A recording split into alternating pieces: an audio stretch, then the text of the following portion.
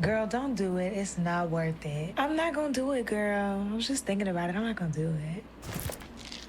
I did it. Invis is everything braces isn't. Eating the foods you love. No compromises. Invisalign. Well, well, well. For the people that do not know, this is the latest episode of Boruto. To be honest, I didn't watch the whole Boruto until guys got back in the mix. Until like Naruto and Sasuke really got back into the mix. I don't even know anything about the storyline from Boruto. I watched episode 1 of Naruto. Episode 1, bro. The whole Naruto series, whole Shippuden, all the way up until straight Sasuke and Naruto sealed up Kaguya. Then Naruto and Sasuke beefed it out. Each of them lost their arms. Guys got rehabilitated, put Hashirama cells in them, and all that good stuff. But this whole Boruto, the beginning, I'm not gonna lie to you, I skipped this whole shit. But as soon as Naruto and Sasuke are back in the mix, your boy comes back. Your boy comes back.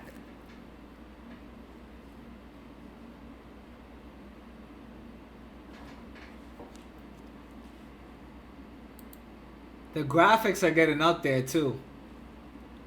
The graphics are getting up there too. I see some of the other Boruto things. Wait, let me see.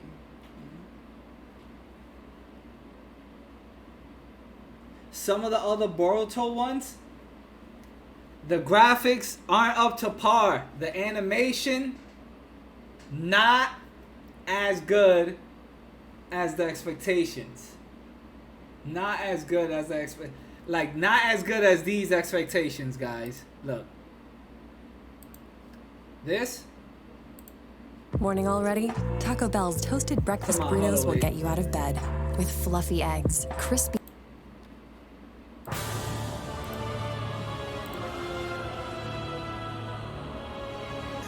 Guy Sensei.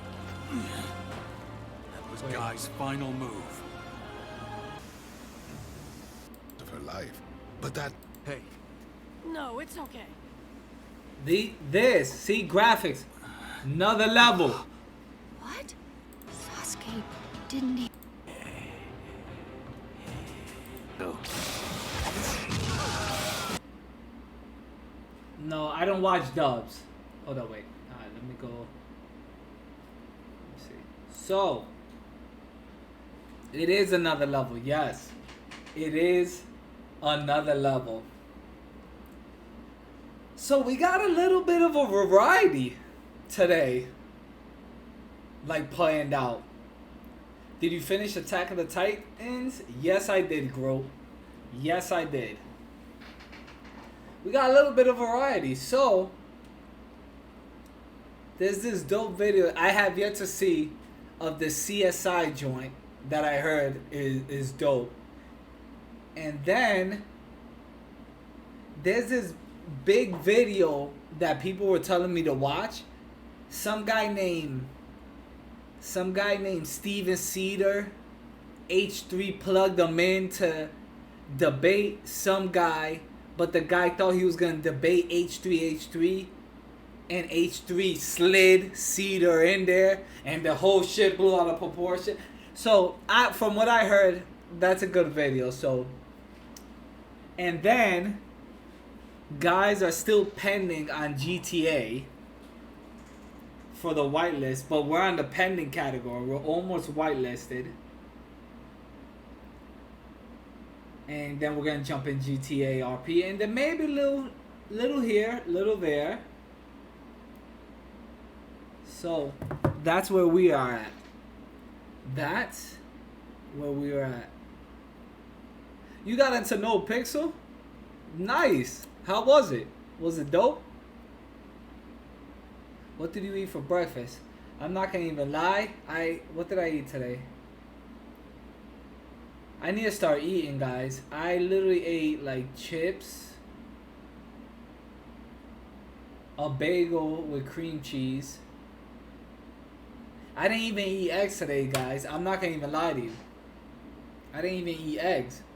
I ate chips, bagels with cream cheese. I need to start eating. I know. I need to start eating. No eggs. I fucked up. I should have been eating. You losing them gains. I know, man. I know, man. But hold on. Let me see. Let me pull up the video that. But it's crazy. I'm drinking some months. Like, man, I need to figure out. I need to stop with the as much caffeine. What's up, Bo?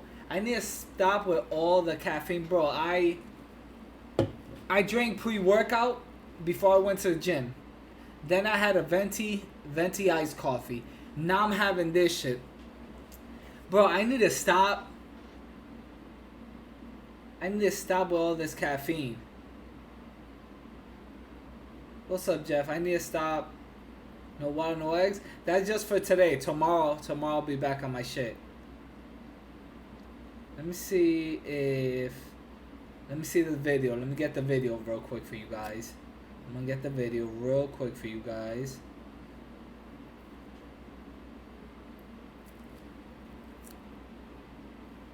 Let's see. Hold on. I'm gonna get for you guys. What is it called? I'll get it for you guys right now. Let me see. I don't even know what the story is, but I heard it's one of the like most, like I heard it's a psychotic one.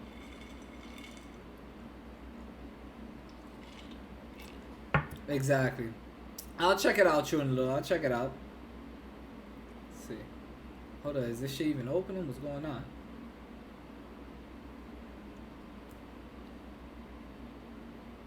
Yo, my internet has not, like, thank God the regular internet hasn't been lagging, like glitching up since we did like a little finesse here and there.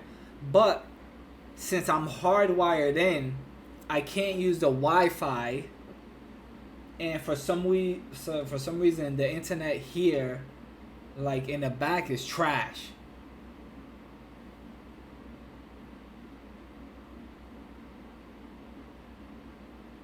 Hold on, let me see if I could. I'm trying to pull this up right now, but it's not letting me pull it up. Let me try one more time, guys. God, what's it called? It's called, let me see, it's some, I know her name, I saw the title of it. It said Jennifer Pam or something. I think this is it. Hold on, is this it? It was like 1 hour. Oh, this is it right here. So, it was this joint. Let me see what the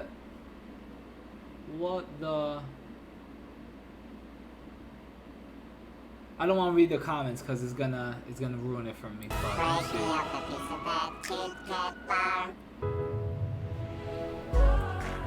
Have you guys seen this? About our tech today. Yeah.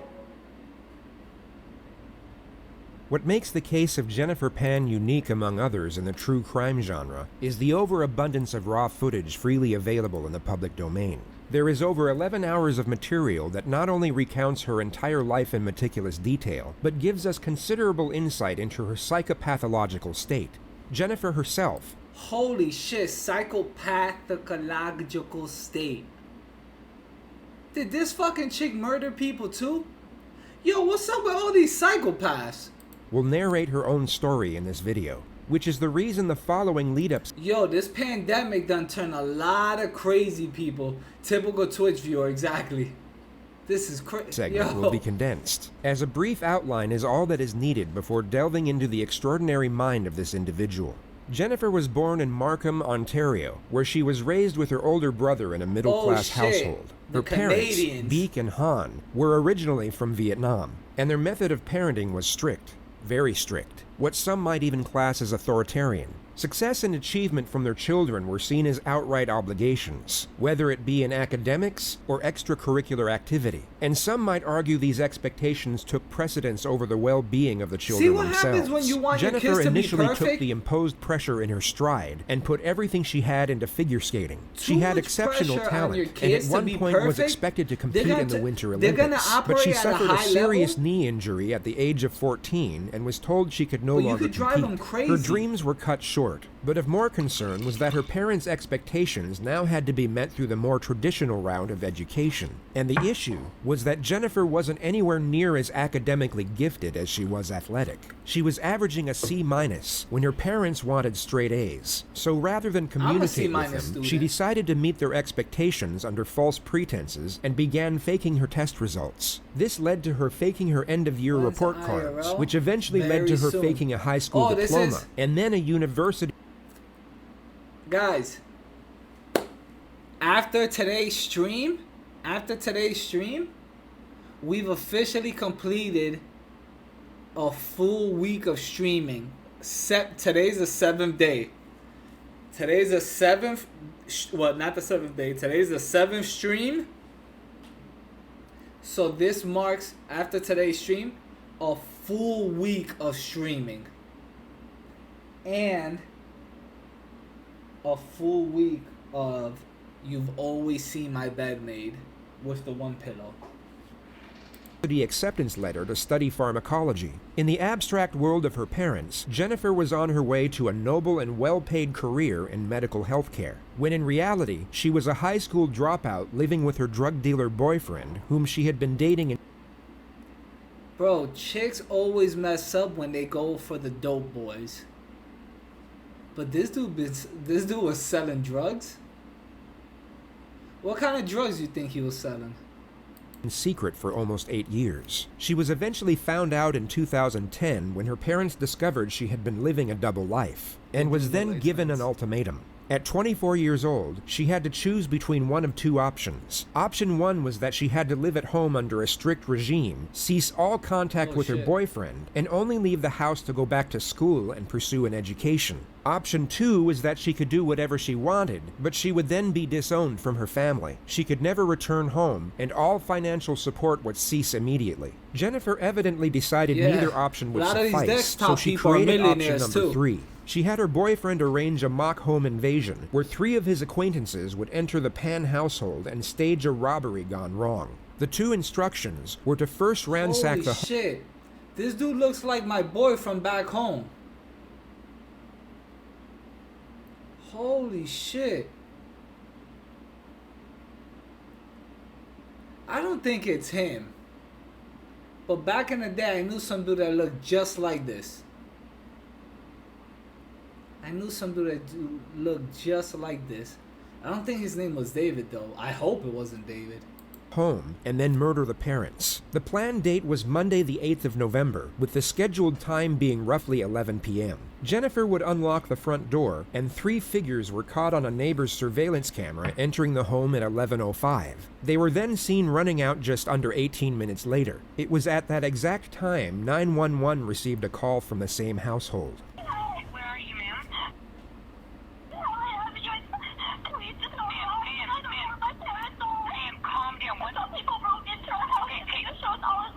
Oh shit, they broke into a house? Okay, ma'am, where are you?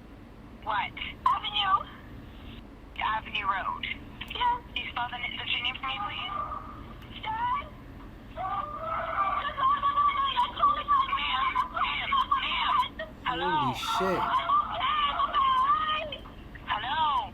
Yes? Ma'am, I need to know your address. Avenue Road, can you please spell it? In Helen Avenue, my dad just went outside screaming. Ma'am, can you spell the street address for me, please? H-E-L-E-N.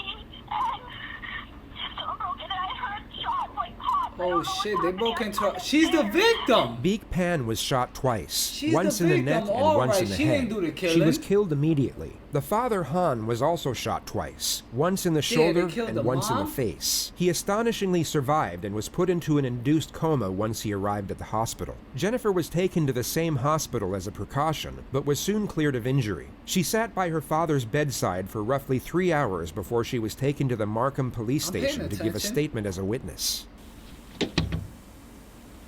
I want to go through a form with you. It may seem kind of, why you're doing this, but this is it's like you're swearing to tell the truth about what you're going to talk to me about, and it's also going to explain to you the penalties for not telling the truth. I don't expect you to help me, but How old is she? for a She's not the homicide victim? investigation, It looked like she's anyone the who's victim for very now to me. close to the investigation, How old is she? we do this with. Okay, so this isn't suspecting that you're not going to tell the truth. This is more of a feature that you understand the importance of telling the complete truth. Jennifer is not a suspect at this moment. She is only giving a voluntary statement 24-37. under oath. She has not read her right to silence, but instead informed of her rights as a witness. She is basically doesn't told that nobody know her fabricating age, evidence okay. with the intent to mislead is an offense. After reading the notification off paper, the detective gives Jennifer a more human explanation of the instruction. What I've just explained to you is you're here voluntarily to help us, that you don't have to talk to us if you don't want to, but the importance of talking to us, and if you're talking to us, the importance of telling the truth. And if you don't tell the truth, there's criminal consequences for not telling the truth.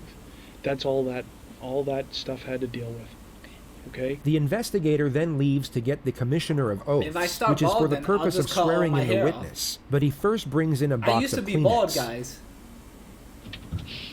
This is universally recognized as getting startled, yet the official term in neurophysiology is the startle reflex via auditory stimulus. Hyperarousal from a traumatic event can often exaggerate this response in a Hyperarousal. manner similar to how Jennifer reacted to the sound of the door. Hello, my name is Andrew Spiro. I'm a Commissioner of Oaths with York Regional Police. I'm here so you can give a truthful statement either by I grew it back, I don't affirmation or know. swearing on the Bible. Which do you prefer? Swearing on the Bible. Okay, just put your hand on the Bible. Do you, Jennifer Pan, swear that the evidence you shall give on this investigation shall be the truth? The whole Yo, truth she and got nothing long but hair, the though. truth, so help you God? I do.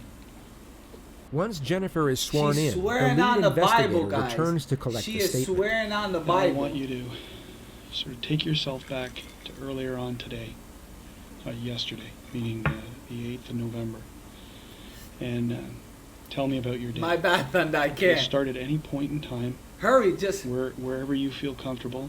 nobody's and then we're looking. gonna Nobody's move- we're gonna looking. Move forward. Piss, okay? piss in a bottle. Piss in a bottle. Often, Hurry, the go. only 3 way seconds. forward 3 is first seconds, to go Thunder. back. Yesterday, probably around 9 o'clock in the morning, 9:30, my mother, she woke me up and she told me that she was going to visit my grandfather. Throughout She's- the day, Jennifer explains that she practiced piano, studied piano history, talked on the phone with her friends, and had dinner with her parents. Her mother had a left very for line productive dancing at day. 8 p.m. and returned home at about 9:30, at which time Jennifer was alone in Alert, her I don't room think she watching did anything TV, so ready far. to go to sleep. And then Three guys came in and clapped the suddenly I mom just and heard my mom shot her calling for my dad dad twice. to come down, and that's when I lowered the volume on my TV, and I could hear the voices weren't any voices I was very familiar with. And so I was scared and I I know, man. couldn't move. I just sat in my room for a while. And then I thought I heard them all leave the top floor, and I peered out of my bedroom door. And a guy was there, and he came at me and had string in his hands and tied my arms back and said, "I have a gun behind your back. Do what I say. If you do what I say, shit. then no one will get hurt. Where is the money? Show me where your money is." My mom kept trying to get up, and they kept they telling broke her in to steal sit the down. money from the And so house. I didn't want her to get hurt, so I told her, "Mom, sit down." They were trying to find her wallet, but her English isn't good, so she kept saying purse. They kept pushing her down onto the chair. Okay. Take Take your time. Take your time. All this is Doesn't very look like important, she so planned take the your time. robbery. Jennifer's nonverbal communication up to this point has made sense, and the reflection of her mother's last moments seems to push her over the edge. It could be assumed the detective still considers Jennifer a victim at this moment, but in the next moment, he will start becoming suspicious. They kept all the lights off on the main floor. The only time there was light was when they opened the fridge door to see if they could find where my mom's purse was. Take yourself back to a moment in your life when you have been overwhelmingly upset about something, and at the same time were trying to explain to someone why you were upset. You wouldn't quietly and reservedly convey the events. You would likely blurt them out in a not forceful like and that. disordered What manner. the fuck? Your sole focus would be on processing your thoughts and conveying them into speech. The emotional turbulence of severe hysteria and grief makes it very difficult to convey thought into actual dialogue, and the simple wording of a sentence becomes very challenging. Jennifer seems to be more concentrated on how she's being perceived, yet finds her words easily and executes her sentences perfectly. Shot the dad twice in the stomach. If he had money in his wallet and where his wallet was, so they took me, because I was next to the stairwell. They took me up the stairs to show them where my father's wallet was, but I didn't know. They had turned the room upside down. I didn't know where his pants were at that time. Why didn't they shoot her? The intruders retrieve $1,100 from the master bedroom and then tie Jennifer to the upstairs banister. Next thing I know, I think I heard my parents going down They the stairs. shot someone's mom and put to 2 holes in the dad's stomach for $1,100, bro. Come with them. After they said, the last things I heard them say was, bro, people would do anything for a little bit of money. $1,100? You lied to us. And then I heard 2 pops. My mom screamed. I yelled out for her. And a couple more pops. I don't think she's lying. If she is lying, get this bitch in no pixel RP. Take your time. If this bitch is lying, get this bitch in no pixel and in SSB New York ASAP.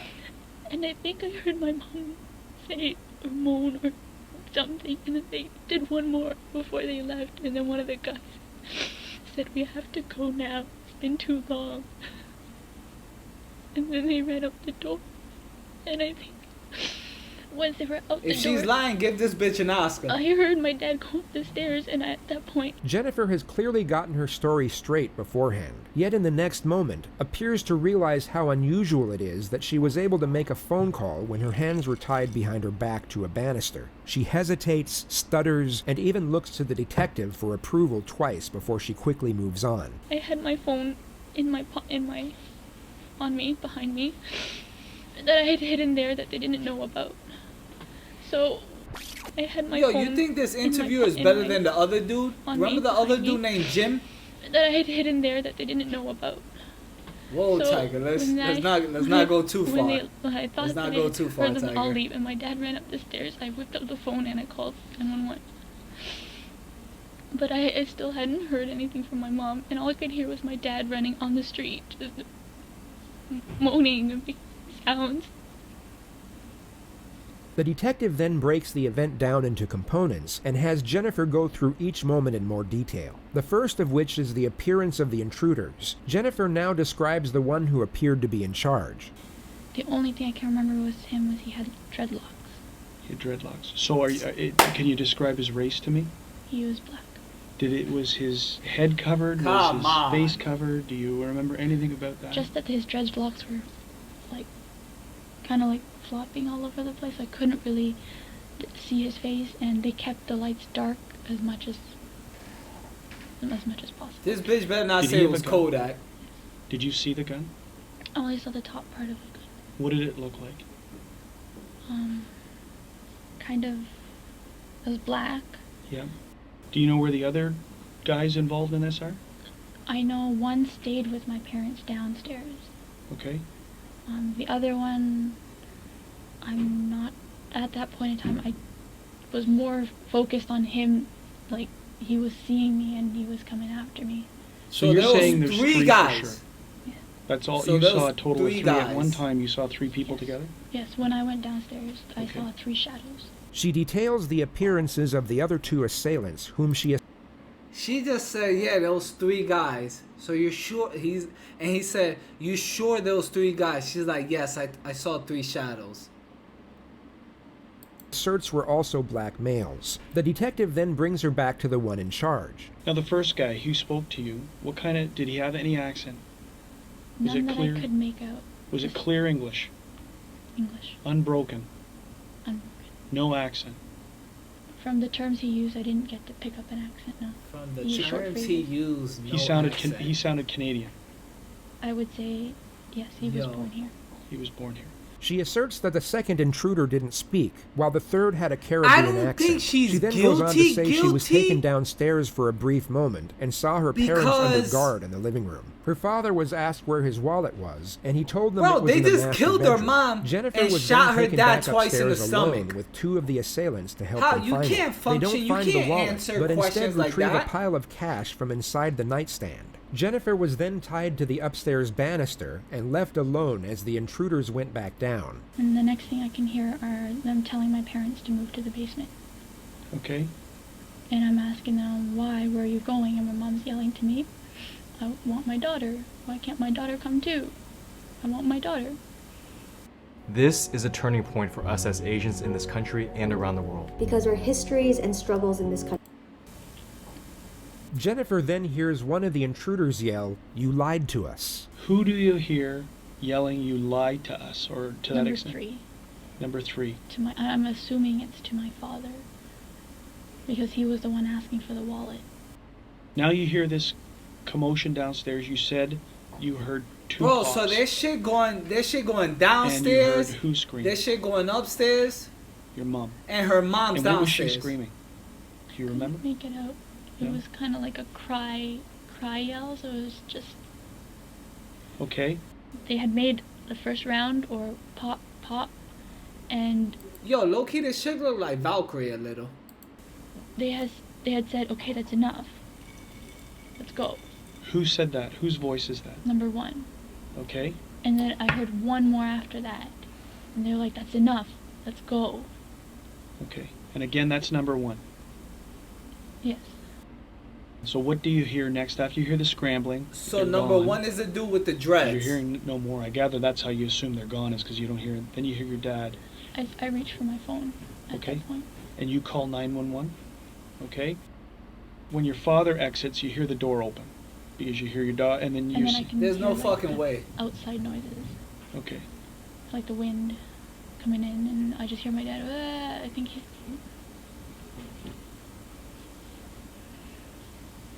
You think that he's is she sustained about some to kind throw of up? injury because he's not. You can't understand what he's saying. Okay. What about? Can you hear your mom? Okay. Where does your dad go? Do you know where?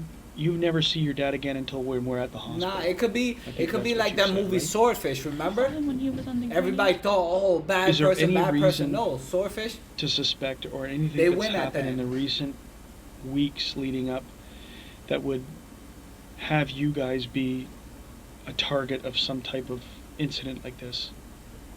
We live a straightforward, kind of almost routine life. Whenever Jennifer smiles, it takes her a couple seconds to realize she's not exhibiting the correct behavior, and she then snaps worst back crime into I her ever solemn committed. stare. The 2 looks are so diametrically opposed to each other I that it can't becomes say what glaringly crime obvious was the she's worst forcing crime I one of the committed, but I emotions. could tell you, What, in your opinion, would cause people to target I'm not gonna. your house to I'm think not there gonna was a even- large quantity of money? We're gonna skip that one. I'm not sure. Now, you say your mom drives a Lexus. It could be because of the aesthetics, yes. What about your dad? He drives a Mercedes and he loves that baby. Is that right? The questions end here, and the detective leaves the room for half an hour to double-check if he needs any more information. After 15 minutes of Jennifer waiting alone, we're gifted with another performance of the startle let me hold the reflex, only this subscription. time Jumblings, it's slightly drop less your Prime. convincing. Drop the Prime. You would be the first. You would be the first person to sub this stream.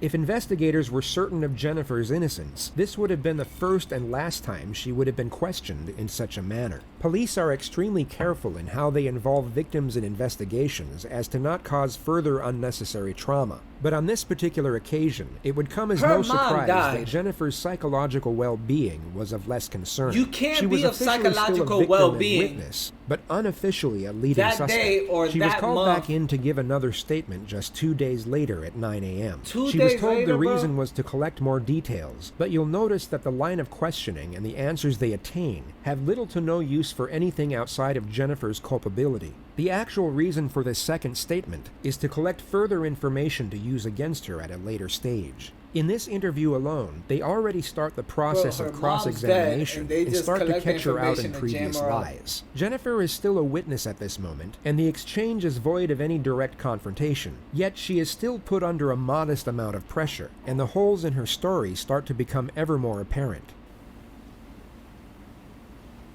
Take that first interview that we had, which was, hours after what had transpired, put it aside. How do It's I almost link like your we've prime? never spoken before, okay? Fuck, so we're how does he starting link his fresh. We're starting prime? from new. That way you're not I going thought to we were say, gonna set "I think up I a already night told bot." me." Don't worry about what you've already told me. Do you, Jennifer Penn, swear or declare that the evidence that you give in this investigation shall be the truth, the whole truth, and nothing but the truth? I'm not on her side. I'm just not gonna We're gonna accuse see if we've learned or if we've somebody remembered anything until I else. see all the facts. And there's some questions with respect to that statement that I'm going to ask All you. I know is okay, the but three I'm gonna people let you came start in. again, and let's move forward from any time in that day Clap where the you want moms. to start. If it's the time you woke up or if it's the time that Yo, what's up, your Blunt? first How you doing, interaction, man? it's your choice. Okay, I'm very nervous, and I Why are don't you? remember. Why are you nervous? Tell me about why you're nervous. Because I don't want to say the wrong thing. Oh, That day was. that's the first slip up. You're right. And You I've can't been say the wrong thing if you're innocent. Scattered, and so bits and pieces are here, and some pieces aren't here, and. Well, you can sound crazy, So- but you can't say something. I want you to sit. You back can in say your the chair. wrong thing. Okay, just sit back in your You can say, chair. I take that back. You Take can a say the deep wrong breath. thing. Okay. I said Close your crazy eyes. fucking Just shit. Follow my line. Just sit back in the chair for a second. Sit back. Relax. Is the best you can. Close your eyes. Yo, oh shit! Look at her hands, guys. And just breathe for a minute. Okay? Holy fuck! The most She's a C curious minus. detail you've probably come to notice is this. It's known as a self-pacifying gesture. A person who does this Nice. is most I'll often check that out, uncomfortable and sometimes fearful of what lies ahead. It's a coping mechanism to dissipate stress and afford self-assurance.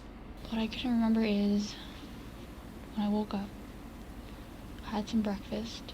She practices on the piano, studies piano history, plays games on her phone, and speaks with her friends on Facebook during the morning hours. You think she her watches mom leaves Twitch? to visit her grandfather at around noon You and think she returns watches at 3 Twitch? p.m. to prepare dinner. Her father comes home at around 4:30 from work, and dinner is served 1 hour later. Her mother leaves for line dancing at 7, then returns at 9:30. Jennifer at this point is in bed talking with her friend on the phone, and her father is in the computer room. She then hears her mother loudly call out to her father. What is she? And Energizer Ultimate Lithium is still going strong.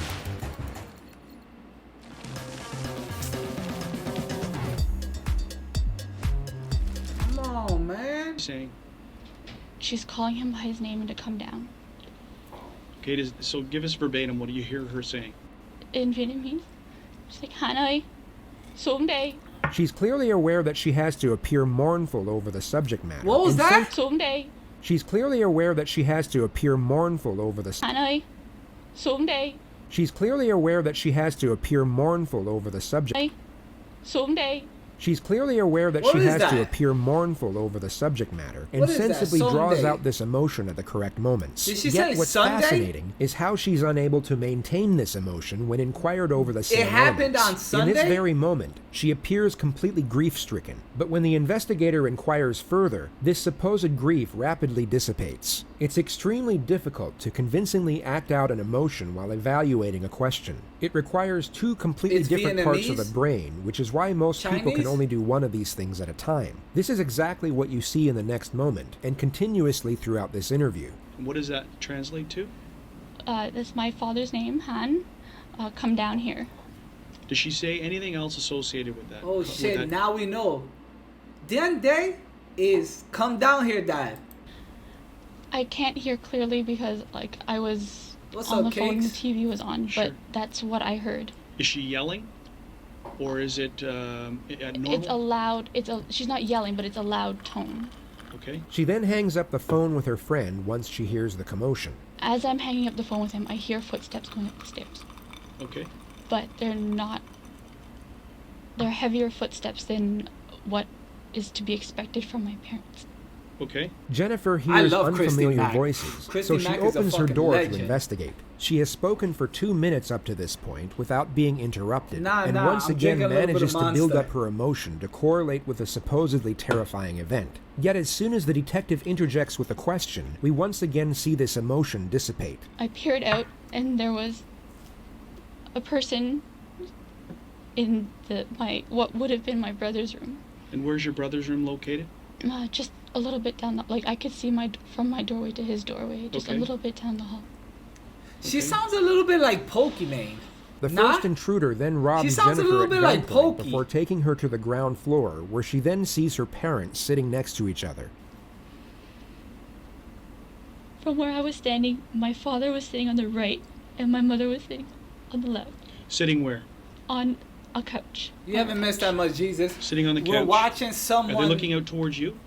No, their backs are. We don't know if she's guilty or innocent yet. But And you're what down on the happened ground level? was Are you 3 on the people floor? came in, Or on the I'm sitting on the on the stairs? floor. I'm sitting on the floor. clapped her mother, Alright, where are your and hands? shot her dad They had twice in the tied my stomach. hands, So let's as go. I said. Let's go back up to And the the stairs. Remember we investigator said- is trying Her to figure emotional out display what in seeing happened. her parents in distress gradually faded after each interjection, but you'll now see it completely cease altogether once she realizes that she made her first mistake. Everything she had said up to this point correlated with her initial statement, but she had just forgot to mention that she was first tied up before being taken downstairs, and only brought it up when reminded by the detective. Take the other statement and whatever we've said before. No, I said it earlier. She didn't say she In the was first tied up 15 earlier. minutes She completely was forgot to Jigen mention versus it and seems to be Naruto and trying to Sasuke. convince the detective otherwise. It's a moment of slight panic, which becomes far more pronounced when you compare it to her supposed grief-stricken recollection 5 seconds earlier. The detective doesn't challenge this, Fake as it can be sorrow and used against her genuine at a much panic. later stage, and the main objective at this point is to collect as much conflicting information as possible. Okay, then we must let's get back to that area. I think you might have touched on it. We went back into the description. So where do you get your hands tied, and where does the string come from? I'm not sure where the string comes from, but he had the string. Okay. And after I gave him my money, that's when he tied my hands. She is then taken downstairs where she sees her mother being interrogated by the second assailant over the whereabouts of the cash. According to her first statement, the second assailant never said a word the entire time. He had pushed her back onto the couch, and she Who kept pushed her? number 2. I guess the second He assailant's was pushing her mute. back onto the couch. He's a mute. And Yo, imagine she getting kept robbed saying, by a "Where's my mute purse? dude. Where's my Bro, I'll purse?" be heated. And the I'll be guy like, kept whoa, telling what her the to sit fuck? down, And the dude's I just didn't like, want my mom to get hurt. I'm like, bro, what do you want? How many times does she get up and get pushed back down?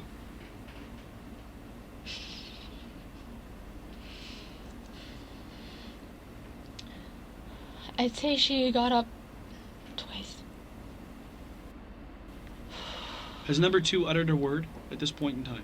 I don't know. It seems like she's breathing fake. There's something about her. I'm like, So we're just correcting she's what you feeling said fake earlier to me because you right said now. earlier that it was number 2 who was asking where the purse is, what are the purses, and now you've said now it's number 1 guy who would I'm initially. sorry, it's just... No. It's all a purpose. The purpose here is clarifying what you're saying. So number I 1 just is don't want to... number 1 is the one who's doing the talking about the purse. Number 3 is focused on your dad's wallet. Okay. Jennifer continues to make contradictions and is forced to correct herself multiple times after she notices the puzzled gaze from the detective. He inquires over the appearance of assailant number 2, who is wearing a hoodie according to the first statement. Do you get a good look at number 2 now of what he's wearing? Number 2 All I is the could tell mute was guy. a vest, and his face was like a long oval face. He had a vest? No, hoodie. Okay. A long dark oval hoodie. face. Okay. Did you see them recover anything inside your mom and dad's room? I did not see anything, no.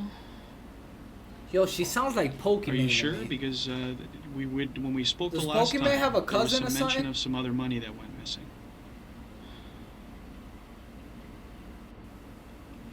I believe when they were looking for my father's wallet, they had opened the drawer. And there was, it was in an I don't envelope. fucking trust What this drawer chick. would that have been in? On my... I don't trust this girl. On the... If you're at the doorway where I was standing on the left side, the bedside table. Whose side of the bed is it? That's my mother's side of the bed. Okay. More than likely a total coincidence, yet she almost appears to be praying that she gave the correct response. Fortunately for her, she was correct on this occasion. And approximately how much money? I'm not sure how much she took out for our trip. But I can only estimate I thought it was $1,100. A few hundred, because at the time, the last time you told me, you were pretty adamant about $1,100. So I'm curious to know how you came up with that number. It was 1,100, now a couple hundred, or maybe 1,100. I believe because when we were at the border. Oh, she's folding. And we stopped at the duty free.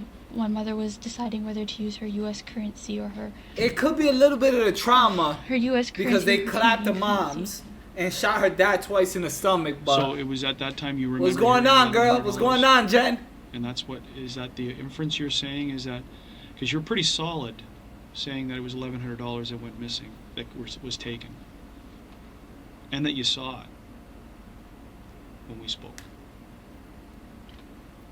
What's going on, Jen? And who took it? A fucking ad. Who took Fuck possession? again. Book cars contact-free with Zipcar. Just mask up and go. Join today. It's a two-parter ad, each 5 seconds. I'm sorry. It's all right. The detective lets the contradiction I need to slide get ad once block, more. guys. Jennifer I need is to get then it. brought to the moment where the intruders had just left, and she is tied to the upstairs Jesus, banister. I'm gonna get the come ad back block. To now you're being taken to the banister in the upper. Sorry, I Don't apologize, okay? I'm gonna try and ask you questions to try and clarify points. Okay? If you don't remember, you don't remember. Nah, he's good. I think he's good. He's good. Okay, so don't. He's good. There's no apologizing. The only reason you would apologize to me is if you've lied to me. Okay, No, it's so just- then in this case, then don't apologize to me. It's okay. Okay, Don't I'm gonna ask you apologize. questions to clarify. If points. you're not lying, don't You're now apologize, bound Jen. to the railing. Can you show me? Can you stand up and turn around and tell me? Just show on the camera how your hands are bound and how you are against the railing. You don't have to sit down. I just need to see how you were. Just tell you. The only reason that I'm trying to, I need to do this is that I'm also going to ask you is that so take this back to take it out of a traumatizing event, which it is, and put yourself into a more clinical position because I want to see Imagine asking how that. you could physically get your phone out of your waistband. Imagine your We're obviously mom gonna gets need to clapped know up. it's Your very mom important. dies. So They shoot your dad traumatize twice in away, the stomach, now put and yourself the investigators into look. just a state of I Get need to out of the mechanically traumatic and show think about it how I can get clinically. access to my phone. Okay, because that's obviously very relevant. We know you made the phone call, but questions are going to obviously raise is that if my hands are bound and I'm against the railing, how do I talk to a 911 operator? Okay, so clinically, this is now a clinical demonstration. Just stand up. I bet I do. You're Focus clinically in on how insane. you did The it. fuck are you talking about? And I want you to stick that in your waistband as an example. Okay, so just take your sweater off because this will be a very smooth, very quick thing. It's a one-time demonstration. I'm not going to ask you to repeat it. The two 2 out critical of 10 parts cup this sip, exactly. demonstration are where Jennifer states Even she was that tied, sipping and the of a movement cup her was arms as fishy. she takes her phone out of her pocket. The investigator is hoping the mechanics of the two components would be illogical and contradict each Whoa, other. They tied whoa, my upper investigator, arm what are you doing? Yes. around the banister, Yes. but my hands are bound together. So your hands bound together, and this is the arm that's the strings wrapped around against the banister? Mm-hmm. Okay, so now how can you get to the phone? And how do you make the phone call? Whether it be a stroke of luck or that Jennifer had prepared for this moment, this actually made sense. Had her arms gone left or the point of restraint been below the elbow, none of this would have been possible. It's perhaps the single moment where Jennifer's statement was somewhat beneficial to her defense. We know Jennifer was tied up when police arrived, but the assumption was that she had her phone in her hands the entire time and wouldn't have had to retrieve it from her waistband. She can now argue that this portion of her testimony is genuine. 911. And do you talk down like that? I could do it. Yes, I'm yelling at the phone like this. And how can you hear? I turned the volume on max. Yes? So that's exactly the way that you're talking to her against the railing? Okay, that's good enough. Sit down. Jennifer is then brought back to the moment just before she heard the gunshots. At this point, I started hearing my parents get up. And they're moving. And my mom's yelling, "Where's my daughter? I want my daughter. Where's my daughter?" Jublings, I thought you were going to drop your prime. Tell your mom I'm here. Here. Jennifer, take a Kleenex and just take a minute. I don't know, man. She's You'll still notice crying, that she doesn't though. wipe her eyes or blow her nose, just buries her face in the tissue, which the detective later testified remained completely dry. Okay. Oh, not Jublings. Don't drop So we're now anything. down in You're the good. basement. They're down in the. You know your parents are down in the basement. I heard pop.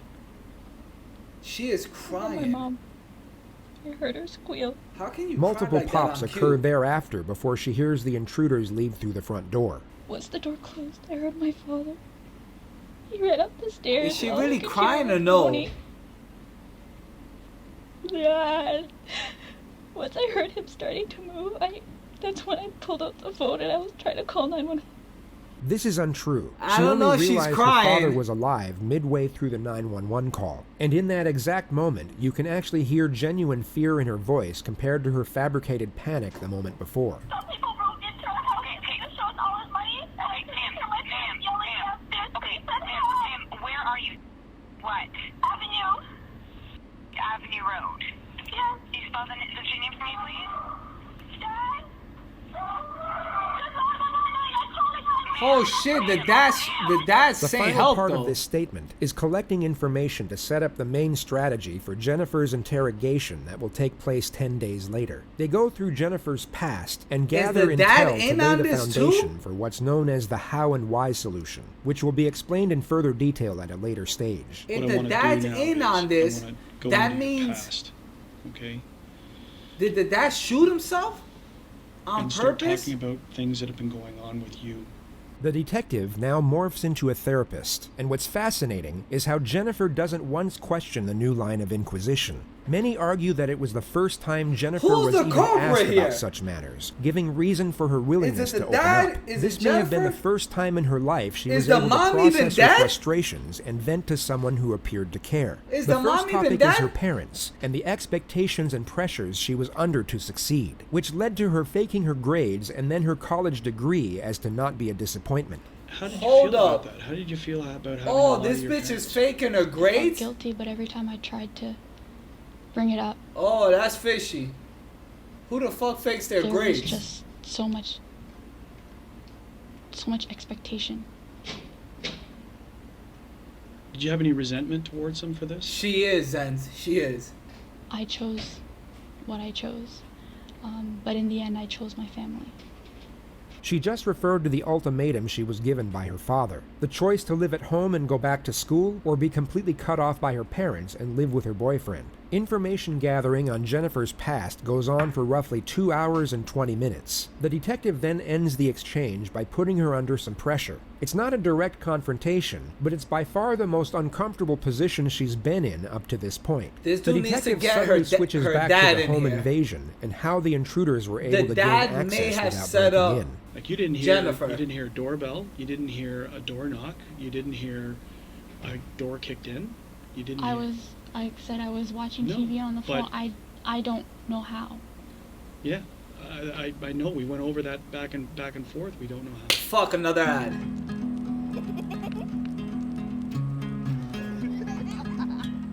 Spoiler, Batman kills Harvey Dent. What the fuck?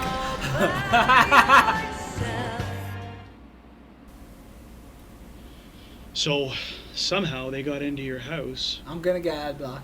By getting through your mom. Down on the lower level, right? Because she's the only one who's down there. She's the only one down there. What's up, Joy? I So, think Moises set it all it's up. very What confusing. the fuck? Generally, random events are not, in most cases, random. There's a rhyme or reason why they've come to your house. But from what you've told me inside the house, the only thing that you hear them saying to you is they're looking for money. They're not looking for a specific quantity of money? No. So you're telling me that you had no involvement in what happened, meaning not saying how the outcome came, but you had no involvement in any type of illegal activity that would have drawn you or the attention of you to have bad people come to your house looking for large sums of money. You're not involved in this any which way. Because the question obviously stands, Jennifer, is you're upstairs and they're downstairs. Right? So it's a natural concern. Bro! Why would they leave you alone? It's 50-50, bro. It's 50-50.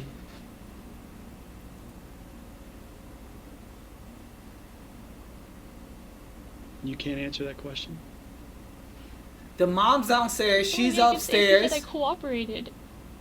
The mom's downstairs. But I asked him to She's take upstairs. The number one. Where's the dad? Number one guy said you cooperated. Okay. Who's to say this whole thing isn't a lie? That what you're telling me is a lie? Because if you are lying, it's the most cold-blooded thing that I have ever faced in my life. Holy shit! If this is a lie, this is the most cold-blooded thing I've ever heard in my life.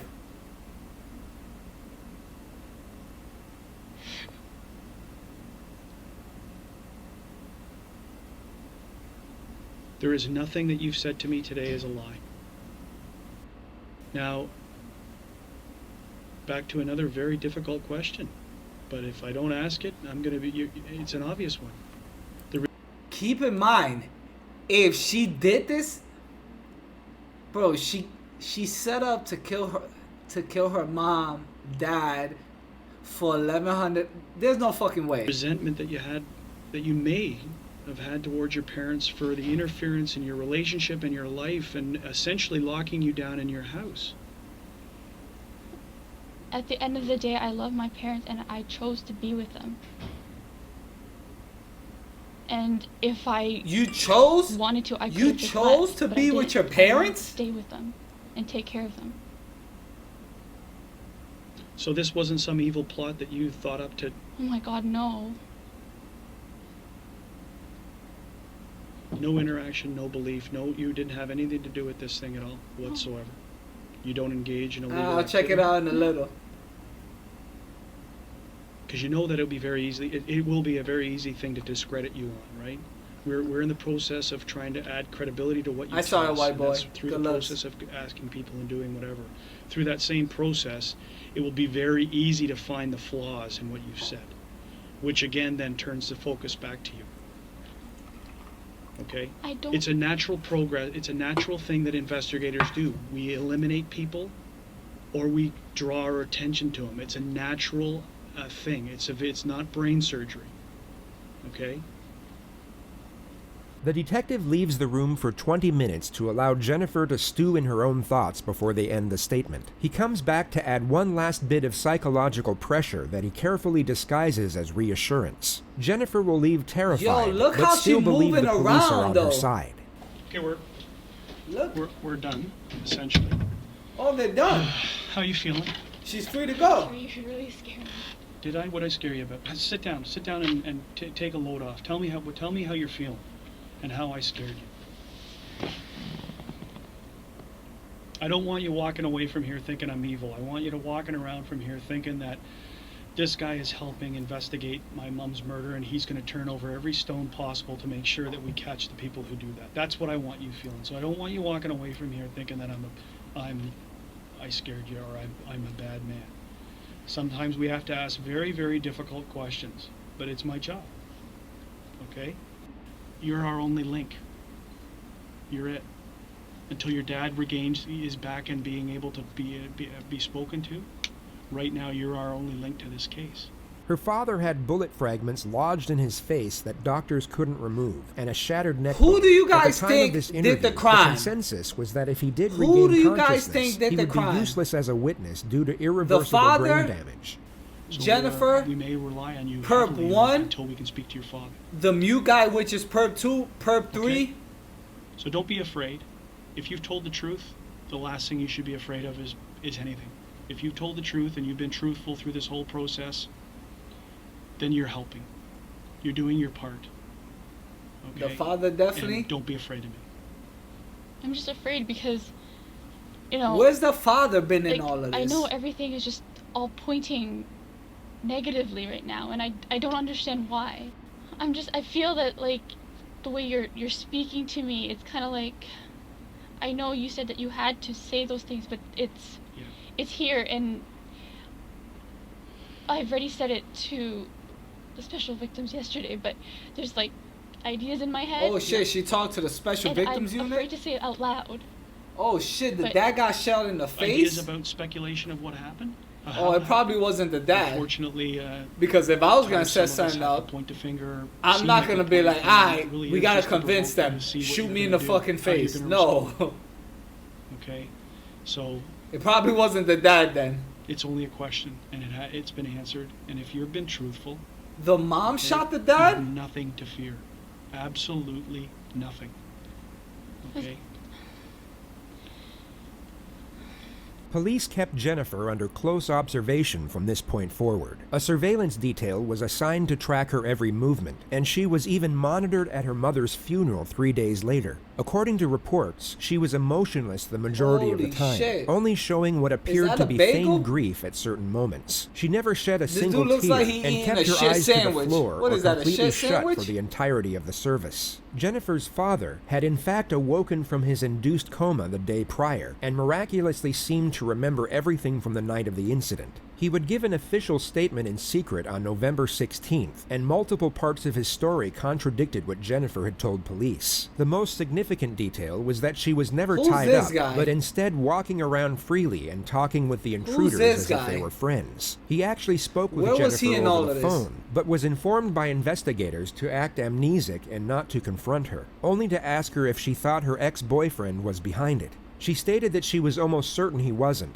The only issue with Han's statement was that he had suffered minor brain damage from the gunshot, which could be used by a defense team to refute his testimony in court, or even get it thrown out altogether. Furthermore, it was essentially his word against Jennifer's, and their turbulent relationship would also work greatly in the defense's favor. York Regional Police knew they needed a confession for the best possible chance at securing a conviction, so they assigned their most experienced investigator to conduct Jennifer's interrogation. No matter she was what, called they just back looking into for the a Markham conviction. Police Station on the 22nd of They want November at anybody to 2:30 fess p.m., up. a week and a half after the incident took place. They want anybody to just for fess the up. record, it is the 22nd of November 2010. We're at the 5 Fuck, we're district gonna get hit with station another in ad, guys. Markham. It's a goddamn monstrous birthday sale on G2A.com. I need an ad blocker. My computer right now says 2:39 in the afternoon. Okay. Just for the record, my name is Detective William Gates. You can just call me Bill here today. And what do you like to be called? Jen. Jen? Yep. What do you prefer, Jen or Jennifer? Either or? Okay, so Jen, you're aware that the audio tape and everything's Holy on. shit, you know who she looks like? The same as last time. Okay, you've been here on 2 other occasions. Remember that? Remember the Rush Hour movies? The 9th of November. Fucking Sue Young? Remember they kidnapped Sue Young? Okay. And do you know why we're here today? And then Jackie Chan and Chris Tucker Yeah, regarding... made the whole movie?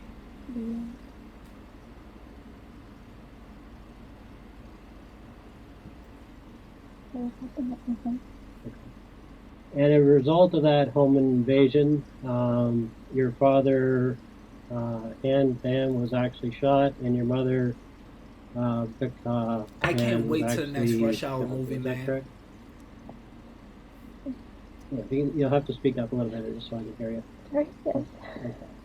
What's unique about this interrogator is how Exactly. he Do you immediately understand adopts a the words that are no-nonsense coming out of my approach, mouth? yet manages to build rapport and remain sympathetic at the same time. You'll see that he has far less Bro, patience but as compared of to the right now, previous Jen investigator, didn't yet confess. seems to create a stronger connection with the suspect. As of right it's now, a hard thing to explain, if but she easily keeps on observed, going, as you'll soon she's find out. scot-free. She's So out that's of what we're here. going to discuss here today. Jennifer this time There's around no has read her forensic rights evidence. To silence rather than her rights As a of right now, the witness. 3 If she people knew didn't anything flip about the on law her, in Canada, so she there's would be nothing wise to the fact saying that she is now a she's suspect. gonna be guilty. Fortunately for the investigator, she remains completely naive to the situation throughout the opening phase of the interrogation, making her far more susceptible to the strategy he is about to employ. Okay, just hold on a second. Okay, we're having technical difficulties here.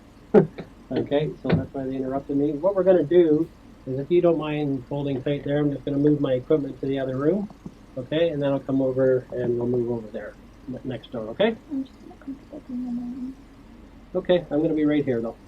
Okay? With respect to interrogations, it's common knowledge that the psychological manipulation begins before a single word is spoken. The physical layout of the room is designed to accelerate the sense of discomfort and isolation, and it's fascinating to observe how each interrogator has their own unique so they're methods bringing of her setting to a the tone. smaller Knowing room how this interrogation plays out allows us to realize to this be like, detective's hey, procedure. this is how The it's gonna be in considerable jail. distance between him and the suspect will keep her relaxed enough to be influenced by phase 1. But this same Build distance will trust and intensify the rapport, pressure phase once 1. he eventually Afford closes justification it during for phase the 2. crime. You'll notice this detective is Phase slow 2, with his first confrontation, strategy, but swift with the continuous second. pressure. He takes his time in building trust and establishing rapport. Yet once this initial connection is secured, the transition to aggression will be abrupt and ever increasing from that point forward. Jennifer takes a seat in the room 15 minutes since she was first informed of her rights. It's important to note that she is still free to leave at any time at this point. She is unknowingly a suspect, but not under arrest. So Bro, just why for the don't she record, got a this lawyer? room is being videotaped and audio taped, just like the other one, okay? What the fuck? Jen looks Gonna 10 grab years this here older. across the way, okay? Yeah, it's crazy what camera The angles could detective do. goes through Jennifer's This bitch looks history 10 of years teaching older now. piano and her earlier years of high-level figure skating, which was cut short due to injury. If you didn't get injured, would you still be doing it? Yeah, that's nice. And did you, as far as that, did you do like competition skating, or? And how did you do with that?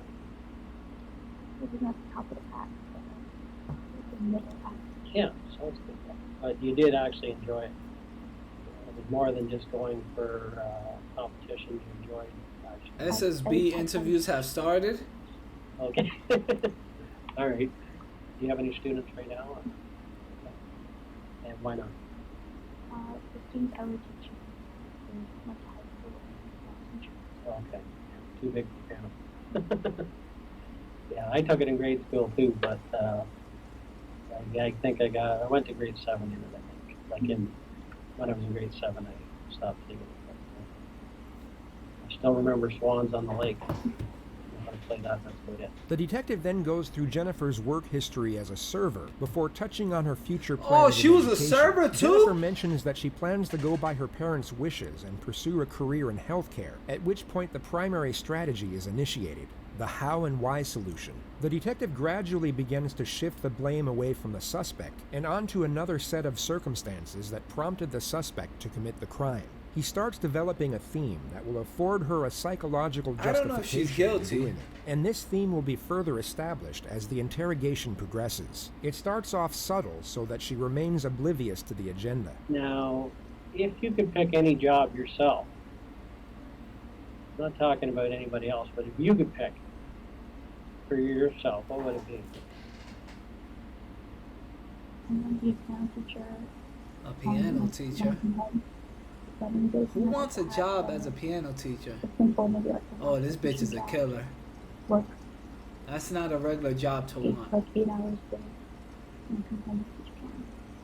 8 hours a day and This then is come an home answer and the teach detective was piano? hoping for. Bro. Jennifer's preferred career choice is at odds with what her parents wanted, so he now builds on the concept of the overly controlling parent and the unfair limitations it causes the child.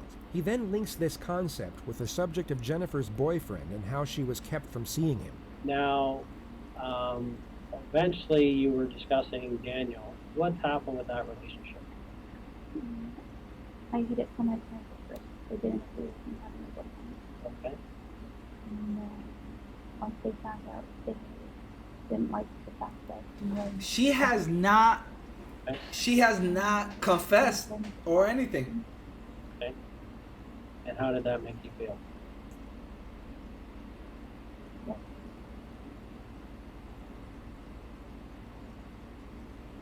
A piano teacher with a drug dealing boyfriend. There was an empty void. And felt that a part of me was missing. When you broke up, you felt the part was missing? Is that what you're saying? When they first told me to stop seeing him. Hold up, where's her boyfriend in this whole situation? Felt like a part of me was missing. Where is her drug dealing boyfriend in this whole situation? One day when my mother came to pick me up, This interviewer is asking the wrong questions. Dropped you off. at the mall, and my mother was coming to pick me up. Okay. And somehow they saw each other, I guess? Oh, my mother saw me hugging with me. Okay. That gave it away. What happened next? I tried to bring him home. And my mother at first said, bring him home, let us meet him. When I brought him home, they automatically didn't like it. Bro, I don't know. She could just be a fucking weirdo. You were told to... I'm not 100% sure she's guilty. She could just be a weirdo and not know how to talk to people. But like I said, I felt really... You shouldn't be put in jail for fucking just being a weirdo. You don't know how to cope and you don't know how to Jennifer then goes on talk. to explain in further detail Doesn't mean you should how be she in carried jail. on the relationship in secret and how it became more and more of a struggle hiding it from her parents. Now, how has Daniel taken it when your parents said that you couldn't see him anymore? How did he take it? He was good.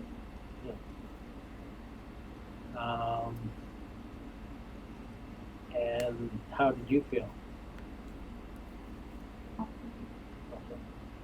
She then goes on to explain that she was living with Daniel at his parents' house for 2 years, while her own parents thought she was studying at a university. And his parents were, I guess, more liberal than your parents. His parents didn't like things like him. Yeah. Is she talking about the drug dealer's you parents? recognized that you loved each other. Jennifer recounts how she bought a fake diploma for $500 to show her parents, and the Bro, many other imagine avenues buying she a went fake down to keep diploma her for lie going. $500, She eventually bro. gets to the day she was found out. How did you end up back home? They called up my friends. I'll fucking type. I'll do some shit in Microsoft Word or PowerPoint, whatever. Boom, diploma. Buy some nice paper from fucking Staples What day Center. it was, so she was like, isn't she home? $500. She messed up. I don't blame her, but No. Jennifer then goes on to explain the ultimatum she Microsoft was Point. given and the restrictive measures that were put in place so that she wouldn't be able to see her boyfriend. So how has that felt, being under those guidelines for the last 18 months? I got a printer too. it was okay. Like, I it just wasn't haven't the best connected it. feeling It's some that wireless shit. I'm on the track. But it's what I chose to do. And so you made a choice between what? Living out on my own again. Did you feel you really had a choice or not? There was no choice because family was And Do it for where do you $250. get that from? Where do you get that belief? The family's number one? Yes. The detective then brings up Jennifer's earlier assertion of being depressed and then affiliates it with the restrictive measures she was living under. What was the worst the depression got? Okay. Oh And when did that shit. happen? She cut herself? Where did you cut? On my once people started noticing I had it others, but never told myself. So how many cuts do you have on you? Now, no. None? They've healed? And did you want to kill yourself? Yes. Jennifer asserts that she tried to kill herself when she was 19 by overdosing on sleeping tablets. She also states that her self-harm was a distractor from the pain and frustrations she was going through. Did you ever feel Come that on, they expected man. too much of you? How so? Comparison to other people. Okay, so who would they compare you to? Where's her boyfriend in this whole situation? Classmates. I bet she listens to Lana Del Rey. Who's Lana Del Rey? And so some of them have been successful recently? Okay. And what did they say to you? Wish I had been that person. So that's pretty hard, right? Hard to take for you? What I've heard all my life. Nothing. Did you ever feel like, I know you're smart and they believe you're very smart, but did you ever feel you weren't as smart as what they thought that you were? Yeah, I get that feeling. That it's pretty tough to live up to their expectations. I don't know, but okay, like your dad ultimately would like she to didn't see you be confess. like a doctor. It seems like she's gonna Those walk were pretty high scot-free on standards this. for anybody. Not everybody can be a doctor. Okay, but they may have acted like I guess you could have done it no problem. I guess guys ain't gonna Their ever know. expectations were so high that What few really people happened. will be able to reach that expectation. I'm not just talking about you, I'm talking about anybody. And it started at a young age. The detective further explores the stresses of living with overly strict parents, and Jennifer Oh, explains in shit. further details the way she would cope, which for the most part was lying about her grades and living a double life with her boyfriend. How did it feel having to lie to them all those years? I said it's the last of it, guys. I wanted to tell them, but they always looked down and disappointed. I'm sure there were days when you actually planned that this is the day I'm going to tell them, and then you just couldn't spit it out. The opening strategy of the how and why solution has now been executed. A connection has been attained, and the desired narrative established. The next phase of the interrogation is about to commence, which is first set up by a two-step strategy. I was Step one wondering. is to I'm like, induce yo, fatigue. what's Step up two with is this? to induce What's up fear. with this dude? Now, Where's the when's last time pressure? you spoke to your dad? This morning, he and my brother had Where's the pressure? And what have you and your father discussed about this case? He just asked me if Daniel was behind it. Okay. And Who's Daniel? Her boyfriend? 100%, but I don't think he did. Okay. Why would he ask that? Because he believes that he's so tough and that he would go to anyone to be with me. And what do you think about that? I know that he's moved on, so I don't think he would go to want to be with me when he's already moved on. The detective has Jennifer go through the entire incident once more, but unlike the first investigator, offers no reassurance nor consolation. Jennifer starts fake crying again, yet this time is given no tissues to wipe away her non-existent tears. Now, do you think there's any reason why they tied you up and didn't tie your parents up? All right, he's asking the questions now. He's asking the right questions. I don't know. Does that seem odd to you? Why Oh, does it seem odd? He's going in for it. Because I was away, a pair separated from him the whole time. And does it make sense that they would leave a witness behind? If they were going to kill somebody? Does that make sense? Holy shit. Just thinking about it. But it makes sense for somebody that is going to kill somebody to leave a witness behind that could describe them. Would you Does that guys make leave a common witness sense for behind? Killers? If you just finished clapping 2 people, would you leave a witness behind? You think that was a mistake they made then? I don't know. They kept saying that they're running out of time. And It doesn't take a long time to kill Always, of I course. know. I don't know. Jennifer's I dramatics wouldn't. intensify as the discussion of the home invasion continues. I wouldn't. Everybody She's trying gotta to give go. off the non-verbal cue that she wants You to gotta move tie past up all the loose incident. The ends. detective doesn't respond, but continues to go over the different stages of the night in more detail. He jumps from the beginning to the end to the middle, back to the end, and then back to the beginning again. None of this is for the purpose of information gathering. He is inducing mental fatigue as to diminish Jennifer's critical He's thinking. inducing This is mental often done fatigue before for a mental direct illness. confrontation, as it can diminish the suspect's ability to consider the long-term consequences of a decision. Jennifer will get stressed and tired, not because she is traumatized by the event being recited, but because it's exhausting keeping up such an act when it's not genuine. And this performance eventually starts to dwindle and becomes gradually less convincing. How did the conversation end with that? I heard my mother calling for my father. Bro, she has yet to fold though. She didn't say anything incriminating. Yeah, no. I didn't hear no slip-ups. Okay. When you went to bed, was your mom home yet? She'd just gotten home and I went down. I told Ed I'd be right back, and I went down. I said hi to her, and I went back. Oh shit. Were you injured at all? Hopefully, during the whole process? I have the headphones on the same spot on my head. I'm starting to feel something. Okay. Not really anything? Let me move it a little bit back. Step 2 of the confrontation setup will now commence. The detective employs what is known as the futility technique.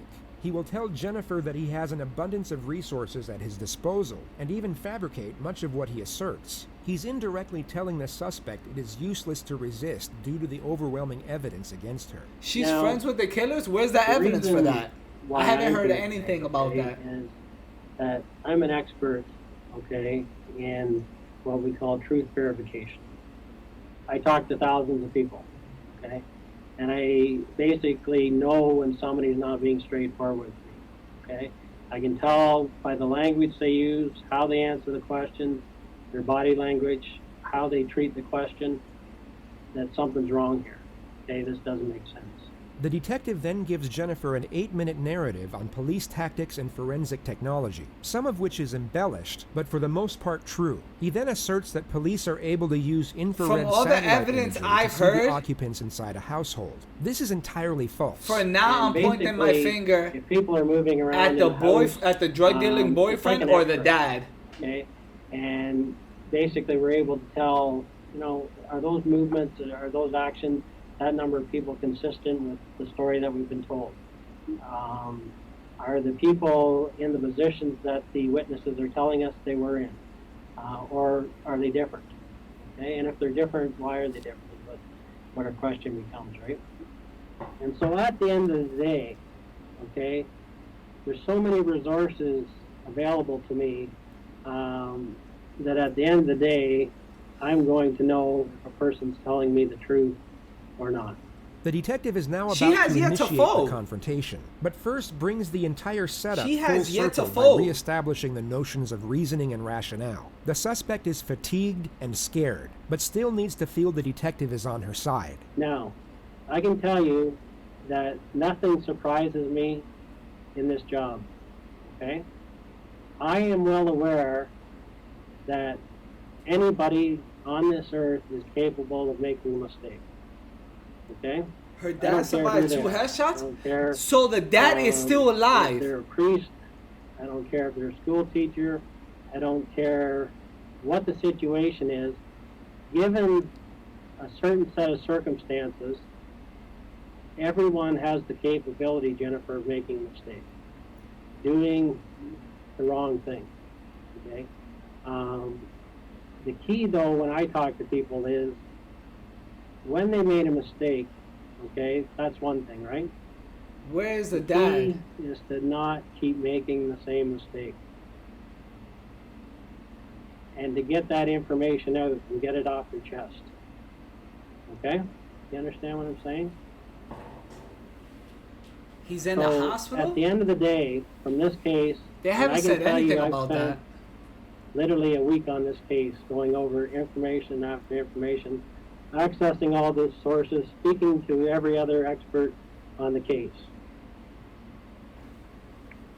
And at this point, Jennifer, I know that you've not been truthful with the police. Okay?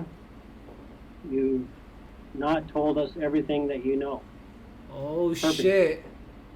You've spent a Yo, this dude is considerable mad amount of close time to her. in What the last fuck? 7 years telling half truths. When did he move so close? And I can understand why, okay? You've had a tough life. What's happened to you, to me, equates to abuse.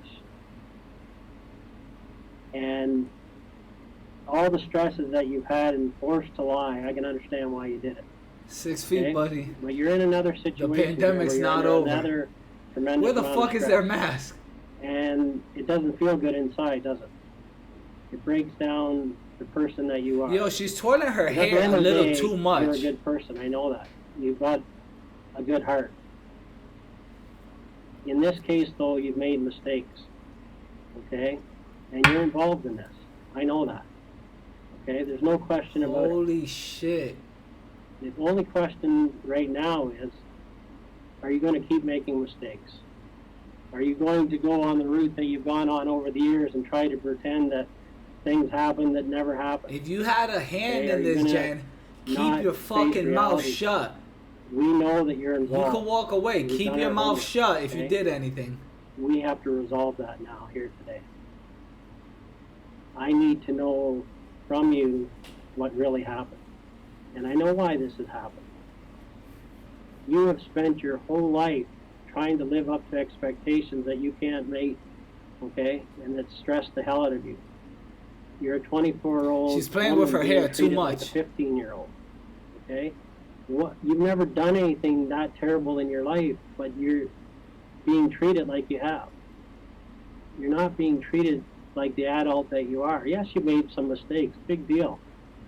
You're not the first person that has gone out and not told their parents that they're dating a guy, because in your culture they don't accept it. I understand that. I've talked to people in here that have kept that secret for their whole life. Ask the direct question. Okay, so that's not abnormal, but that puts a lot of Bitch, stress. did you set your mom and dad up? That's not easy for you, is it? No. Now, what we need to get down to here today, Jen, is what really happened. You need to tell me what went on. Because you know who was in that house that night. You do, Jen. There's no question about that, okay? While remaining empathetic and understanding, the detective still needs to keep Jennifer's confidence low. He watches for denials and stops them immediately. Letting the suspect deny her guilt will only increase confidence and morale. This needs to be stripped away as much as possible, as early as possible. There's no question about it, okay? The focus is kept from the magnitude of the crime and concentrated on the justifications of why someone would commit it. Yes, their intentions might have been good, but they're not realistic. They're not, Dan, were they? Jen? Their expectations weren't realistic, were they? Bro, I don't think she's You gonna couldn't live up to confess, them, could though. you? She would have confessed by now. I don't Tried think she's to. gonna confess. Right? Am I right? Oh. And finally you had to bite back, right? You had no other choice. You felt like you had no other option. You thought of everything else, including killing yourself. This is Canada. We're in the 21st century here. You cannot take everything out of a person. You can have expectations for your kids, but you can't expect them to do everything the way you want. It doesn't feel good to have secrets, does it? I don't think. I saw You some have to other let me video know what last time happened I here. streamed, but I don't know if it was Okay. that one, Riddle. Okay, but you were involved, right? That's the part we need. Okay? We need to hear that from you because we know you were.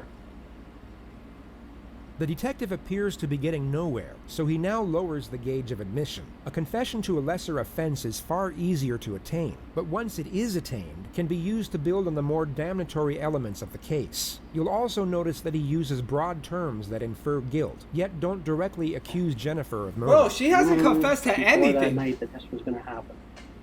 I'm going to make that easy on you. That's a true statement, right? You knew before that night that they were coming, right?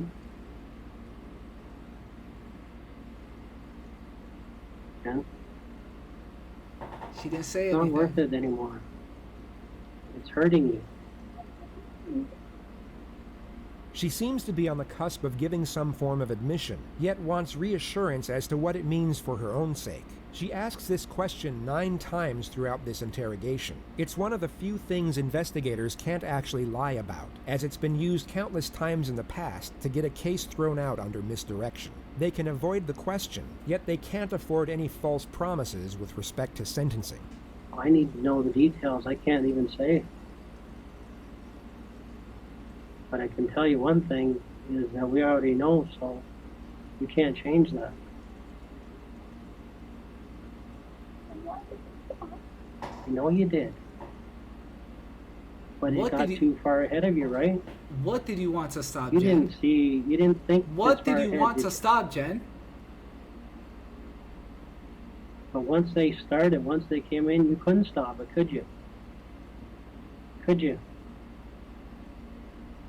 Yo, what's poppin', man? Hmm? I know. What did Why you didn't want they to stop stop, you? Jen? Did you Yeah. want us? Did you want the expectations from your? But you were part of the planning, right? You have to tell me that part, and then we're going to work through it together. You know what I'm saying? You didn't want this. You wanted to stop it. You have to prove that to me now. Because at the end of the day, we have to stop this from happening to someone else. Right? Jen, we're going to have to deal with it one step at a time. Okay? Yo, is this chick a I'm gonna be honest fucking law major? I need How's to she know asking what that you type did. of question? Jen, you're almost scot-free. We'll work through this together. Because They don't the got most shit important on part you. Of this whole thing is You could that walk we do the away. right thing for your mom. Right? I am her voice right now. I'm working for your mom. That's my job. And I have to get to the bottom of this for your mom. Appealing to compassion isn't necessarily uncommon when the crime is first-degree murder, yet it can send a mixed message when a justification for the crime was a focus point early on. The detective takes his chance with it, which at first appears to work. Jennifer initially responds in a poignant manner, but you'll soon come to notice that her empathy, alongside her concern, is solely focused on herself. But we got to start.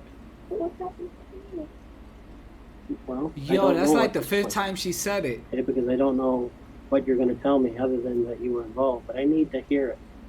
What this all was a last-ditch effort to You live could walk your away, own Jen. life, to be your own person. Don't fold. your If own you didn't, decisions. if you did it, don't Look at fold. all If your you didn't friends. do it, I don't know. Look at all the people around you. Does anyone else have a curfew for 9 o'clock at 24 years of age?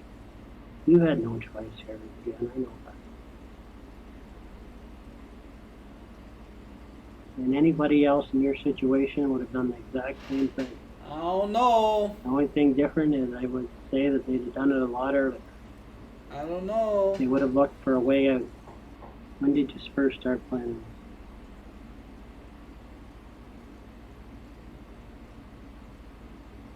When was the final straw? What was the final straw? What was the final 'Cause straw, that's what this Jen? is all about. You want to be a good person here? Jennifer knows exactly what questions to answer and what ones to ignore. Anytime a question is non-incriminating, she gives a response. Yet when they are incriminating, she remains silent. She is no doubt feeling the pressure, but still very aware of the situation and the potential ramifications of her words. Okay. And you know when a good person makes a mistake, they have to face that mistake, right? Jen, Right? shut your fucking mouth. What do you think should happen? You're almost home No. free. You're going to prove to people that you know what the right thing to do is. That's what is going to happen.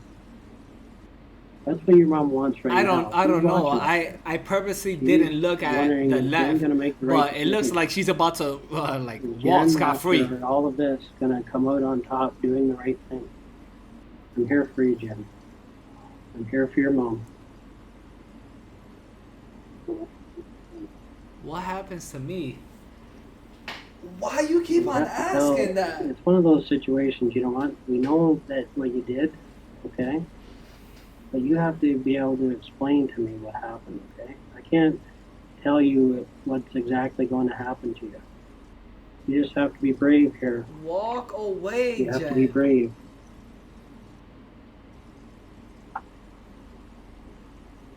Three hours, 20 minutes, and 26 seconds. 3 The hours exact and 20 amount of minutes. time it took for Jennifer to display genuine emotion. The investigator would later testify this was the first moment the suspect was being authentic. He allows her to fixate on whatever thought brought this on, and remains completely silent for just under 2 minutes. She should say either, I need my lawyer, or if I'm not being detained, can I go? Sorry, Richard.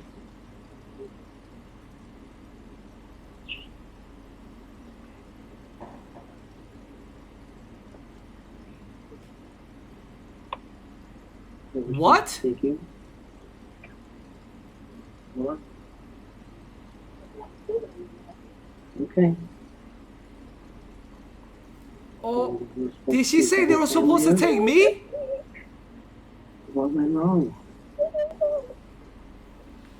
Holy The detective now has one foot in the door. It's not an outright confession, but Jennifer has now admitted to planning the home invasion all along. And although she asserts that she was the intended target while her parents were meant to be spared, the information she has now given is enough to place her under arrest. Jennifer is no longer going home after Holy this interview. fuck. The detective now presses for more information on the amended story. They got her, It's cuz. essentially step one of day one all over again, but from a more powerful position. He knows she is still lying, and now locks her into as many Stupid! lies as possible You within the new fucking- narrative.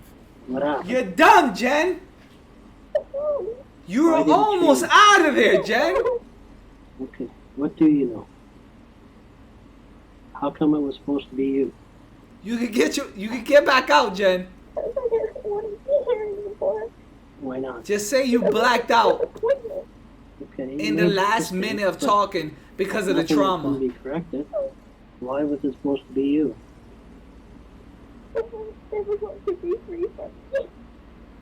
Why Bro, did it happen this way? she basically confessed. I knew the three guys were gonna run up in the crib, but they were supposed to fucking clap me and leave my parents. But why did it have to happen this way? Because when I tried suicide, I failed. What did you want done? How? Okay. So who did you get to do this then? Okay. And They got you with premeditated, Jen.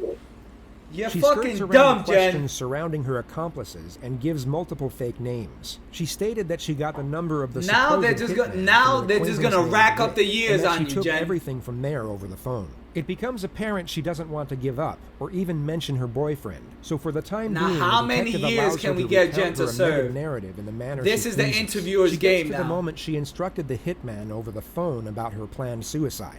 I told him that I wanted to be killed. and did he think that was something crazy? He said, "Are you sure that's what you want?" And I said, "Yes." Because I don't think many people get that request. Are you sure that's what you want? He Yeah. said yes. That dude's a fucking. And he asked me over and over to make sure I was sure, and I said I was sure. Okay, so what did you ask them to do then? Who even? Out in the night. You could hire someone to do that? To Why break in did your they crib do and it shoot when you? were- To make it seem like it was murder? When your parents were there then? Never know. How much does that even cost? Okay. So that meeting you had with Rick, you told him what you wanted? No, I just said that I wanted, if he knew anybody who could take care of something that I needed, just that I wanted to be killed. And he said what? There's the number. Did he have the number with him that day? Oh shit, the insurance money. What did he say he would do? He just like wanted to take care of it. Money than me. May have been revenge, So but your specific request to him was what? Come in and make sure you tell me. So he does come into the house, yo, and you're the obvious only young girl there, right? Okay. when he came to your room. You were almost out, Jen. What You were discussions almost did you have with out. the guy that came to your room? The real discussions you had, not what you told us. Where was the No, money? guys, no, Where you was the set money? this up, Jen. Okay. But you gotta remember, she set this up because He never said anything. she wanted to assassinate herself. So technically, it wouldn't be for him to do it. 20 to life or life in jail, because she just hired them to take her life, which isn't too crazy. It doesn't seem to make sense. She could flip this and pin this on the 3 guys, and if she gives them up, she could probably walk away with probation. Okay, look at me. The detective wants an outright confession, and the second direct confrontation is about to commence. Only this time it will be a lot more aggressive, as he doesn't have to worry as much about the suspect locking up or requesting counsel. She is under arrest and going to jail after this interrogation no matter what. Yeah, because she what I do believe, she snitched on herself with the premeditated, and that she said she lied. and I do believe that night you paid them the $2,000. But what's not true is it was never for you. Okay, Jen, no. Okay, you went to this person. Stick to the story, Jen. It was for you. And the job was for your parents. You asked them.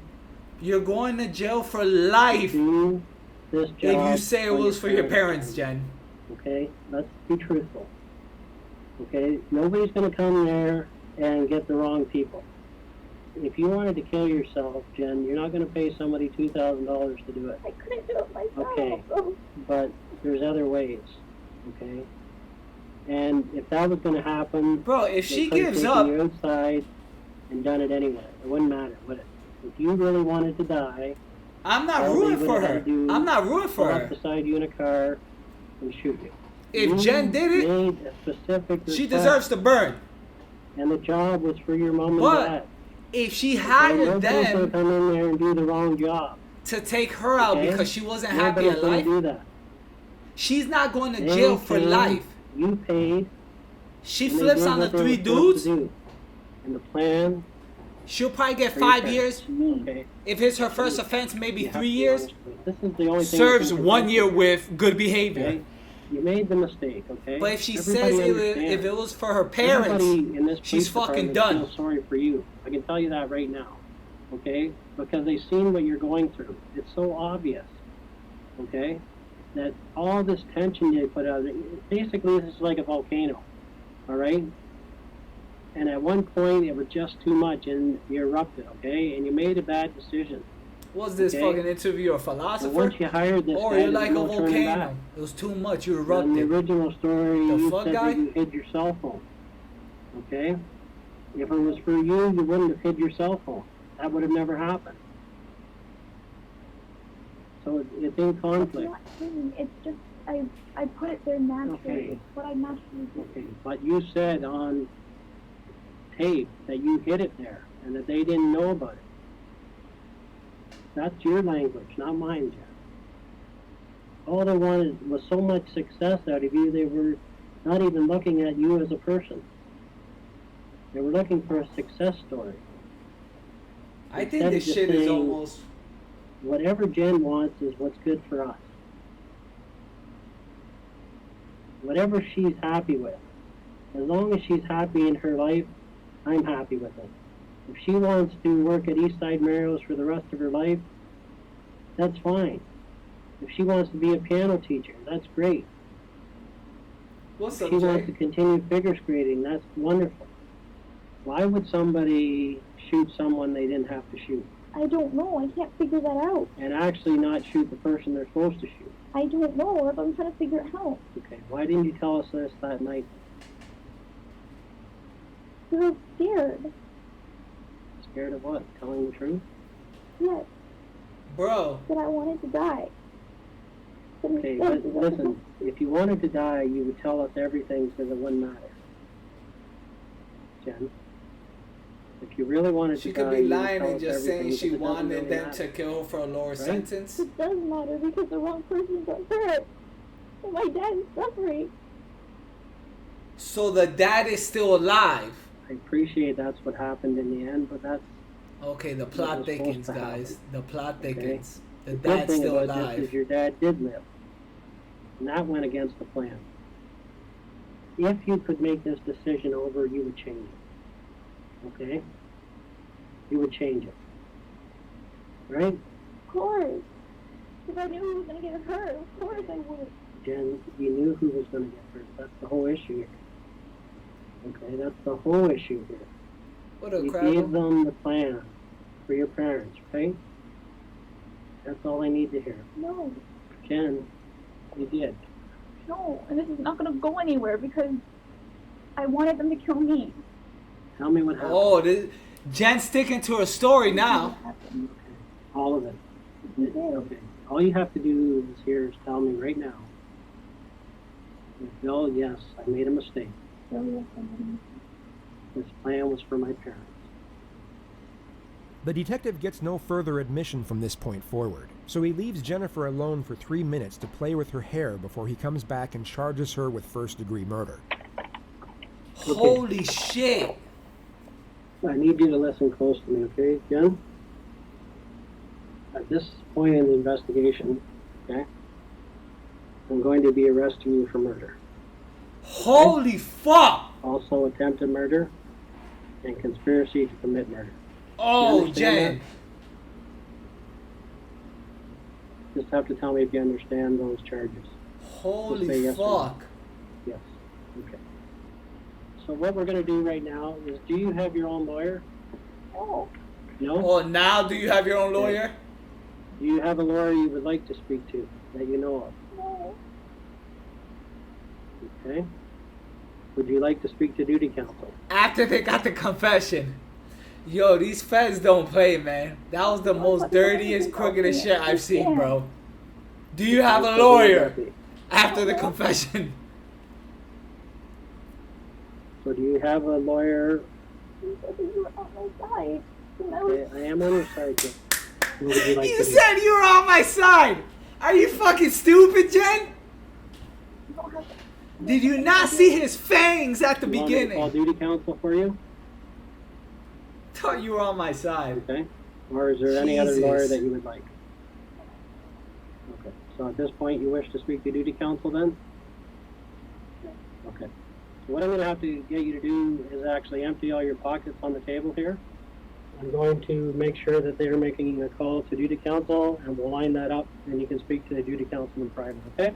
Holy shit! So she's going to jail. She's going to jail for murder because she said We've made a call to duty counsel. We're just waiting for them to call back. she okay? set up like a Need a drink of water? self-execution, but it went Okay. left, and the I people, do have to. the go three and people speak she to- hired killed the wrong I'll come people. back. They killed their Okay. parents when the We when gotta the take- killers we were gotta take supposed to care of kill these her lawyers, instead. Okay?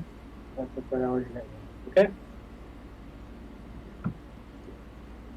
The next time Jennifer would see this detective would be when he testified at her trial. It began on the 14th of March, 2014. Yo, they gave and her a Jennifer big pled dome. not guilty to all charges. Her interrogation tape was one of the more damning pieces Damn, of evidence put slander, forward by the bro. prosecution. That's Yet the crazy. Most damning were the 116 text messages between They her did and her her dirty with boyfriend those in the 6 pictures. hours leading up to the murder. They thought using burner That shit was phones to slanderous. communicate would cover their tracks. Yet forensics were able to uncover the entire discussion just 1 month after the incident. They spoke in detail about how the crime would be carried out, and it was enough to convict them both, as well as each of the intruders who were linked to the crime via...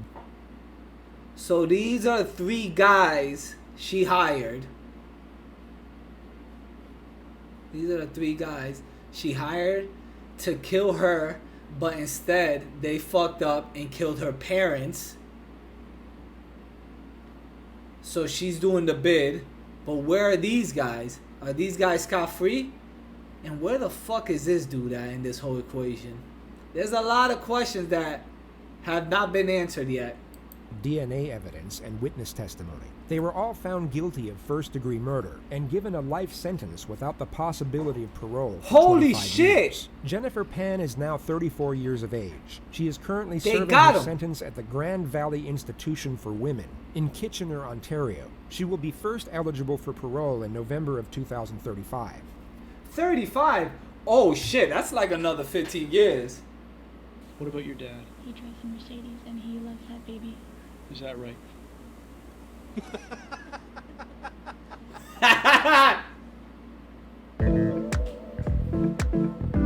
Was that the whole thing? Yep, holy shit, guys. Holy fuck. Whoa. With Whoa, whoa. Let's go back to YouTube. Holy fuck. Holy fuck. Alright, show me that. Whoa, that's crazy. Hold on, wait. I need to take a fucking leak. I need to take a leak. I need to take a leak real quick. Let me take a quick ass leak, guys. Hold on. Let me take a quick ass leak.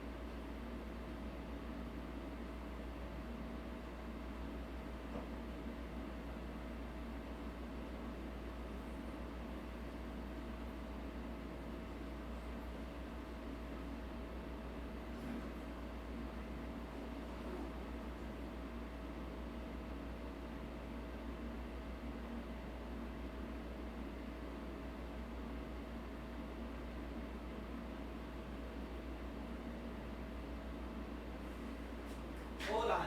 Let me just give me one quick second. I'm gonna get some peanut butter right now. That's what I'm gonna do. Hold on. Hold on. I'm going there right now, guys. Let me get this. Hold on. Let me get this. Let me get this. This.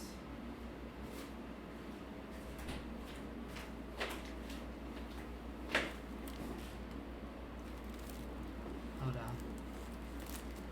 Yo. Guys, I have not eaten yet, bro. I have not eaten. Jesus.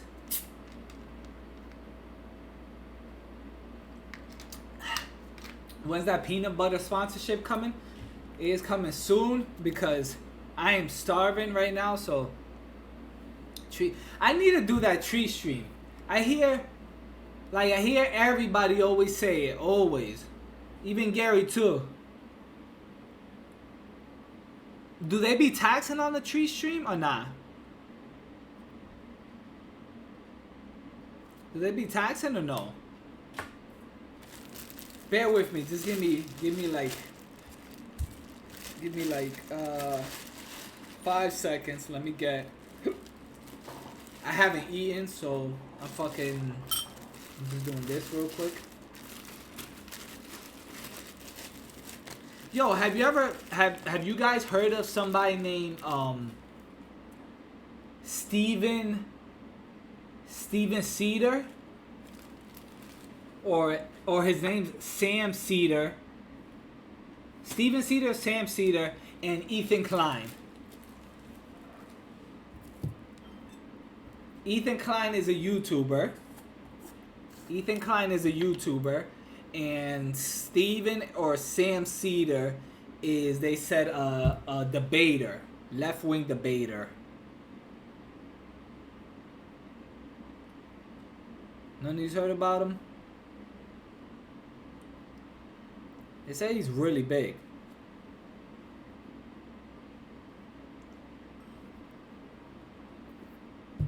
Remote, before you start, check Discord. Hold on.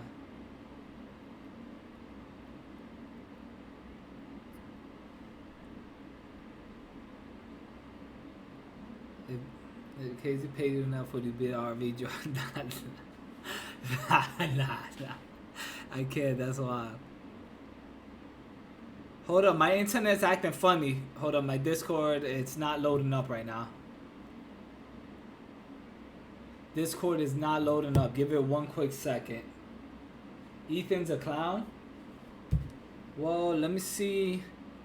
I don't judge anybody until I actually hung out or actually personally interacted. I'm not gonna go by some clickbait type shit.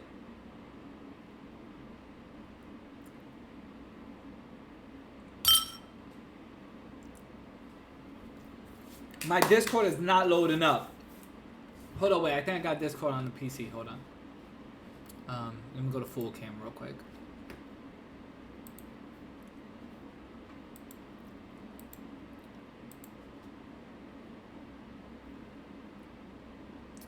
SSB interviews. Oh, they're doing the interviews. Hold on. Just doing the voice chat and wait till you get dragged in. So hold on. Let me see. Is it lounge or meeting room? Hello?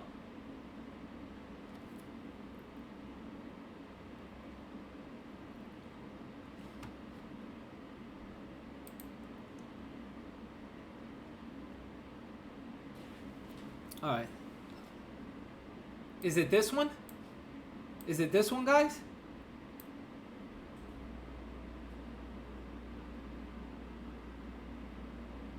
It's on SSB main. Where's it at?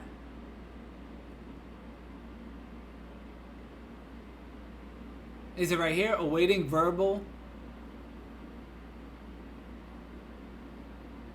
Is it awaiting verbal? Is this the Discord for it?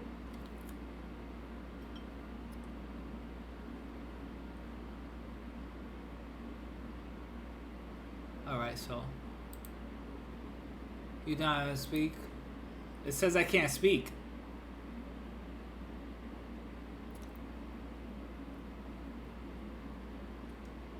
How do I know if they will drag me when it's time? So alright, so as of right now, I could leave it there. You can just wait in there until you hear people talking. Alright, so now that I'm in there, alright, I just wait, should I unmute?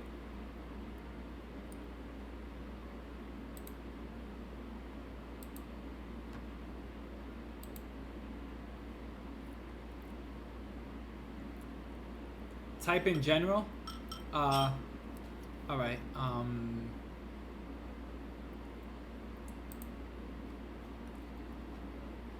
let me drag it up a little. I'm in queue. How you spell queue?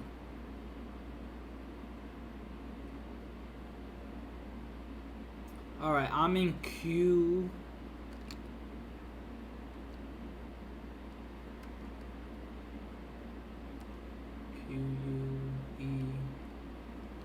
I'm in queue waiting for my interview. Thanks.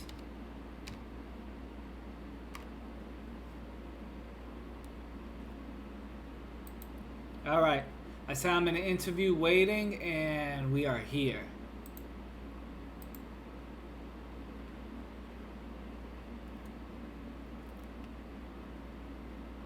Right? This is it. Now it's just a waiting game, right? Alright. Now that I'm in here and I'm waiting, the interview is to get into SSB LA. So, alright. Alright, they'll drag me up when it's time to talk. All right, so what's this? Give me one quick second.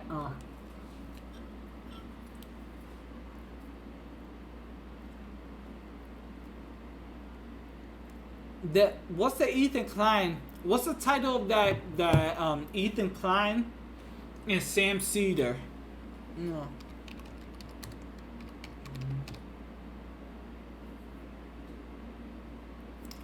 My camera is on. Oh, for Discord?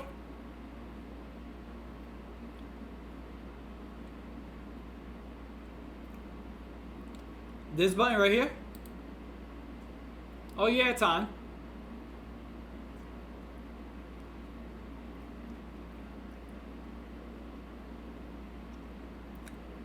Alright, it's on, look. It's on right there.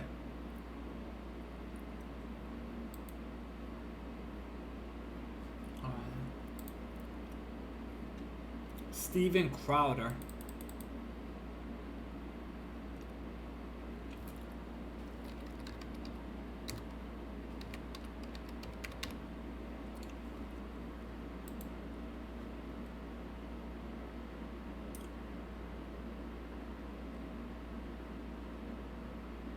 So is this one right here?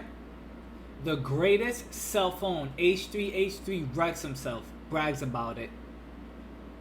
So this is it.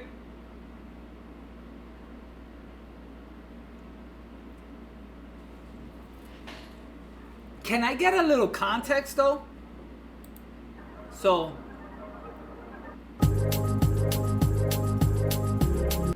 People.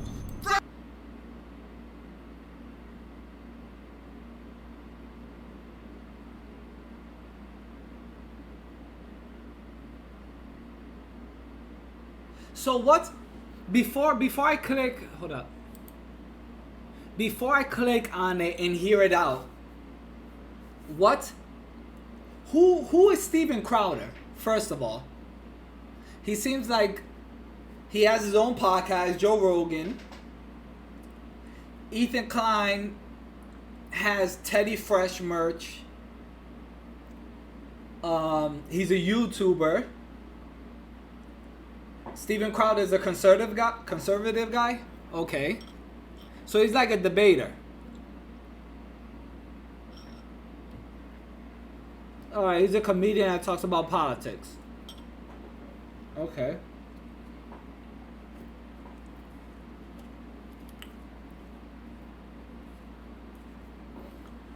Holy shit! This is the change my mind guy that's sitting on that table with a cup of coffee?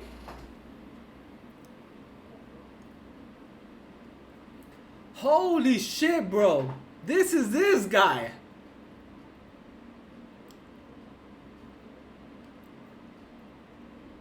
Holy fuck.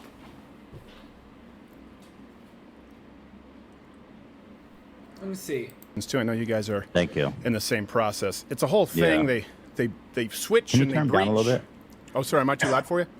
No, I just told Dan, our producer, to turn the volume down a little bit. You're good. I'm going to take out my gum. Yeah. Yeah, they switch and they breach, and so They're rolling around. Yeah. These guys don't like each other, right? These guys don't like each other at all, from what I heard. These guys don't like each other. He debated reporters and people all the time, not just college kids. All right, they don't like each other. Yeah, I mean, at first they said C-section, and then they said, no. "Oh, we might be able to do a natural birth." It's a but they don't Bernie do fan C-section. and a then they Biden said, fan. "Oh yeah," and then they said, "No, wait, Well, now the other one's breached." And Bernie and the Biden, boy is just a dick. He just will not stop Yeah, they're kicking the different. other one. They're It's different. like I would say it's like a junior suite apartment. He keeps kicking the girl, and so then the girl wakes up. So. Oh.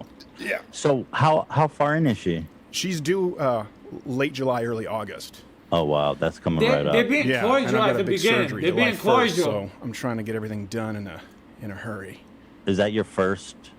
It is. Yeah, oh, wow. It is. Yeah, we talked about it on the show quite a bit. My wife had a basic operation for well, I won't talk about it. She probably won't. But basically, then she woke up with something called GBS. So we it wasn't really fertility issues. It was a physical issue. And GBS actually paralyzes you from the waist down. So that's what she was experiencing. Yeah, when she came out, just because they Holy put her under anesthesia. And so it's interesting. Like I'm I'm like a pro-vaxxer, generally speaking, but she can't even get a flu shot. It's one of the few conditions because of the GBS. It's like a neurological condition where she has to be careful with any vaccine. So it's just been a weird navigation. But this is your second, right? Yo, which one did you get? Yeah, this is gonna be our second. So we've been through it. Did you get the But, Moderna? it's just one. It was supposed to be Did 3, you get but the Johnson the one child Johnson? Did you get cannibalized the everyone, Pfizer? and he has Which one gained did you their energies to become the ultimate human being. I feel like that's what happens with the that's what happened with the Olsen twins. I'm convinced that one of them is evil. And one of them ate the third one. Yeah, something happened there. Well, it seems like whenever you see them in pictures, there's one who's more disturbing. But maybe you're right. But all right, man. Well, I appreciate you coming on and doing this, and doing this. A lot of people don't, so just talking, avoiding kind of the social media pissing contest drama. So are you ready to go? So I just want to make one clarification. So, in terms of, we're both going to record it, and then we can use it wherever we want, on your show, on my show, whatever, right? Yeah. That's you the can. idea? Okay. Yeah, and we can send you the file if we want, because we have the master file, everything. So. I think we're good, right, Dan? We're recording it on our end. Okay. Yeah, we've never used Zoom either. We did you ever get sold on that Skype TX box? Remember when that came out? Oh no, I've always had such a pain with Skype that Zoom has always been really good. So. Well, the Skype TX box is like from I've Newtek, used it I think, once, and they twice, sold us on that. maybe, They said, but this is not what Jimmy Kimmel uses. Skype. and all these I've used people. more. Skype? Well, Really? Skype TX. It's like a box. It's almost like, remember the It's Comrex good? boxes? No, it sucks. So what we've had to do is we just have Mac Minis set up, and Skype has played well with those, but not the exclusively designed Skype TX box that we paid whatever premium for. Yeah, so. Skype. I don't trust Skype. Skype has always sucked. Yeah. All right. Well, I'll just. Okay. So we're gonna record it, and then the topics are just like we said about authority with the vaccine, and there was something else you mentioned. I don't know how on. Well, topic I just you wanna thought, keep it. however you want to do it. I thought that since that was kind of the subject that got us into a tiff, that we could talk about sort of the CDC, sort of medical authorities, and you can tell me where you disagree with me. Yo, and then why is this also dude got a backpack kind of on? big tech, because that ties in, with the CDC and World Health Organization. And Okay. I'll just sort of I'll introduce it to my I have a little bit of a different audience, so let them know kind of who you are, what's going on, and if you want to do the same, that's fine. But Of course, okay. We'll let them know. All right. Okay. I will go. And all right. I'll give you a countdown, and then I'll 3, 2. All right. Okay. I'm really glad to have my next guest on the show, and I've always said this. I always respect people who enter into the arena. And we've had a lot of debates on this show, which is different from like a Change My Mind, where we sit down and have conversations. But my old Brazilian jiu-jitsu coach always said, if you come a switch, we go switch. You go spicy, we're going to do a little spicy. So we always try and keep it as respectful as possible. And I really do appreciate the guy making the time, because a lot of people has a huge YouTube channel, several YouTube channels, one of the OGs. A lot of people watch him. You know him, some of you like him, some of you don't. Same can be said for me. Ethan Klein from H3H3. Ethan, thanks, man, for making the time. You're very welcome. And I just want to say, I know you called me, you said that I would be a layup. I think I used something like that. Yeah. And I think you're right. That was a good intro. Debater. That was a good intro to another YouTuber. So I didn't want to make it too easy for you. Oh, okay. So I've prepared. Okay. Nice. Yes. All right. So what we were going to talk about is the initial quote that happened. I think he's looking off there. The initial quote that kind of was turned into a little bit of a meme, which wasn't intentional, and was you saying you don't even have to think about it regarding the CDC. Oh, this is the Sam guy? And I disagree with that. I think people should think about it. I believe, and we talked about this through Playful Ribbing, in an aggregation of medical authorities and scientific voices to make an informed and rational decision. So where do you think that I'm wrong on that? Stephen, do you know that the Spartans are like practice man love with children? Oh, geez. Okay, so this is what's going to happen. What did I tell you? He was going to do anything he could to avoid. Oh, there he is. Oh no, Sam Cedar. What a fucking nightmare. Thank you, Stephen. I had no idea this was going to happen. I thought Ethan was a stand-up guy. This is another massive debater. This is where we are. Yeah, I told Dave. Remember I told you? I said this is. I guarantee you, he's going to do anything he can to avoid the debate. Well, I just think he believes that he should debate you. No, he doesn't. He just takes advantage of women with mental health issues. Ethan Klein doesn't stand up and do his own fighting. Oh, this is where the jab starts. Let's bring on FM. He's talking about the Christian chick, right? Do anything to avoid talking to me. I think the point. Does that include Joe Rogan? Yeah, Joe Rogan and Dave Rubin and Jordan Peterson and Noam Chomsky and Sam Harris. Everyone's been avoiding. And not just attempting to get your audience by jumping in. Well, I debated with Charlie Kirk. Stephen, I mean, it's about issues. It's about issues, yeah. About those issues. That's what you're doing here. Some valid points. You're so clever. I had no idea that you were taking your show off early last time, coming in today with your pig pen peanuts eyes. I wish every. You take those off for the velveteen buttons? They're just you must black have been eyes, very worried about this, Stephen. I don't know No why. one's worried about it. Sam. I didn't want to do it. Well, let's Sam, have come debate. on. If I'll tell you what. I have a let's do general rule. This is a great I don't start a debate based to- with people on a lie. And how Or about you get sabotaging. How about you get to a 30th of the audience share? Howard. Stephen, show yourself. 30th of the Don't show your audience. co-host. Ethan, you should show yourself. Ethan, how can you respect yourself as a man, brother? Something so This guy doesn't have a big YouTube channel. I'm assuming he Stop said. showing your little leprechaun co-host. Right. Ethan, Come on, Ethan. Why do you have to size. bring on a guy who has a 30th of the viewership of yourself? Saddest thing I've ever heard. 30th? So you have a guy with Show less Steven. viewers to come on to debate him because you can't? Why don't you Obviously, get if I'm a- Apparently he had to think about it, bro. If I'm a Yeah, he had to layup and think not a about it. debater. Well, look, you're the one who You're the one who got personal. debate. Started You're the one it. that got angry about it. Look, It's a debate. hold on a second. All right, hold on. So let me hear what Pigpen has to say here really quick. Fair enough. But Show Steven. Ethan, look, I don't. Hold on a second, Ethan. This is because initially I came on here to talk with Ethan. Ethan, come on, man.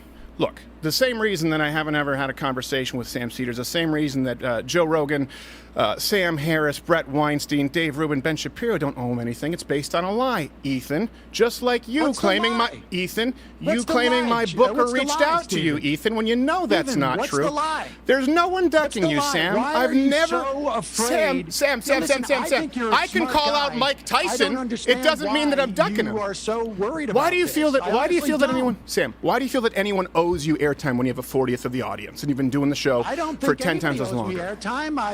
I think that Ethan has just given it to me. Right. I didn't ask him for it. Right. No, And you've so been begging for it for the a real long time with question is everyone begging bigger for than it. yourself. Why are Yeah, you he so found a He way can't to build an engage audience, with me? and so what happens is he Why are uploads you so 15 worried times about- more, Do you has think less than a your audience 50th of the says- audience. Well, that's why he wants Do to you debate think you, that is so he can audience- build his Sam, audience. come on. Think your audience Yeah. cares that I only have 1 million subscribers and you have what, 6 or 7 I million think. Let me answer. subscribers? Can I answer your I don't question? think Can I they answer your do. question? Can I answer your question? Do you want me to answer your question? My audience would say Sam who? Just like Joe Rogan's audience and Ben Shapiro's now and they Dave all Rubin. know who I Now am. they all know who you are. Yeah, because these you guys get to got shoehorn a yourself into million another and he got coward 6 show. million. College Bro, students, every day that you do I that, have we- 5,000 Hold on a followers on second. Twitch. This is another lie. This is another lie. It The is. cha- What's let the me difference clarify, would it be? Sam. Let me clarify, Sam. The What the change my fuck? mind. Everyone knows on the show, right? Yes. We've had How professors did on you the. know I This is ended what's. my He's show not going to talk. early last week, Stephen? If you're Because you're an idiot, and half of your staff doesn't like you. watch my Because I'm a show? diehard he got fan. Yes, staff, it's because though. he's a diehard fan. Well, There, if I had you're a heard of you, diehard fan, but I just met why- you. why Congratulations, not have Sam me Cedars fan. and I'm just Stephen a have a huge fan. conversation. I like. Well, I right will now, talk every time I about try the and talk, issues you're that you wanna interrupting, talk Sam. about, Yeah, and Stephen. Right now, I'm trying to talk with you. You're interrupting, Sam. bombarded the show today. You This was a bombarded 5D chess my move, show but- under a false So pretense. You claim that everyone, just like you claim that I ducked a debate with you under a false pretense. Have I ever? That is what the Politicon people told Oh, me. is that I what they played told the you? audio So you're just of it. lazy with your research? And if big tech is You continue with the lie. You guys noticed You need to the research and Steven say, got did like Steven a ever quarter- accept? a quarter Let me sleeve explain shirt to you. on. Let me explain to you. I Let me had explain one of to you. these shirts in high school. Sam, dropped out and you quarter Sam, sleeves sweetheart. Sam, fake stand-up comic who we can't find any footage about online. Let me finish. I'm not a stand-up comic. Oh, you're not? Okay, that makes sense because everything that I've seen is incredibly unfunny and unentertaining, which may explain the audience numbers. Irony alert, Stephen. Comedian. How much have you watched of my stuff, Stephen, that Sam, you think that can your I answer your audience question? wouldn't appreciate Sam, our Sam, discussing Sam, things? Political Samuel, conflict is can I answer your big question? business. Yes. So you have gone on, you've done the same thing with other comments. Everyone has a bigger audience than you. Because you said, I want to speak with Steven Crowder. You believe that at some point there was some acceptance? When have I ever done a Politicon? Yo, I am not in. As a matter of fact, in the last decade, I haven't done a single political conference. I hosted CPAC for 4 years and stopped because they suck. I know they don't pay and they're full of losers. I've never heard of this guy with the clamoring for it, and it's a lie. Or Steven Crowder. This is just hearsay and gossip. I've never met more of a woman when he wants to keep debating. I don't know. It's talk about any of it. All right. Okay. Let's talk about the issue. issue. Ethan, do you want to have a conversation, Ethan? About the vaccine, because Ethan, do you want to have a conversation? You're going to hide. You felt so strongly about it. So why are you hiding behind Sam Cedar? Oh, no. Have a conversation Sam are aligned. I'm with not him. hiding. Well, you're just a liar, so you're a Ethan. liar. Because remember we said, hold on a second. Debate. Yeah. It sort of feels like you guys are the ones who are hiding. Really? Hiding? Really? No. This is actually who snuck in on you? Who's the guy who never appears on stage, never does a live show, but is a never comic. never even allows a shadow of comedy to be perceived on his program? It's just hiding. Right. Everything we do is out in the open. H3, you know Steven, you're wearing that we a holster. agreed. So what? Hold on a second. Yeah. So. I want to normalize responsible gun ownership. Is that your debate? No wonder you had to bring in a hack for you. Want to call it? Crying out loud. Bro, this dude got 2 Desert Eagles on him. You have a holster, bro. You have a holster. As he takes advantage of mentally ill women for a show that just is dwindling. All right, okay. All right, Sam, you got it. You got it. I hope you have a wonderful highlight reel. Hope you enjoy Politicon. Hold on. Let me just make Hope you enjoy Politicon, Ethan. We'll release the private messages. Easy. All right, thanks, guys. I appreciate it. It's adorable. Hey, Sam, one thing before I go. Can you take off your glasses? One thing before I go. Can you take off your glasses? We just want to see. I just want to see if you take them off. If you have the Velveteen Rabbit buttons. That's the only thing I'm curious about. It's the only interesting part about you. Or if there's a soul. Just take off the glasses. Don't hide behind the glasses, Sam. Bro, don't say let's debate, Ethan. You've lost is like that a shouting debate. All right, this is sad. This is why we don't Ethan, shut up. All right, good. You guys are good. Thank you. Appreciate it. Won't even take off the glasses. All right, yeah, you can give it the X. This is. I knew it. The guy just thought. Is that all right? The guy thought that. No, we're still going. The guy thought that.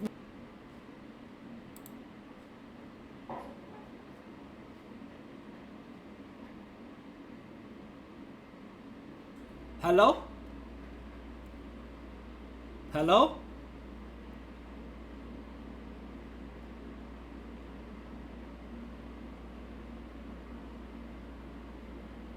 This is Moises for SSB LA. Hello?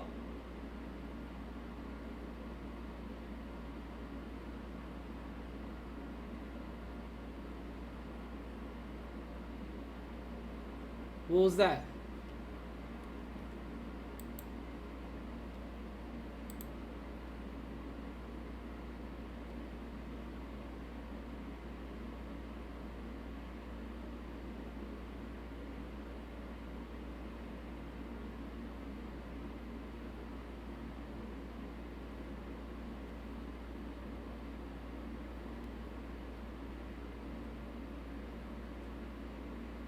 Everyone just went, what the fuck, man?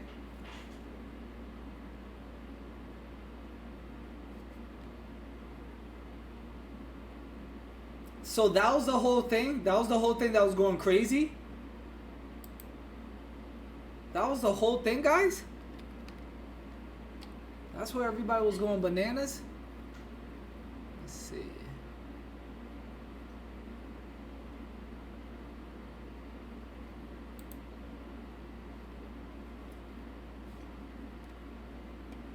Hello?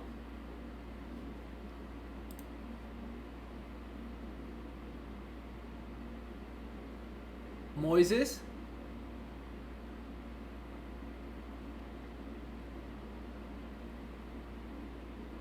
Hello? Can you hear me?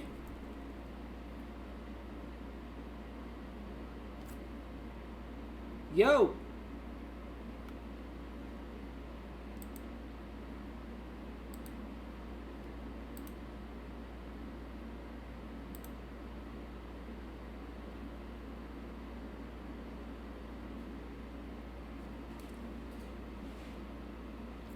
What the fuck is this recent shit?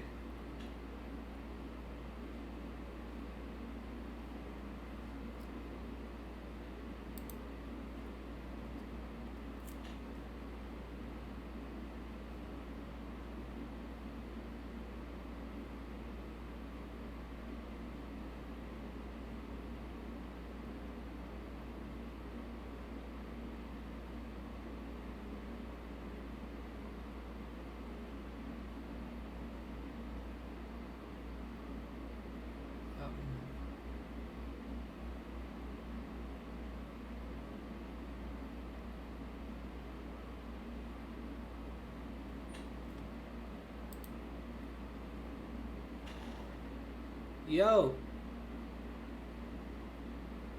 Yo.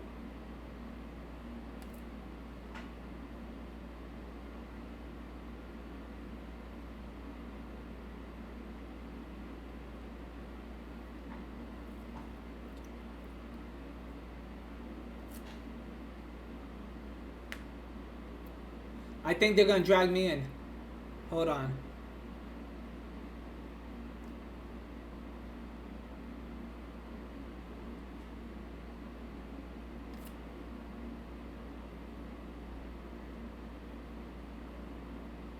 I think I'm gonna get dragged in.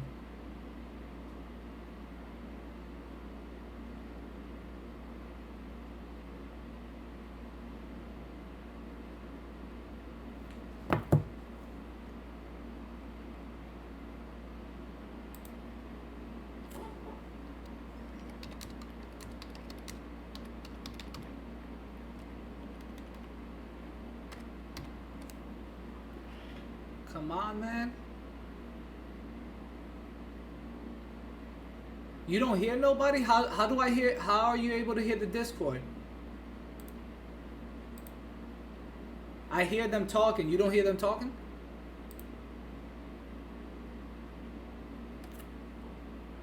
I hear them, Nemo. How do you guys not hear them?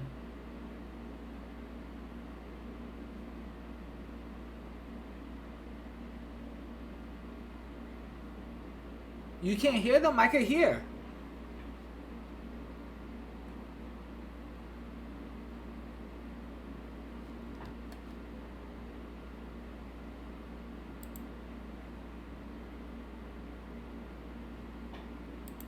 The dude's been talking for the past 10 minutes. How you can't hear him? How that? Hold up, let me see. How can you not hear that? How? Let me see.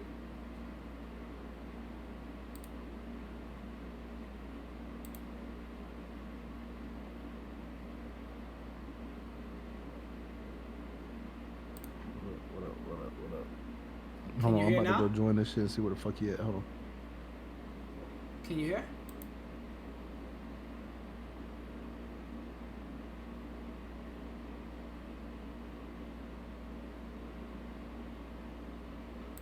Yep.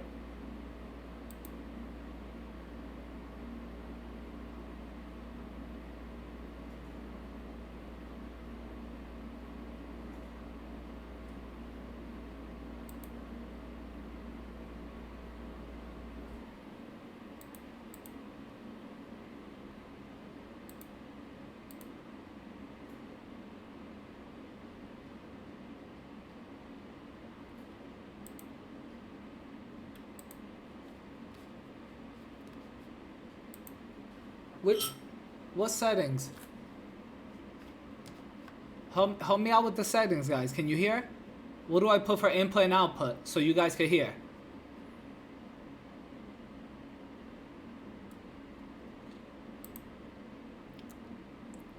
What should I put for input and output?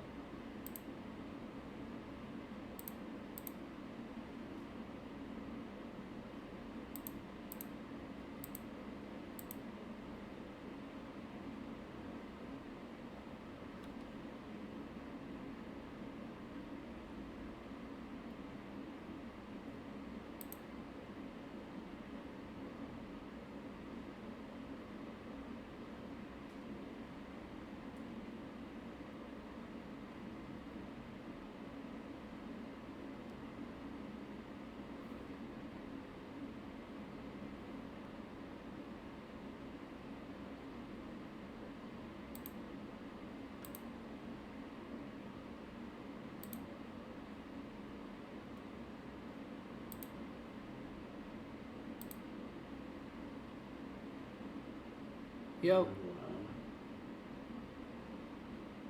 Nah, it's coming from the TV though. It's coming from the TV. I don't want it to come from the TV. I want it to come from my headphones.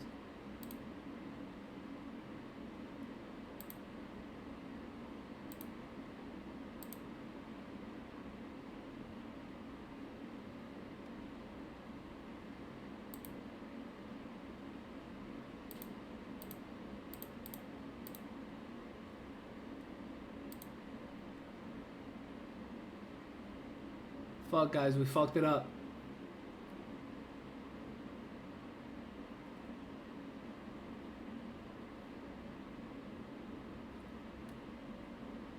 Yo, can you hear me? Can you hear him? Can you hear him?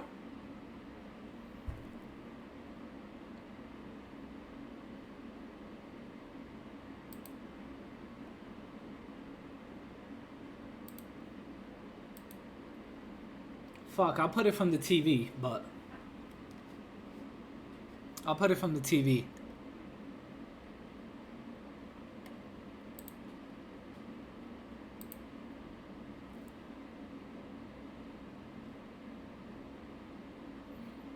Yo, what's up, Luna? Good looks for the raid, man.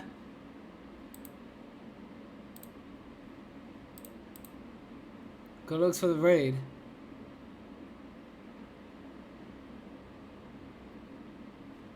Fuck, man, I can't.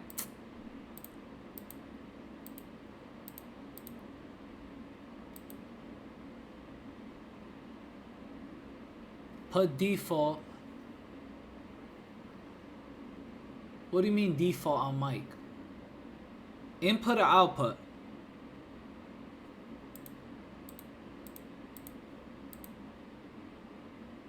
Hello? Hello?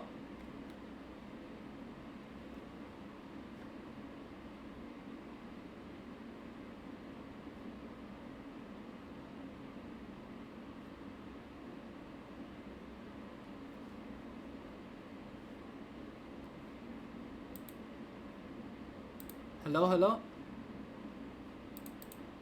Hello, hello?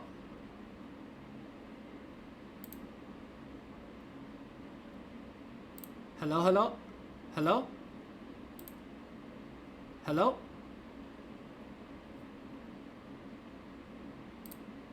Hello? Hello?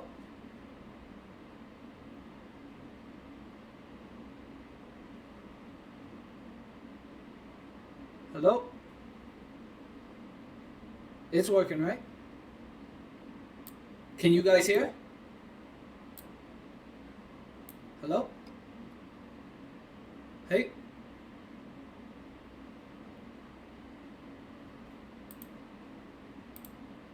Hello? Hey? Just tell me, can you guys hear or no?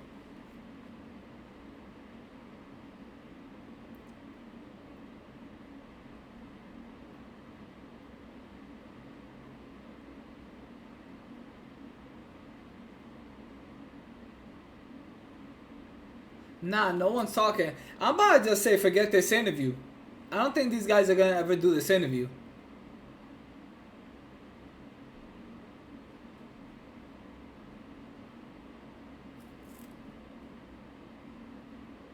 I don't think they're gonna do the interview, guys.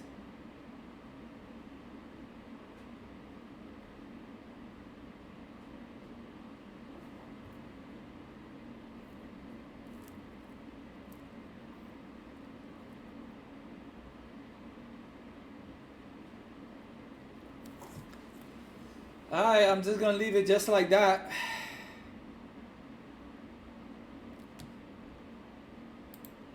Alright, let's just leave it just like that. Hold on, let me see. See viewers. So it's just chatting the Grand Theft Auto, mobile, Apex, Thing. Who just said I scared? Lil Josh, he in there? Who? How the fuck it scam you, bitch? Bitch. I'm about to pull y'all though. Y'all ready? Can you hear them? Y'all ready though? Can you hear them, guys? Cause Rewack not here and he bullshitting, so I'm just gonna take over this shit. You know what I'm saying? Fuck him. Hopefully they can hear me. Em.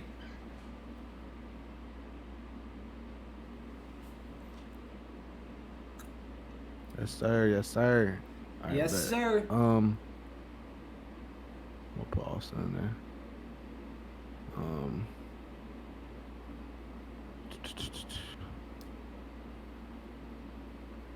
Yo, yo, yo. If you're accepted already, that don't mean like you're automatically in. It just means your apple's good. Still gotta read it. I just have a team that says that your app's good, so I don't have to read every one of them. You know what I'm saying? I got people working for me type shit. So it's just easier for me, like, if the shit's ass, then I don't have to be like, you know, wasting my time type shit. But let's see. I'm about to pull y'all. Yeah, you already have the role. Yeah, I know. I already see that. I'm just saying. I'm just letting everybody else know. All right, I'm gonna pull. They're gonna be quick. I'm just gonna ask y'all a couple questions, and then you know what I'm saying. Yeah, you yeah. got a face cam, you want to throw it on for a little extra chance to get in, then you can do so. But it's up to you. I'm gonna start pulling y'all though. How do I activate my camera?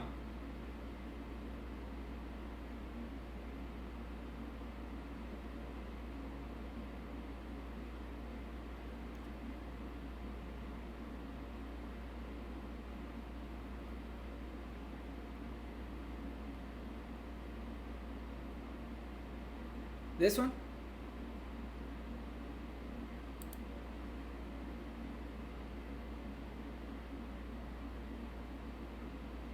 Alright, can't do it at the same time.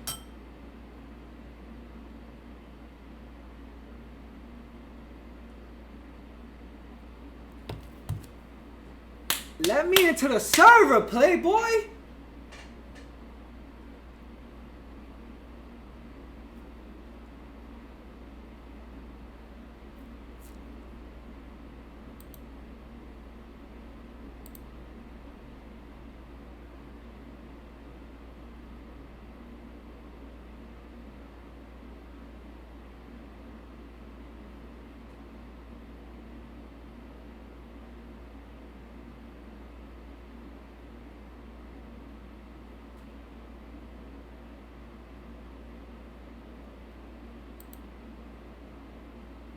Nah, I don't think it works.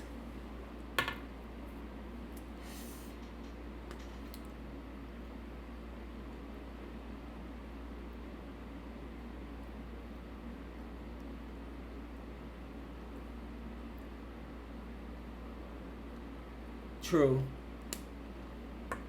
Bro, I thought it was gonna be now though. It's probably gonna take a little while longer. Hold on. It's probably gonna take a little while longer. So let's see.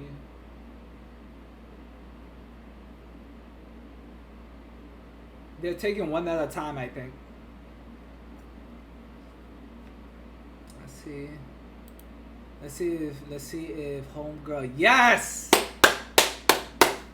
She's back, guys. She's fucking back. A fucking ad. Why? Our special cookie is cascaded with caramel. Let's just see what Amareth is doing real quick. Let's just see what she's doing. Try both. Pick a side. Twix.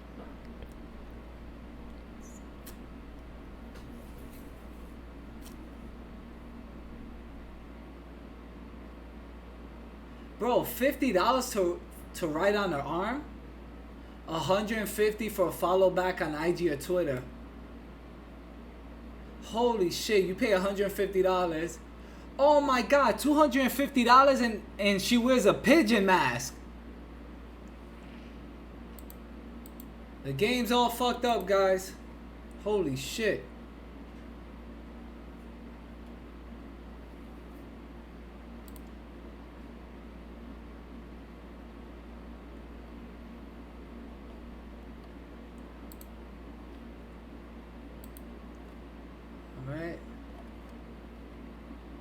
Alright, so she's top. Amareth is top dog. Amareth is top dog in ASMR. But who's top dog? If Amareth is top dog on ASMR, who's top dog in pools? Pools and bathtubs. Where's pools and bathtubs?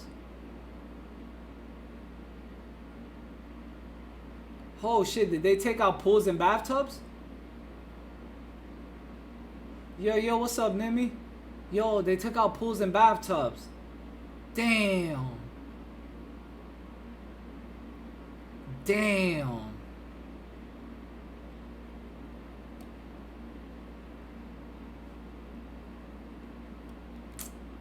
Damn, guys.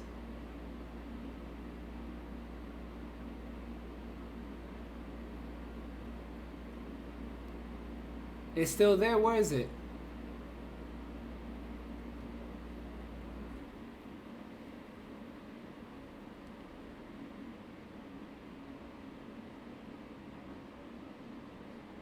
I just passed it.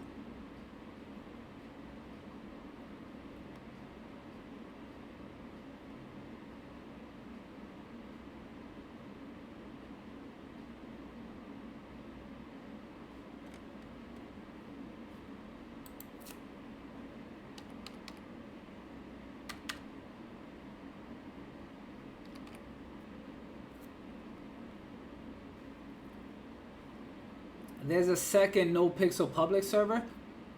I'm gonna jump on. I'll jump on that in a little. Is that I'm waiting? Look, I'm waiting for my interview for SSB right now.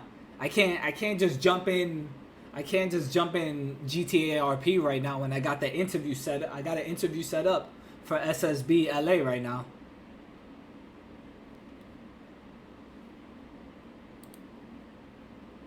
So I'm just waiting. I'm waiting it out right now.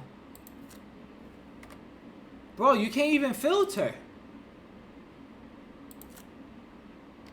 They took it out, I think, guys. Oh, no, right here. Let me see.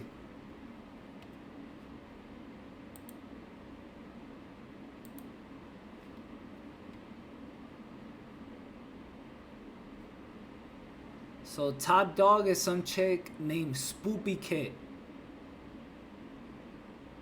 Where's Indy Fox at?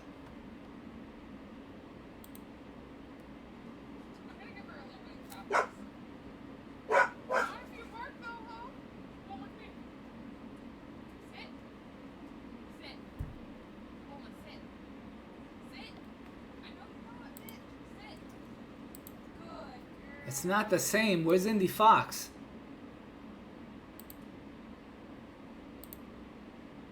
Holy fuck, what the hell?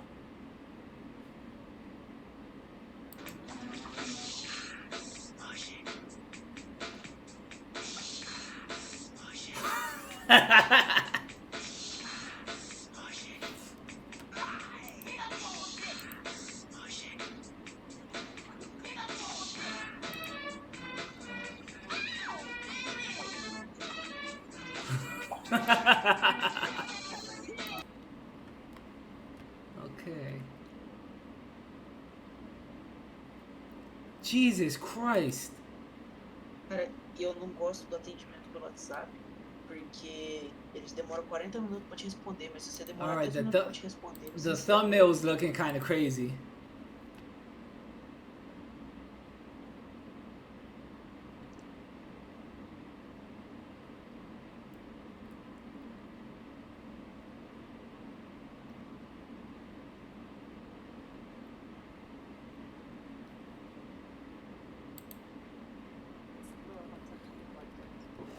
Yo, how much are people paying for these pools?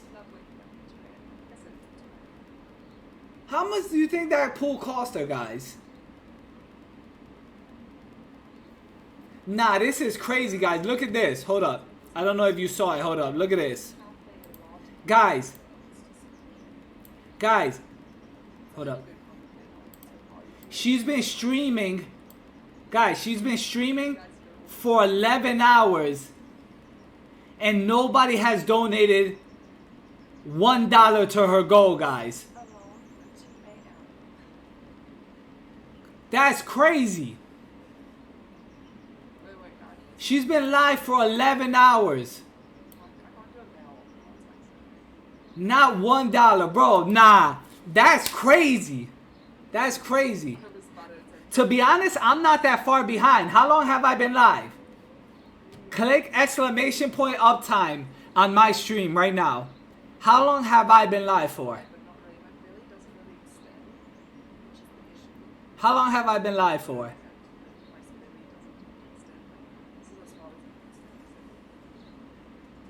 Bro, I streamed the first, I think, every time I stream protests and rallies, all the rallies, all the protests, I wasn't getting no money, bro. Hold up, let me see. How long have I been? Hold up. What is it? Up time. I've been live for 3 hours. I'm not that far behind her. Holy shit. She probably doesn't stream full time. She probably doesn't stream full time.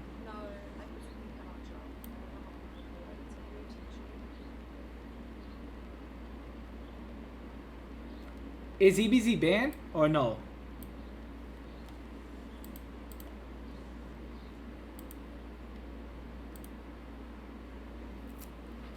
Bro, where is my interview? Oh yeah, good looks for the tacos. I remember. I remember back then. I think it was like a year ago. I remember Skinny. Where is these interviews at, man?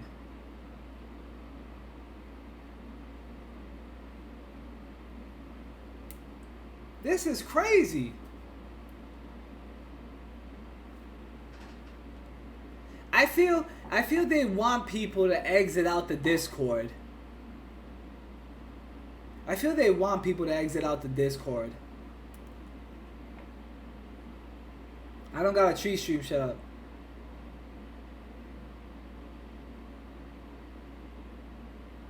It's because my name is T. They're starting at the bottom. Oh my god! Fuck!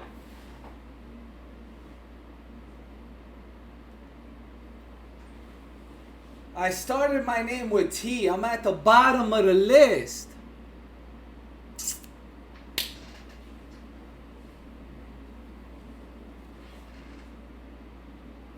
Fuck, man.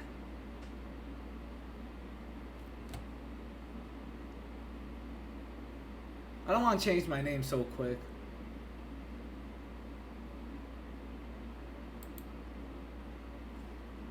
Come on, man.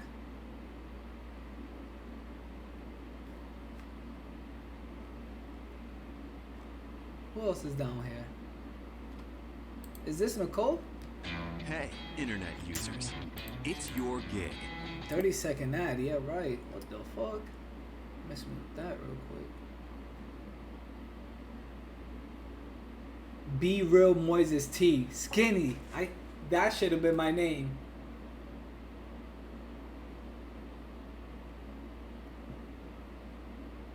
I think I am. Well,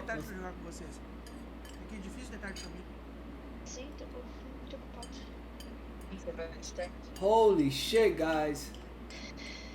Eu pelo menos eu consegui fazer a live mais cedo, que era um bagulho que eu queria, sabe? Bro! Bro, this dude has 4,000 in bits and 900. Bro, this dude's killing it.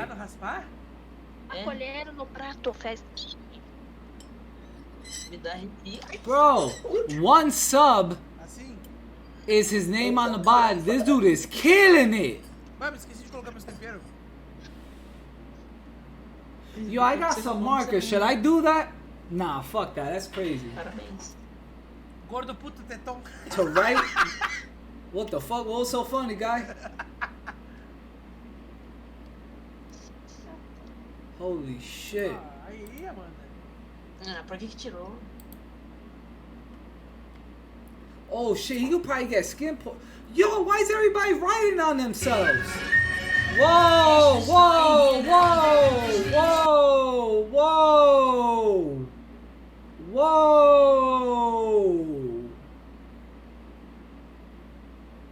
whoa, whoa.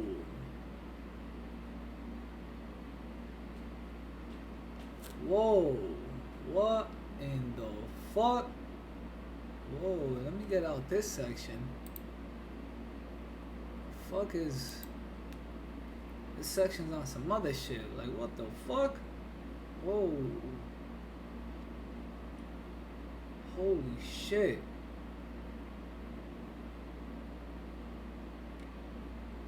Yo, alright, let's not jump in crazy sections anymore. Let's steer clear of some things. Let's steer clear of some things. Steer. Let's need a thing. Merjo 550 cheered. X200. Shake boobies, please. Yo, Mr. Joe, good fucking looks for the 200 bits, and shout out to you. You are the first bits of the day. So shout out to you, my boy. Good fucking looks. Did you ask the landlord if he could put a hot tub in the guest house? Well, to be honest, this is this is my house. So I could probably put a pool right there. Like right, there's a good space right here, guys. Like look.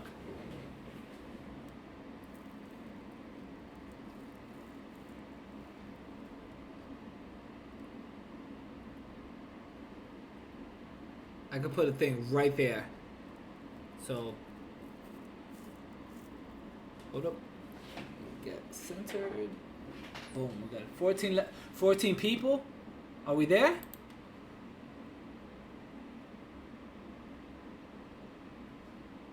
Just do it in the bathtub.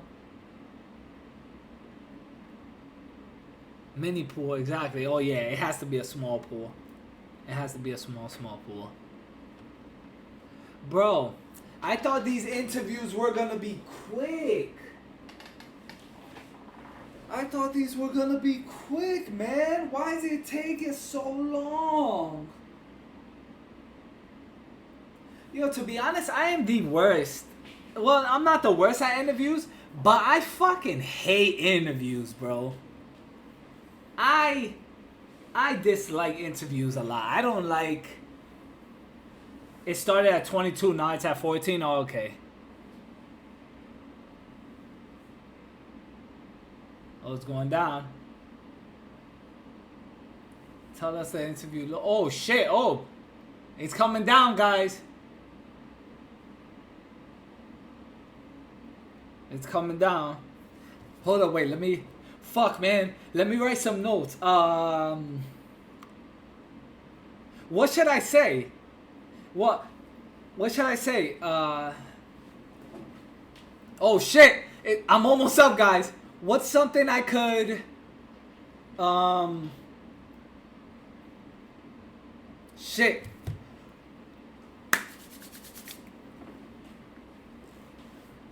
Oh shit.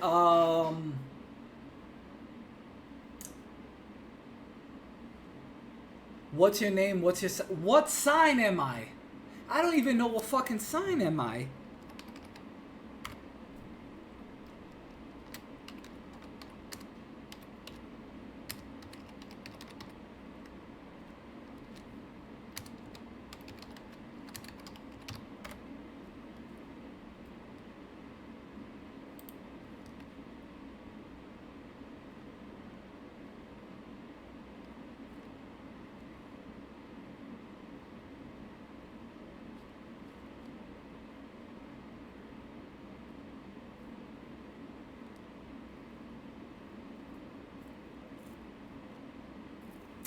Come on, man. What the fuck?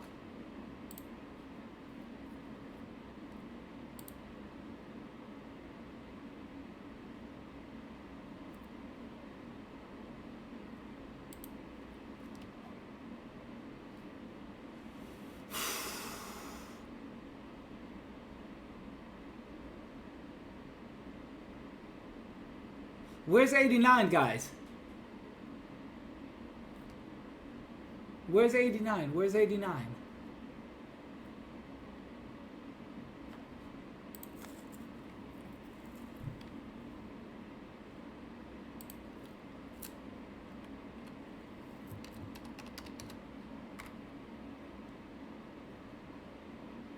I'm a snake?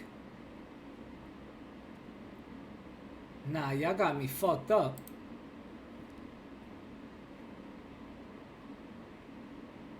There's no way I'm a snake.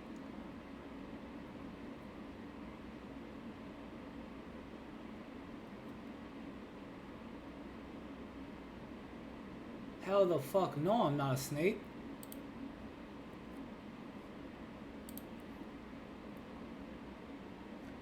Bro, you can't.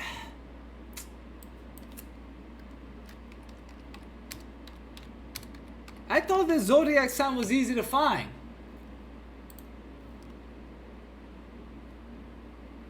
I'm a Taurus.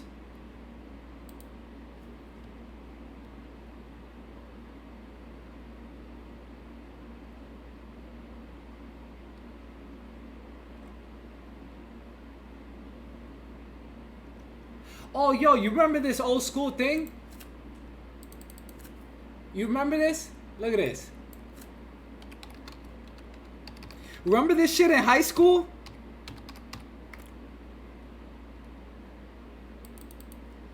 The fuck is this?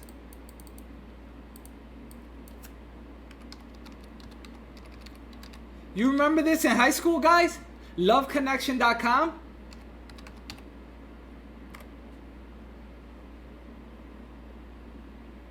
Holy fuck, these guys bought it?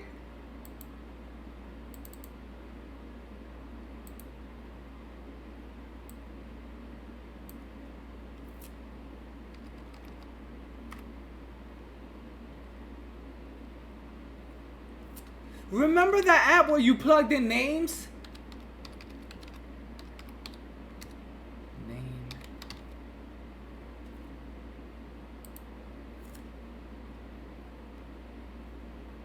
Is this it?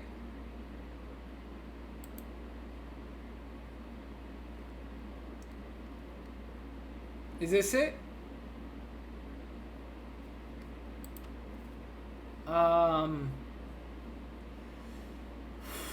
Let's see, who's been married? Let's see, oh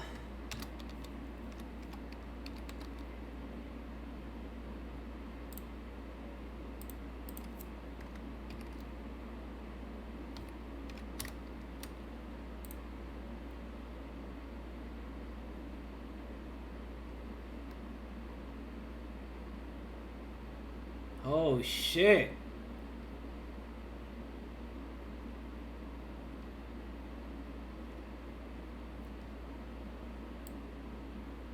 You guys would rather spend a lifetime with each other than face all the ages in this world alone. Oh shit, okay.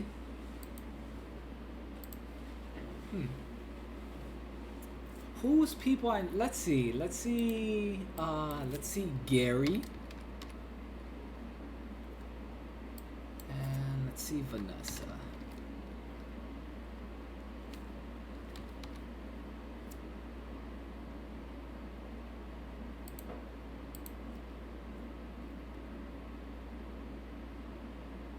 Nice, 84%. For the love, for you guys, love is just a word. It's just a definition, guys. Nice. Shit, let's get some bullet points.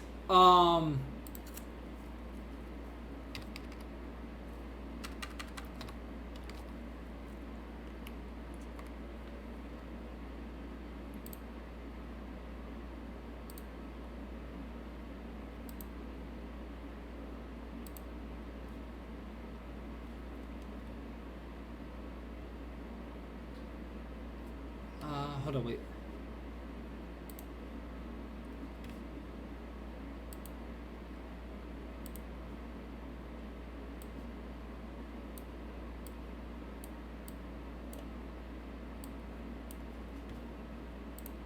Guys, we need bullet points. We need bullet points and quick. We need bullet points. Bro, I'm almost up. I am almost up.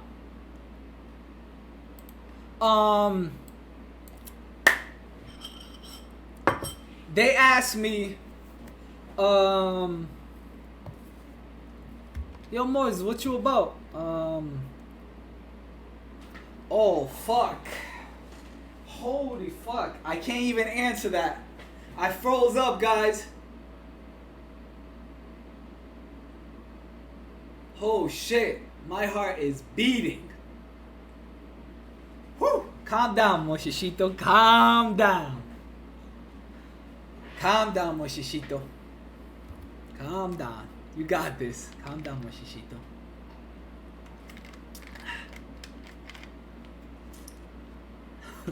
Born in... Hold on, wait.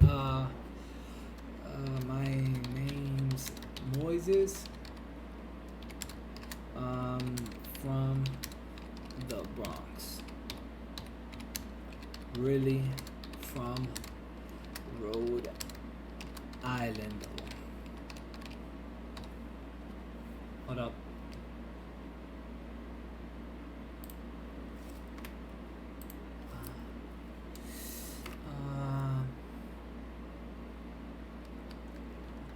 Actor. What else, guys? What else? Oh my god, guys. I'm almost up. Hurry. I should be a streamer first. Tell them about stream. Tell them about stream.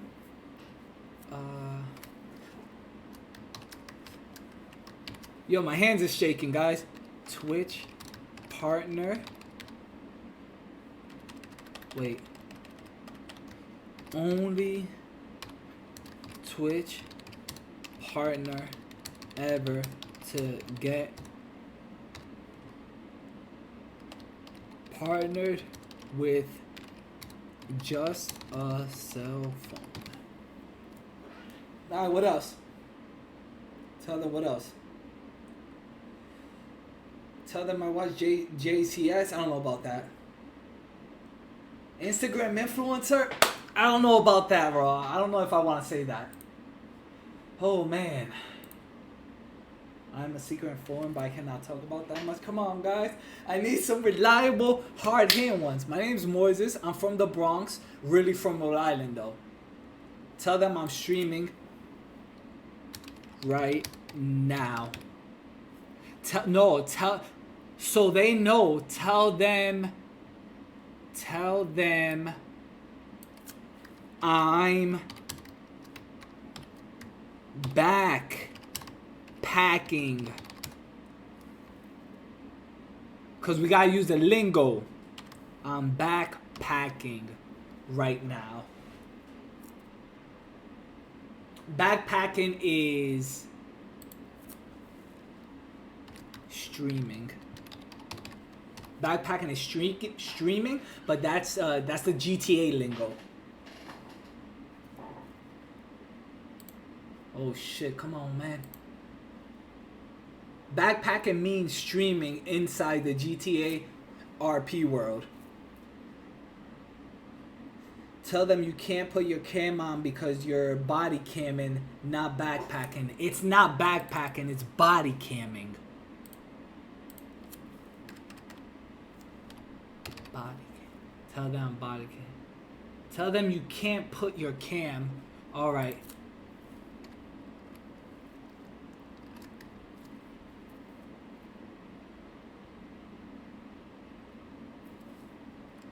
I should tell them that before so they... Wait, tell them I'm body packing.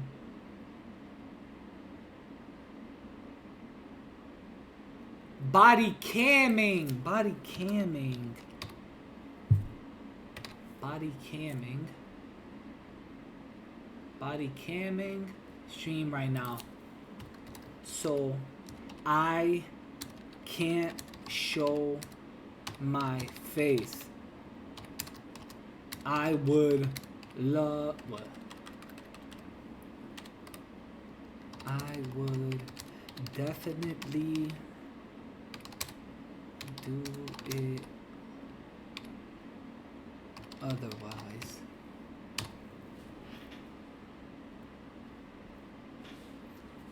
Yo. So what are you about? Why should we let you in SSB New York? Well, my name's Moises, man. I'm from the Bronx. Really from Rhode Island, though. Just to let you know, I'm body camming right now. That's the reason I can't show my face on cam. It's because I'm body camming. Oh, you're body camming right now? What's your Twitch channel? Oh, it's The Real Moises B on Twitch. Let me check it out. Oh, yeah, you are body camming right now. Oh, I noticed you're a partner. Yeah. You know what's the crazy thing about that? I'm actually the first ever Twitch partner to get partnered by Twitch only using my cell phone. I just recently got my PC like a week ago. Today's actually my 7th day streaming. It's crazy. It's like my 7th day back. So what else do you do other than streaming? Well, first and foremost, I'm an actor. If you check out, like, if you go to, like, IMDb and you just type in my name, Moises Bornigal, or The Real Moises B, you can see all my accolades and everything. But basically, between full-time acting, streaming, I was basically made for RP. So I'm like destined for, I think, the SSB New York. So what's up, man? What you think? Yo, you know what, man? Yeah. Bro, I'm glad I fucking talked to you. You know what? Application approved. And you know what? I think I'm gonna make you an admin at SSB New York. For real? Yeah, hold up. I'm gonna get you on 3-way with Rice Gum and FaZe Banks right now. Really? Yeah. Hello? Yo, this is Moises, The Real Moises B on Twitch. He's body camming right now. I just want to put him on a 3-way and introduce you to him, Banks and Rice Gum. Yeah. Oh shit. Alright, nice. Yo, you know what? We're actually doing a party. We're actually doing a party this weekend. We're doing a party like in 4 days. This Saturday. Moises, why don't you just come through? Really, man? Yeah, I'll bring a fucking bottle of Casamigos. Yeah, definitely, man. Bring it. There's gonna be mad bitches and shit. I bet, man. I appreciate it. Here, yeah. You know what? What's your Instagram and Twitter? What's your Instagram and Twitter? It's at The Real Moises B. I got the same username for all social media outlets. Oh, you know what? I'm gonna go ahead and follow you right now on all social media. I bet, man. You know what? I'll see you on Saturday. Alright, man. I'll check you out later. I'll see you on the SSB New York later on tonight. Alright. Yeah, bet, man. Nice talking to you. Alright, man. See you this Saturday. Alright. Don't forget the Casamigos. Yeah, bet, man. Alright. And that's how I hope the interview goes.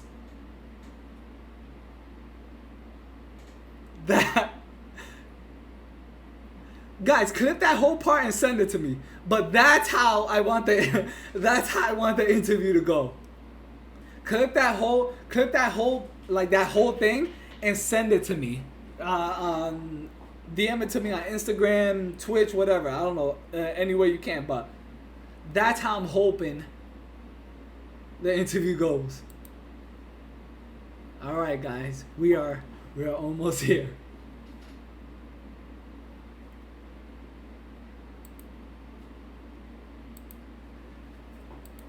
All right, that's how your mission, if you choose to accept it, is to ask the interview to swipe up. But I think that's everything right there. Oh shit, I need at least one shot in me. Hold on.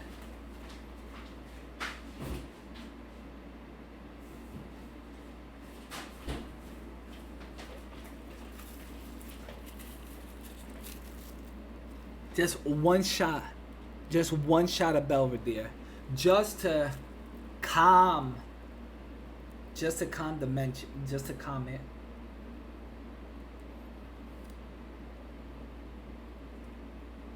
This was the time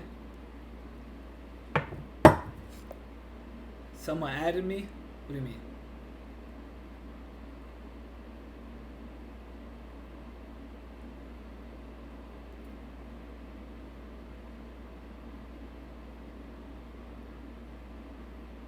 Look at the red bar of Discord. I don't see anything.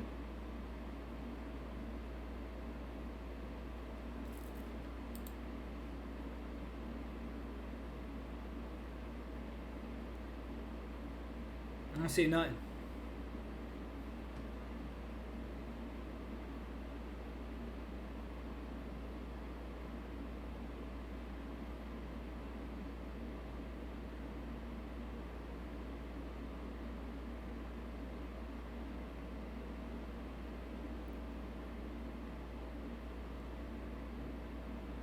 I don't know what you guys are talking about. What at?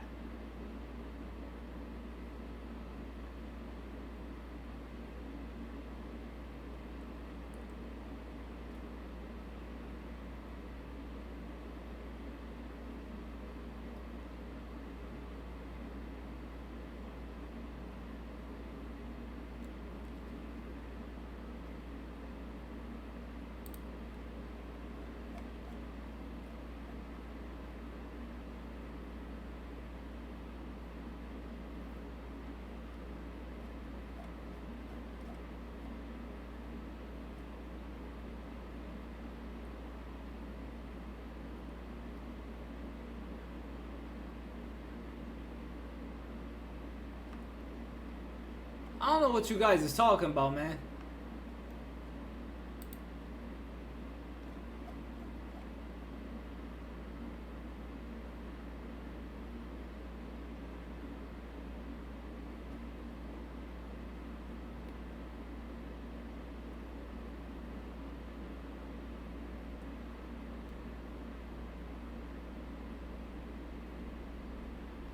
Alright, I was wondering, I'm like, yo.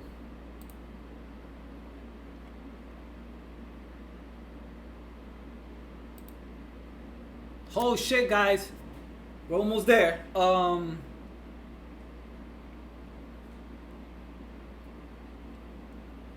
guys. Come on. Is that everything, though? Is that everything?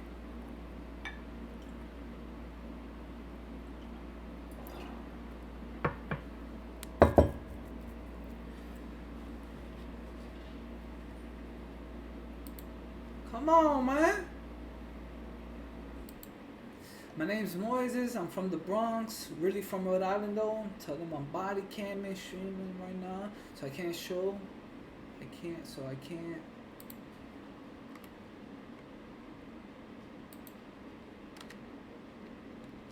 I can't show my face. I would definitely do it otherwise.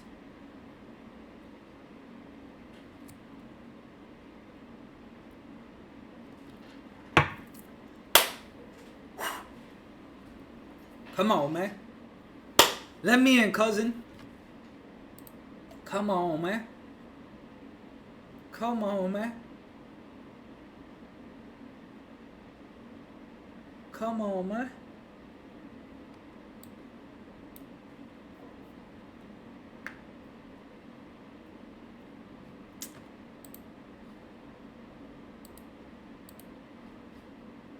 Alright, I'm gonna react to something first.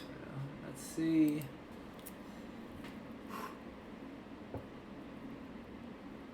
Yo, but low key, send me my example of the interview that I just did. Send me my example.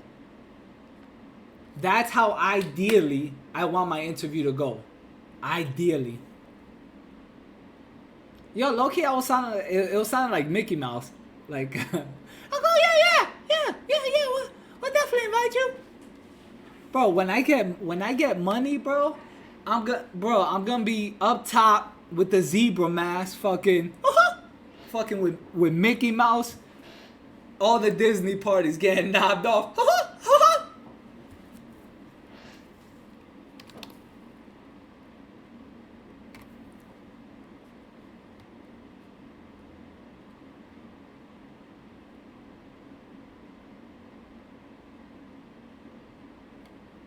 I keep getting skipped.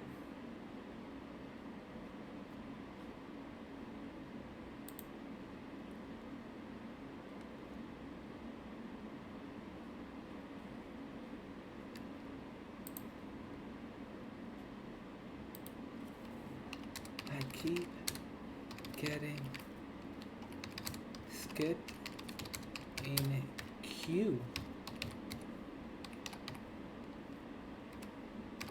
Been here for an hour plus.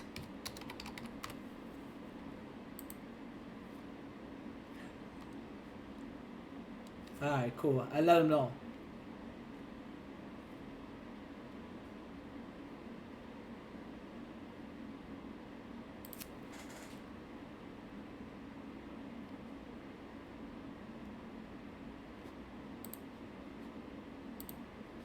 Don't post that?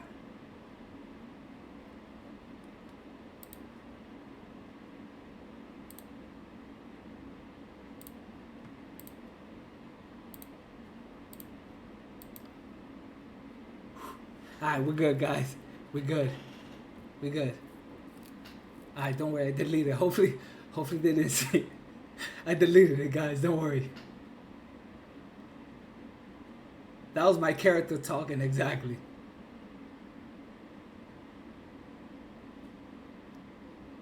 Holy shit! They probably have a log. They probably have a log bot channel. Fuck! Fuck!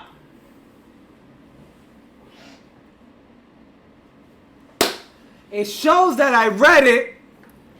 The bot caught it.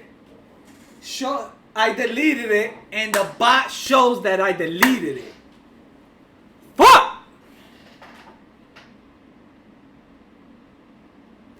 Oh, man.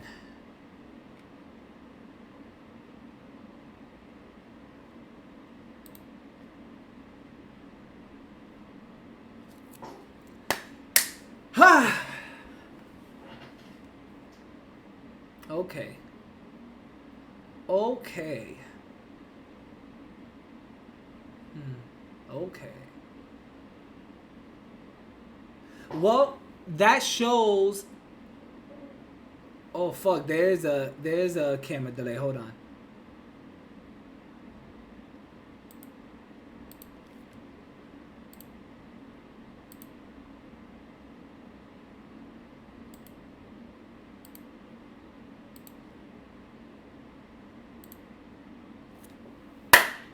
We back.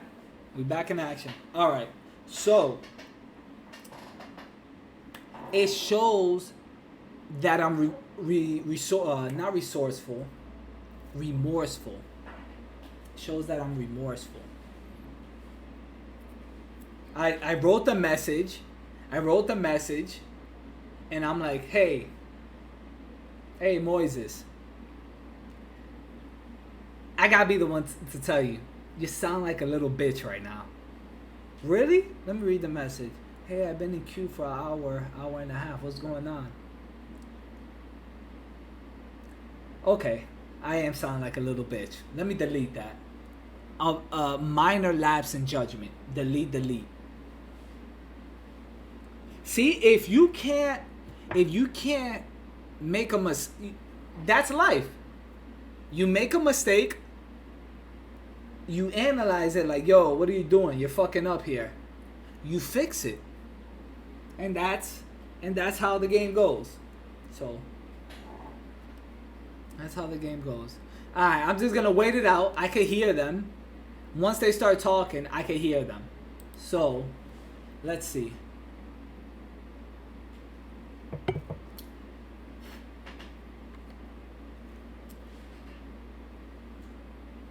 Somehow like Paul don't think like that. But that's how everything goes. You make a mistake and either somebody points it out to you or you notice it. Right there. People in chat told me, yo, Moises, come on, man. You sound like a little bitch there. I gotta let you know. And I'm letting you know because I got love for you. So I'm just letting you know, hey, man, you fucking up, my boy. Really? How am I fucking up? Let me see. Nah, I've been in queue for an hour and a half. Man, is anybody ever gonna pick up? Nah, you're right, chat. I'm fucking up. Let me delete this. And boom, it's done. So, it's all good. Connor Murphy? Who's Connor Murphy? Is that fitness dude? I heard of his name. Is that fitness dude?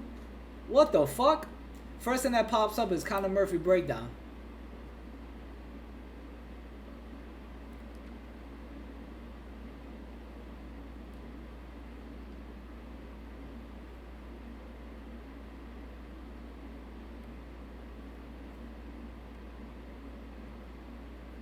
Two more people just skipped me? Jesus Christ. Something tells me they know I'm backpacking. Something tells me they know I'm backpacking. I think they know I'm backpacking.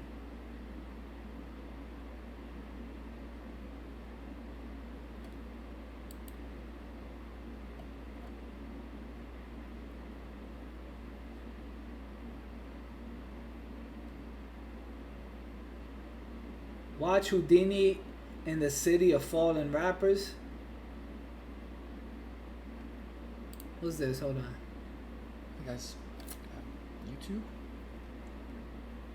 Guys, just to let you know, again, I've done this in the last few videos, this is just acting, okay? So YouTube keeps it up. I want people to know.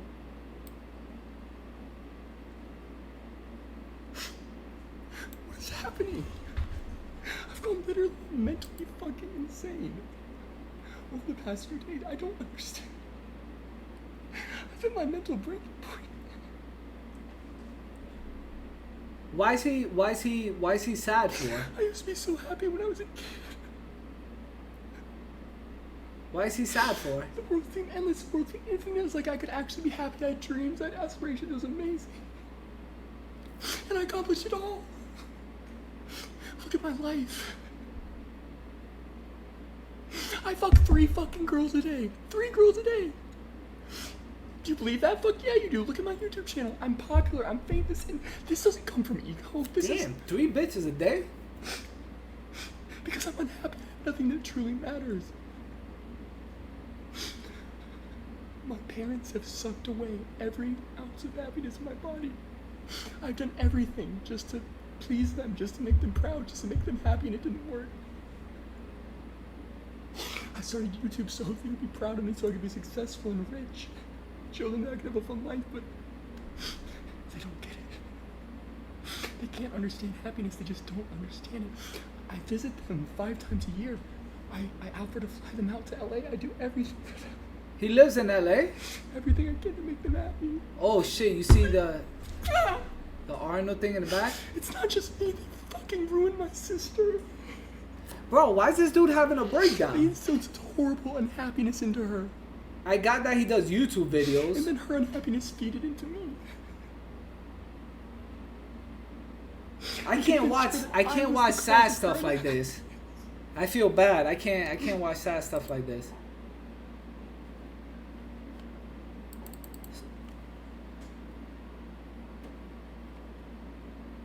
I don't know, but I wish this dude the best. I don't wish anybody to be breaking down and crying like that. Connor Murphy, I wish you the best, man. That's not cheer up, man. Connor Murphy update. Hold up, this is more recent. This is more recent.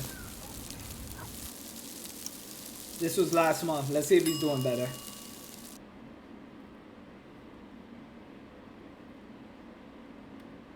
Oh, that's not even him.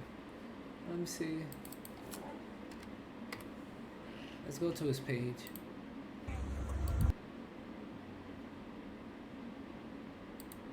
YouTube, this is a family-friendly play that I've been putting on for a spiritual cause. I am gay, and if you demonetize this video, you are homophobic. This is safe to eat, right? Whoa, what this the This is safe fuck? to eat, right? Yeah. I mean, he looks like he's doing better. Okay, so YouTube, he said it's safe to eat, raw. I'm actually really excited for this. So this one, you know, a lot of these videos, you can tell I hate. I'm just hating this. I had boobs. Oh, I mean, yeah, sure. I mean, they're okay. Oh. I mean, they're not. Yeah, they're not. That's still gross. No's not a safe word. I'm not just kidding. We have 7. And probably start with the fake. Go for it. Things they don't. He's doing better, guys. He's doing better. He's doing better. So what we're gonna watch? What was that? White boy, Houdini in the hood with rappers.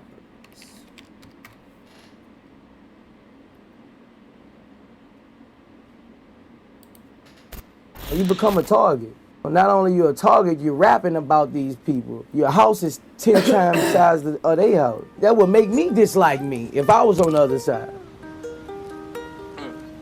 I don't need you, well I needed myself. I wasn't asking nobody for help. She wanted me cause her name ringing bells. Designer the jeans or designer the belt. He was just like my favorite rapper, literally of anyone. He was my favorite. When you really think about it, yeah, most artists do get killed. Oh shit, that dude got killed? And why do you think that is? Hatred. People looking at you. That dude got killed? Saying, I wish that was me. Bullets sent many fleeing for their lives here on this stretch. Now, the 21-year-old has been identified as a popular Toronto rapper. All right, we got to talk about the Houdini story, right? The jealousy and hatred rappers got to deal with in their own home city is terrible. And that's a fact in every state in America. But one of the most violent cities right now for up-and-coming rappers to make it out of is Toronto. And people don't realize this. There's a reason Toronto's becoming one of the most surveyed cities in North America. It's looking like Beijing. They're getting cameras everywhere. Only Atlanta, Chicago, and DC got more surveillance per person. And that's because of the ongoing gang war that's been escalating for years, right? It's literally hunting season on rappers. And that's exactly what happened to Houdini. Houdini was sitting down with record labels in LA, New York, collabing with Pop Smoke. This kid was the real deal until a couple weeks ago, he was brutally shot and killed in broad daylight in the entertainment district of downtown Toronto. Damn, and this shit was surgical. They used Glock 9s with 30-round mags. They took advantage of Corona season by wearing medical masks to hide their faces. There was a 6-year-old kid that got caught in the crossfire, dodging bullets. That has a high capacity magazine. It's a 30-round magazine. And as this unfolds, I want you to pay attention to the little boy that ducks into the vestibule here. The whole thing was nuts, right? And the city is shook right now. Now we're gonna get into all this, but before we do, my song of the day today is none other than Houdini himself. Let's end this story. We gotta focus on one hood in particular in Toronto called Driftwood, or Northside Jane and Finch. And this is where Houdini's from. Now they're by far the most influential in terms of music in the city, but they're also a notorious Crip faction, right? They beef with pretty much everybody in the city. To the south of them, the south side of Jane and Finch, they bang Blood, and that's their direct rival.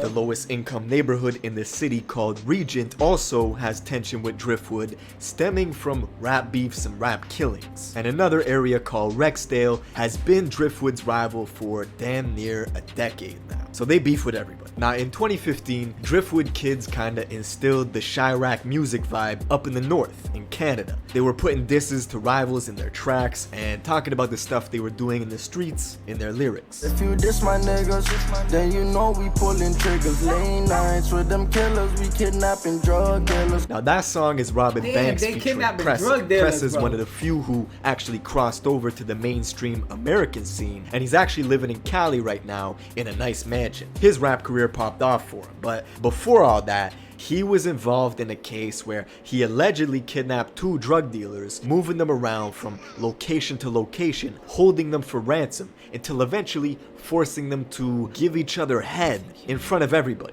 2 dudes. That's crazy. Now, Pressa was later cleared of those charges and granted the court's permission to go on tour with Drake out in England. And another rapper got 6 years in Pressa's place for the charge. Now, Pressa's partner, Robin Banks, who was in that track that I just showed, he was practically the pioneer for the scene, right? He had the torch early on from 2015, and he kind of started this organic hood label in Driftwood, where he was putting on all the rappers from his area. Robin Banks started getting millions of views, caught the attention of Meek Mill, who really rocked with the movement. Meek Mill and Robin Banks were sending paperwork back and forth. He was about to sign a deal with the Dream Chasers, and to celebrate, he was having a party at a hookah lounge called Cameo, where unfortunately his ops found out about it, infiltrated the party, and shot him up 9 times, leaving him in critical condition, just as this man was about to cross over to the US scene. They orchestrated that hit on him. Now thankfully, Robert Banks is alive, but he's paralyzed from the neck down. And his ops were super disrespectful, posting memes of him in a wheelchair and stuff. Now he's still doing his thing, releasing tracks and of course pushing the rappers from Driftwood on his label, but the rivals going after Robert Banks like that really escalated the violence in the city. And it made it kind of a trophy for people to target rappers. This was like the first high-profile assassination attempt on a rapper who was about to cross over. Now the next year, the most influential artist out of the country was Smoke Dawg. Now I'm not from Toronto, you don't gotta be from Toronto to know Smoke Dawg. He was getting co-signed by Drake, doing shows in the UK and the US, and he's from the place called Regent Park. Now this is pretty much the trend. Hold up, where am I in the queue? Oh shit, alright, we got 3 rows left. Come on, man. My name's Moises, I'm from the Bronx, but I'm really from Rhode Island though.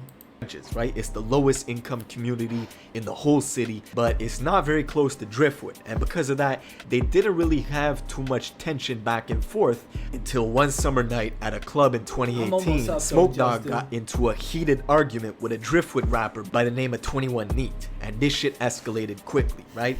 They stepped outside where 21 Neat shot and killed Smoke Dawg and his manager. Probably one of the most gruesome after death videos I've seen of a rapper, right? People were filming him and Smoke Dawg's brain matter was like leaking on the road. It was a wild scene. Now this pretty much gave Regent the green light to go after Driftwood as retaliation. And this created a whole bunch of new problems in the city where 2 neighborhoods that otherwise didn't have too much tension now had maximum levels of tension. And Driftwood didn't really care, like they were welcoming all smoke. Now the Toronto police didn't arrest the rapper 21 Neat for quite some time. They couldn't find him. There were even rumors that he escaped to Somalia, but he eventually got found out all the way out in the west coast of the country near Vancouver, where he was extradited back to Toronto to stand trial for the murder of Smoke Dawg. Now this is when the story gets wild, because 21 Neat has a brother who goes by the name of 22 Neat, right? They're both from Driftwood, they're from the same block as Pressa, Robin Banks, they're all homies, which is why it was weird when everyone found out 5 months ago in December of 2019, 22 Neat killed his own homie and fellow rapper on their label named YS. Free case out, fucker informer. Only cook the ops that you gotta. If they don't make noise, why bother? YS had just gotten back from doing a bit in jail, and he was on a bunch of tracks that were getting hundreds of thousands of views, and out of nowhere, the feds found YS's body all the way out on the west coast of the country near Vancouver. And the rumors started circulating that 22 Neat, his own homie, was the one who pulled the trigger. Nobody really knows why he did it, but some people say it was over money. That's not been confirmed. Anyways, 22 Neat knew there would be repercussions, so he fled to a place called Calgary, Alberta. But he didn't last long. They actually found him dead 2 days later, as revenge for what he did to the homie YS. Now at this point, the city's in crisis, and Driftwood was putting out all this talent, but this horrific stuff kept happening. Fucking ad. I need ad block. Now at Verizon, get iPhone 12 2 mini ads 5G on us. Oh, Plus you $300 motherfucker. to help you switch. Hold on, let me see where am I in the queue? Oh, come on, man. Come on, I'm so close. Come on, man. Come on. Yeah, 30-30. The next to pop out of the city was this rap duo formed by 2 brothers from Driftwood known as the Talib Twins. They had this track with 5 million views that was scorching hot in the city and in the US as well, before one of the twins eventually got locked up. So the other twin decided to keep the momentum going and kept releasing these fire tracks locked up, scorching hot in the... What's the fire track they talking about? My Team. So it's called My Team by YS. Let me just go to a separate tab.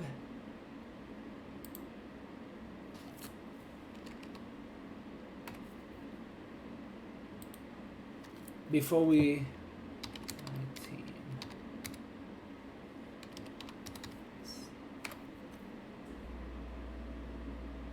Let's see, before we hear about them, let's see.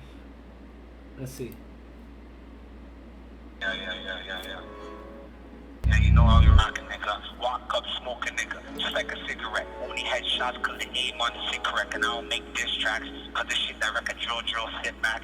Watch the beef that just whip that hand in the Pyrex. All my niggas been sick, we been had the virus. Ops plus ops equal more ops to minus. Yeah, you know we rock, man. 30-30, man. Free on gang, man. Oh, shit! Yo, I feel like that man shot me real quick. Holy smokes. Take you down cause we need that. Yeah, them free bands. Break it off with my team, man. By the feet, gang. Black girls in the ski mask. Yo, scheming. On the block with my demons. Come to my block, ain't leaving. Take you down cause we need that. Yeah, them free bands. Break it off with my team, man. Got a feed, gang. Black gloves in the ski mask. Yeah, we scheming. On the block with them demons. Come to my block, ain't leaving. Ops on FaceTime, tryna shoot us through the screen. I just jammed the SSP with a green beam. Yo, they going hard though. Shit, I love my team. Ops say bodies like Wasi in your fucking dreams. They call him MK, but his wrist got a rollie. He asked her what did Wasi feel, of course she was screaming Larry. I only fuck around with thoughts to satisfy my body. She knows I'm married to the block, relationship is lovely. MK brought me to the trap, that's where he got his belly. If I ain't got a 40 Glock, yo, this shit go hard though. And Pressa's neck looks like mess, she moving like a buck tee. And Twin made it too wet, so I just had her suck me. If you didn't catch a headshot, consider yourself lucky. We up Toronto's murder rate, CP4 hates me. Alright, now, so, alright, that's these guys right here. That's these guys. The city and in the US as well, before one of the twins eventually got locked up. So the other twin decided to keep the momentum going and kept releasing these fire tracks under the name the Talib Twin. In February of 2020, the Talib Twin was at a condo party on the 32nd floor of an Airbnb rental when two of his ops infiltrated the party and started opening fire. The Talib Twin fired back and managed to kill both of them before he himself died at the scene. And there's a bunch of speculation as to what happened. I mean, you can't make this shit up, right? Like, some people say he tripped and shot himself, but the feds believe he went into another room in the condo and just ended his own life. Like, the story's crazy, and the thing with Driftwood and the politics in the city is they beef with so many places that sometimes it's hard to say who is responsible for targeting them. They got a lot of enemies. And then, of course, at the end of May, the single biggest name out of Toronto who's not Drake or Tory Lanez or The Weeknd was the rapper Houdini. Now, as I said in my intro, this is a kid who is sitting down with record labels in New York and Los Angeles. He was gonna go places, but unfortunately, as the trend is in the city, Houdini was in the entertainment district of Toronto late in the afternoon. And little did he know, there was a Volkswagen Tiguan that was lying in wait on the east side of a street called Blue Jays Way, which is right where he had to go by. They were waiting for a long time, over 40 minutes. And Houdini was with a 15-year-old boy at the time, and they were making their way down the street. And once they got in range of the Volkswagen, a lone let me see, make sure. Oh shit, guys, come on. Oh. We're 7th and flying, guys, get ready. My name is Moises Bonigal. I'm from the Bronx, but I'm really from Rhode Island. My name is Moises Bonigal. My name is Moises Bonigal. I'm from the Bronx. Oh shit, we're moving up. My name is Moises Bonigal. I'm from the Bronx. My name is Moises Bonigal. I'm from the Bronx, but really from Rhode Island. Come on, man. Come on. Shooter got out of the vehicle and started unloading a bunch of clips in Houdini's direction. There was this little kid who was caught in the crossfire, as well as a family. Like, this whole thing is on CCTV footage, right? It's heart-wrenching. And they unloaded a bunch of clips into Houdini. I think I am. Got hit and kept running, right? Adrenaline, even if you get wounded mortally, you could still run because you got adrenaline. So he was running with a bunch of bullets in his body and then eventually collapsed and died. And the 15-year-old kid who was with Houdini was also strapped. And he was trying to get off shots back at the assailants, and then his gun jammed, right? Which he got rid of in an alleyway and ran away. Now, Meek Mill, Tory Lanez, and a whole bunch of others took to social media to express their condolences as soon as this happened. And you could see just how much the industry was rocking with Houdini. Like, this was a kid who was about to make it. But just look at Toronto. The city is in shambles right now. Like, the retaliation killings have already been ordered. Houdini's own memorial got shot up in this ridiculous video you can see on YouTube. It's like this drive-by style video where out of the darkness this car pulls up, starts opening fire into a crowd. The whole crowd is strapped up, so they immediately start firing back. But this shit is nuts. I know this happens in the States, it's nothing new, but I'm coining Toronto the city of the fallen rappers because the trend recently of the up-and-coming rappers who are now dead is just unparalleled. Like, you... Yo, that's fucking crazy.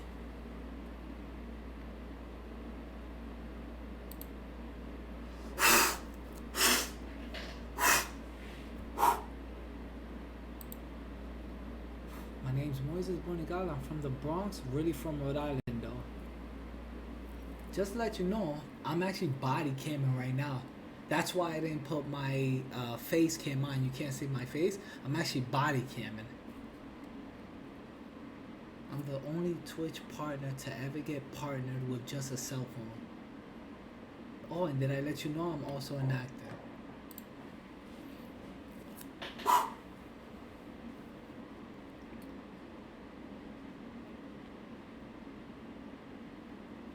Okay.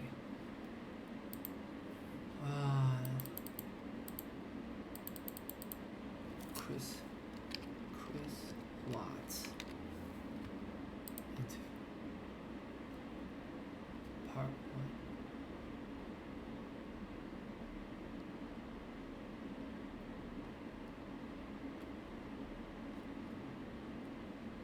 Yeah, you ever seen this? You guys ever seen this? The streaming home of. You ever Plus seen so the much case more. of Chris Watts? The drama began shortly after the Frederick police.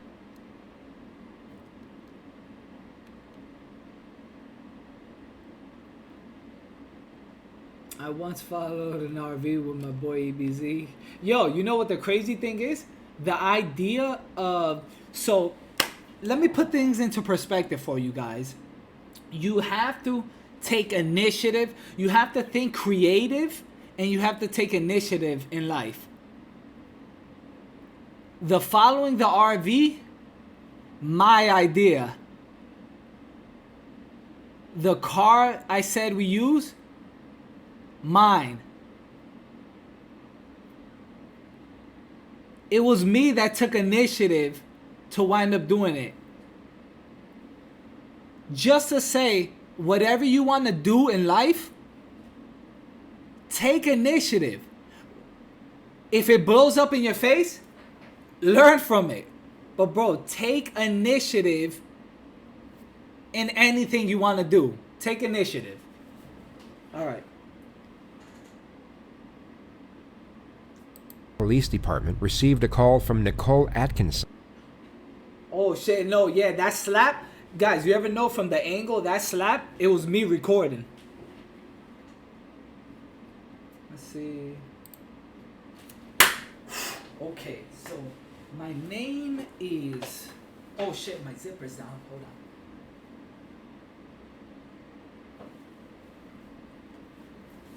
My name is Moises Bornigal.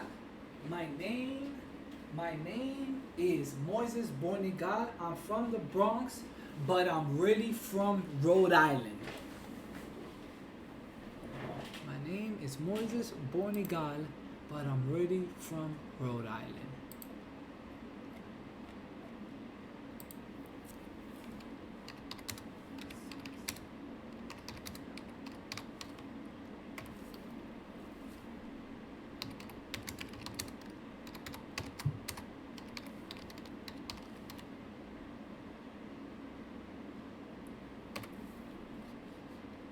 Oh no, Smooth, I wasn't. I don't condone violence in any manner. I'm the type of person that talks stuff out.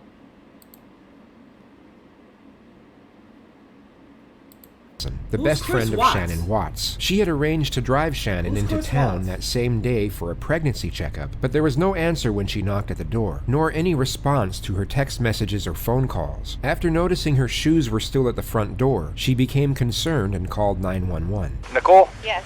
Okay. What's going on? So my friend, Nicole, we're out of Kim's town friend? for a business trip this weekend, Right. and I dropped her off at 2 o'clock this morning. She's 15 weeks pregnant. She wasn't feeling well, and she had a doctor's appointment this morning at 9, and I told her to let me know if she needed me to take her. She's got 2 little girls. I've called, I've texted.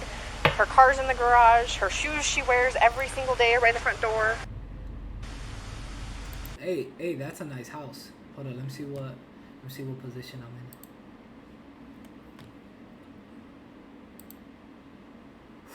Okay, come on, muchachito. Okay, so my name is Moises Bonigal. My name is Moises Bonigal. I'm from the Bronx. Really from Rhode Island, though.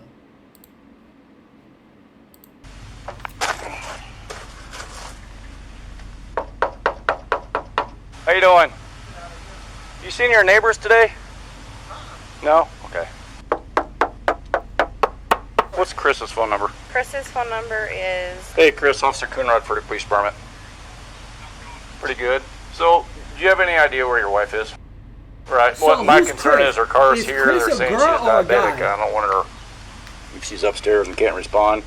Okay, about how far out are you? Is Chris a girl or a guy? Right. He said like 5 minutes. It's not a sure sign of guilty conduct, yet the fact that Chris made the officer wait for his return would have most likely alerted some minor suspicion. In normal circumstances, a husband receiving a call from the police saying they were concerned about the safety of their pregnant wife and children, in most cases, would have given them permission to immediately kick the door down. It's a truly somber awareness to know that the man stepping out of the car had only a very short time ago dumped his infant daughter's bodies into an oil tank and buried his pregnant wife in a shallow grave. Jesus Christ! You sick Scott, how you doing? How's it going? So this is the only vehicle she would have? Chris? Only one that, she would drive. Is this Chris? The familiar routine for anyone checking for someone's presence inside a house, whether it be an emergency or otherwise, is to immediately call out to them for instantaneous reassurance. Chris remains silent, but instead feels the need to examine his wife's car before subtly sneaking through the internal garage door. He then disappears for 1 minute and 7 seconds before letting the neighbors and police officer inside. Only Chris will know what he carried out during that time period, but it's safe to assume that his curious behavior was not going unnoticed, made evident by the unsettled gaze of Nicole as he opens the door. Mind if I come in, Chris? There were multiple key moments captured from inside the house, which may not have been noticed immediately by the officer, but would have no doubt been gathered by forensics upon further investigation. The most overt peculiarity was Chris's interaction with his phone. The guise of his thumb movement would have given the impression he was texting someone, which... The King Seth 99 cheered. X200. OMG, I watched this one. He would have got away clean if his neighbor didn't snitch on him with his Ring camera with the bodies. Is that really what happened, or are you trolling? Which would have seemed very... Is that really what happened, or are you trolling? Peculiar, as the normal response as of would right be to now, frantically no call evidence people rather than to text given the circumstances. Chris Hindsight gives us a doing the clearer murder. picture of Chris's introversion, which is that he was most likely using his phone to avoid eye contact and progressive dialogue with the officer. What time do you leave the day? What time I leave there? Come No, here. Usually between 5:30 and 6. Alright. And was Shannon here then? Yes. Yeah, we can do this all day.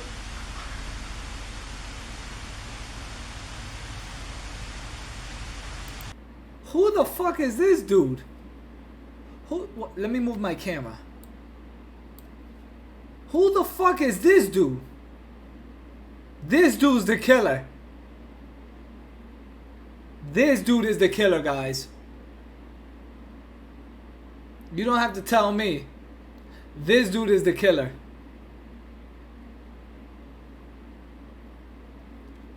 Open and shut case, Johnson. That dude is the killer, guys.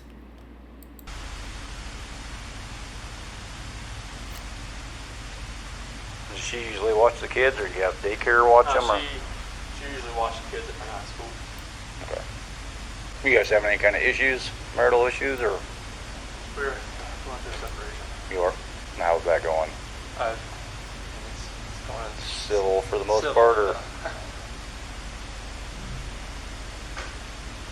Why is this dude looking at his phone so much?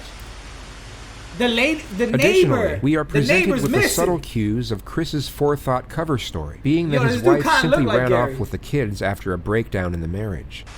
All the girls' blankies are gone. Their blanket they sleep with, they don't leave anywhere without them. Good.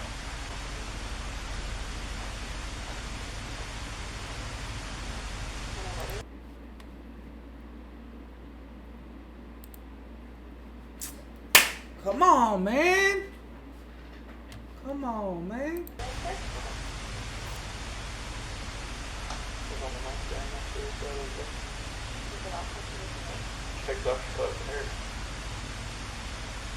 The rest of Chris's conduct could be analyzed and dissected in various ways, and it would be easy to pick at certain oddities in body language and link them with signs of guilt. Yet, without the hindsight we have now, his behavior could just as easily be linked with an innocent man who is understandably concerned and frantic over the disappearance of his family. His very conservant neighbor, however, had the perceptual advantage of knowing Chris on a semi-personal level, and could analyze his kinesics in a far more accurate manner than the police officer. You just want to go talk to him? I'm going to get his info real quick.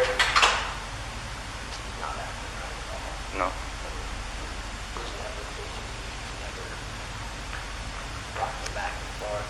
Holy fuck!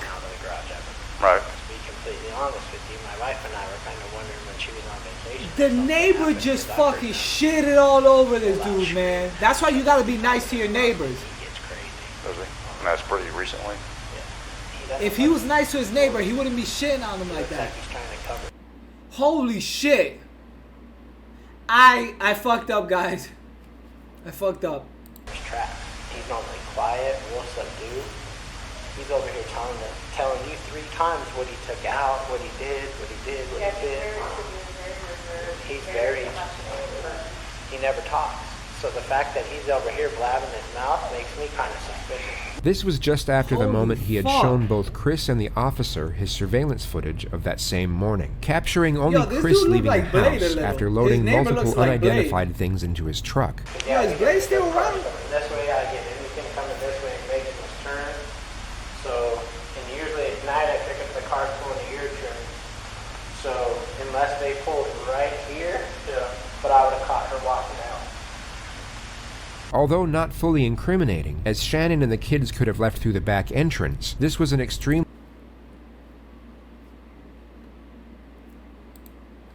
Holy fuck.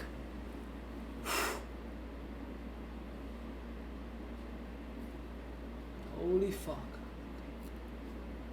Okay, guys, my name is Moises Bornigal, and I am from the Bronx.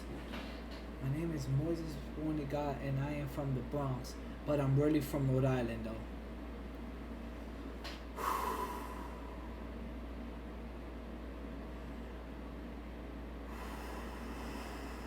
My name is Moises Bornigal, and I'm from the Bronx. I need to take a piss. I need to take a leak real quick. I'll be right back. Running ad, Ryan! Running ad! 30 seconds!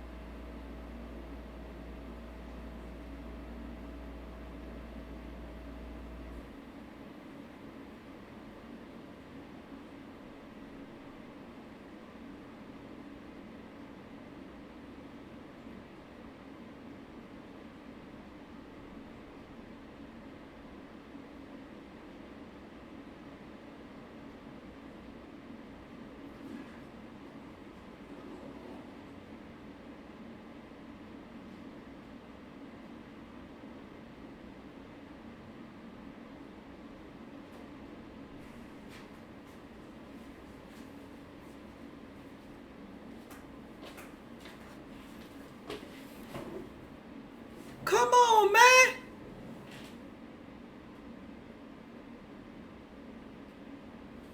Come on, man!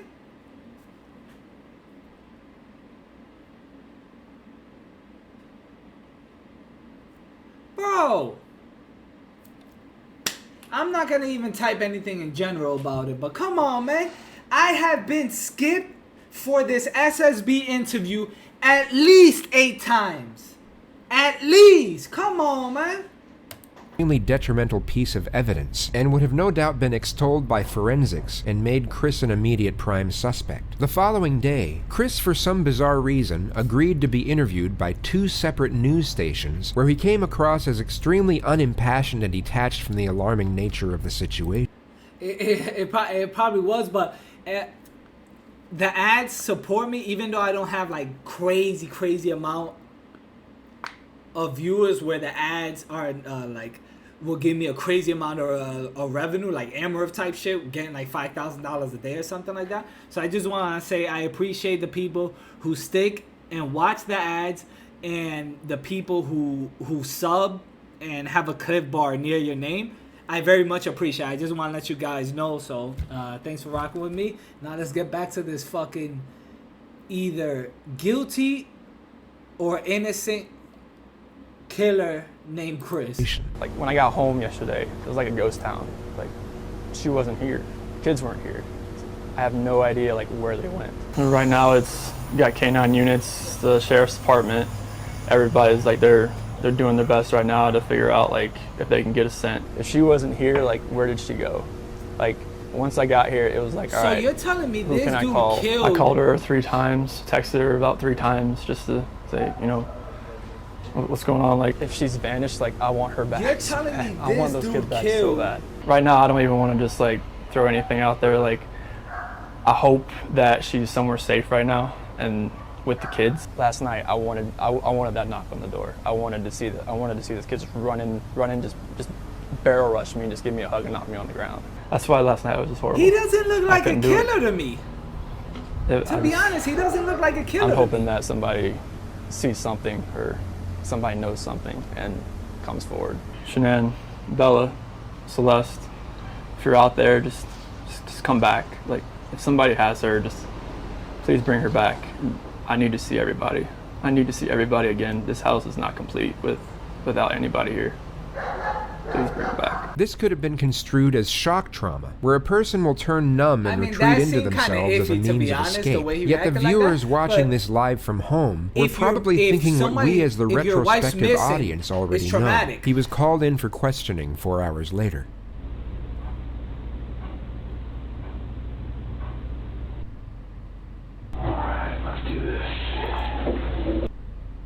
Somebody saw something. Somebody knows where these kids are. And I keep saying kids, I'm sorry, the kids in your life.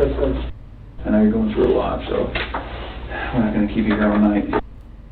Just tell me exactly what you remember, and I'll take notes about where we can go. Okay.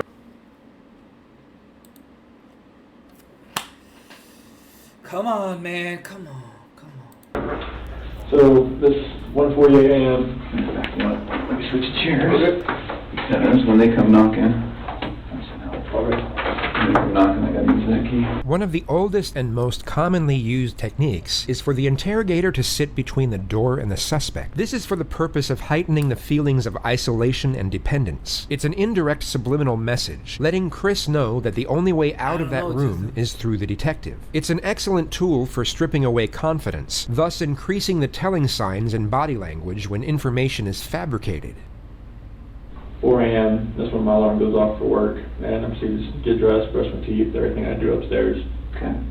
About 4:15, that's when I get back, slide right into bed next to her, and start having a conversation with her about putting the house up for sale, and talking about proceeding with the separation. Okay. And obviously it gets pretty emotional, like we're talking about, like we felt the disconnection was there, like falling out of love. And trying to stay together, maybe just for the kids' sake, but we're realizing that doing like our homework, it's not, most of the time that's not going to work. Yeah.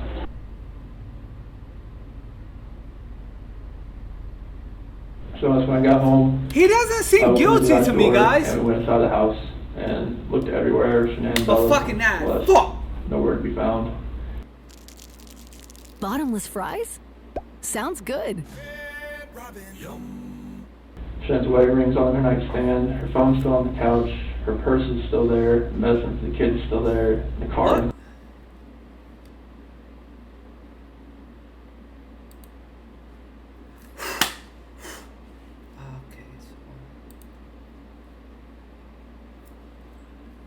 My name's noises. I'm from the Bronx, really from Rhode Island though. Just to let you know, I'm body camming right now, so I can't show my face. I would love to show my face. I just been playing games.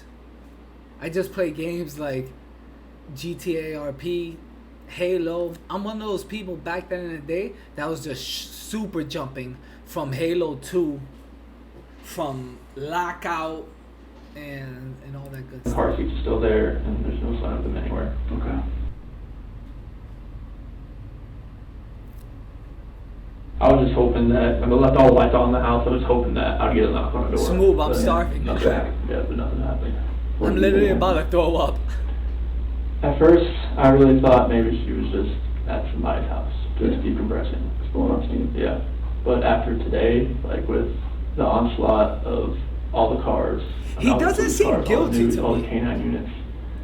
Is this trial has to making me still lean be the other pending? He doesn't direction seem about guilty to me. Someone took her. Okay. But it's just, if someone took her, it would have to have been someone she knew. Because there's no sign of anything like being disturbed, broken. Mm-hmm. But like that's the way I'm leaning now. At first I thought for real she was just decompressing somewhere. I thought she was safe, even though everything in the house was left there. But now it's just after the day with the news crews and everything, it feels more the other direction, and it's freaking me out. A lot of other maps. There was this one big ass map. I think it was called Burial Mounds or Burial On that Mounds. night, I woke that morning, early that morning, I told her like the disconnection it's there, like it's not going away. Like the connection we had in the Burial beginning, Mounds, yeah. it's not there anymore. It's like I don't feel like the love we have is there anymore. Okay. And it's just like I don't feel like. I mean, if we want to stay together for the kids, I'm not sure if that's going to work. Like, I don't bringing know. us- This dude doesn't seem like a killer to me, having another guys. baby and bringing us into this relationship, do you think this is going to work with us being together? Or separation, I think, is going to be the best possible route for us. And that's when like all the crying and everything proceeded. And it was very hard just to... Well, more people? How do I add exclamation? Bro, I literally just saw someone skip me in real time. I literally just saw someone skip me in real time for this SSB interview. Right in front of my eyes.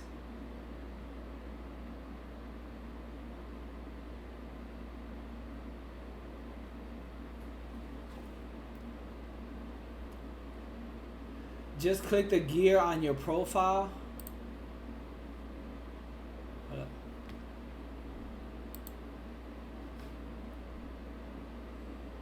Where's it at?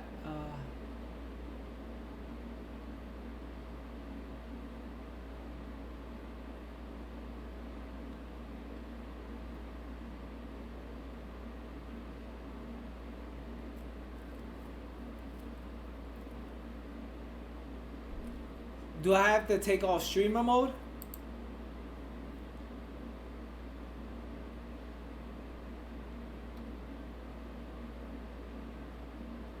Where's my thing at?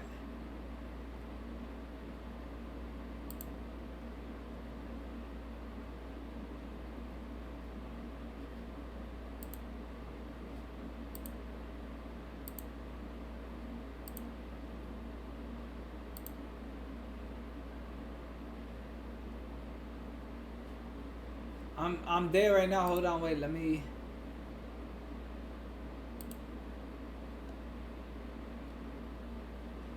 Change nickname? Is that it? Change nickname?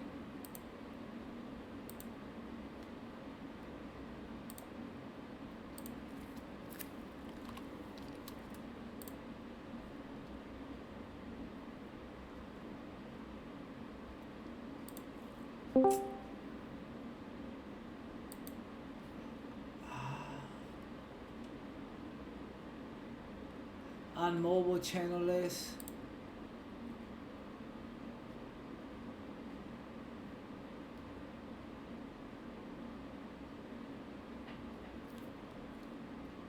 And then my account.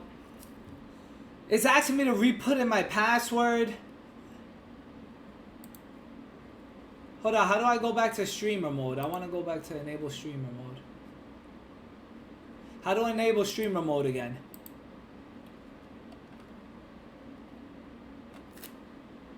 How do I enable streamer mode again? Found it.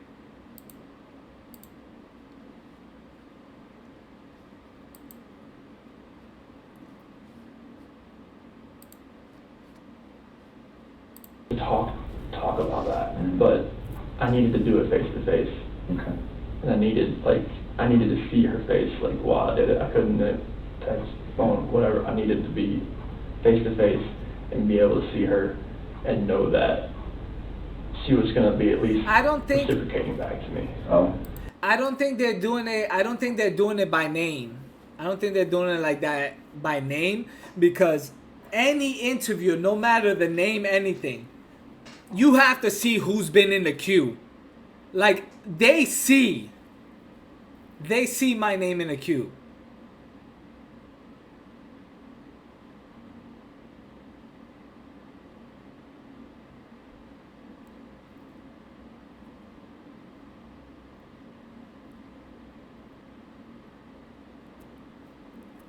Come on, really?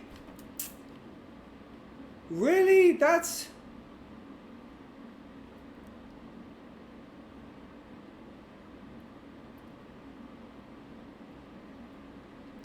Nah, man, fuck that. I'm not gonna change my fucking name, bro. I'm not gonna change my name because they're watching. If they don't fuck with me, they don't fuck with me. I can't put a gun to somebody's head. They see my name, they don't fuck with me, they don't fuck with me. I hope they fuck with me, but if they don't fuck with me, they don't fuck with me. What did she say? She said that she wanted to kind of work on it, but if that's the way I was feeling, then she respects that. Okay. 1 p.m. I'm now on my way home to check on my family. Is that just because you're worried based on the conversation with Nicole? Had the police contact you by then? No. Okay. 2, I arrived. Sorry, go ahead. But Nicole said she was probably going to call the cops. Okay. All right. Now, so it sounds like Nicole's pretty worried. More worried than you. Well, so once she couldn't get anything out of her and nothing was going on in the house, I was like, all right, I gotta go home. The sharp and sudden change of angle from baseline questioning to direct confrontation would normally make an innocent person refute or at least challenge the statement. There would also be a brief pause, as they would need time to process the allegation due to its perplexity. A guilty individual would already be in a defensive state of mind and would normally respond in a hastily modus. Instead of refuting the remark, they would accept it, but try and explain its actuality in a defensive manner. But it sounds like Nicole was more worried. Yeah, because if she doesn't text me, I understand that. Okay. Sometimes that happens. Okay. But for her not to get back to her direct sales group, that was very unorthodox. Okay. So then they're at home. Police officers there. Then walk me through that. So as we go through the house, Do you immediately go through the house? I open the garage door and I just go into the house. I'm looking. I just go in the garage door and I'm looking. Is the police I'm officer understanding, Crispy. No. Just to me, it doesn't seem guilty. I go up there, shake his hand. I haven't heard any evidence yet. Open the garage door at the same time. Okay. And then I go through, and then they're waiting at the front door. I go in, open that up, and then they come in. Oh, so they didn't go in the garage door with you? Okay. Well, they went in the garage. They didn't come in the way I did. All right. So then everybody goes in. I think that was that.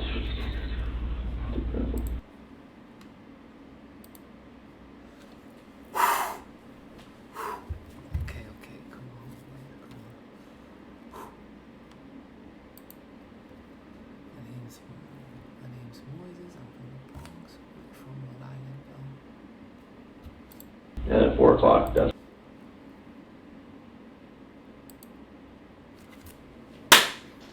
Come on, man. Come on. Come on, bro.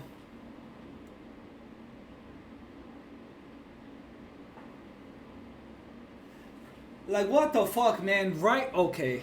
Okay, we're back down. Let's go. Okay. Let's go. Let's go. My name's Moses. I'm from the Bronx, really from Rhode Island though. Oh, just to let you know, I'm body camming right now, man. All I do is play games. I'm one of those people that was just super jumping out of Halo 2 from Lockout and Burial Mounds. Fucking for like 20 hours a day with all my buddies. And that's what I plan to do for SSB. Alright, let's go. They're gonna ask you what's your KD.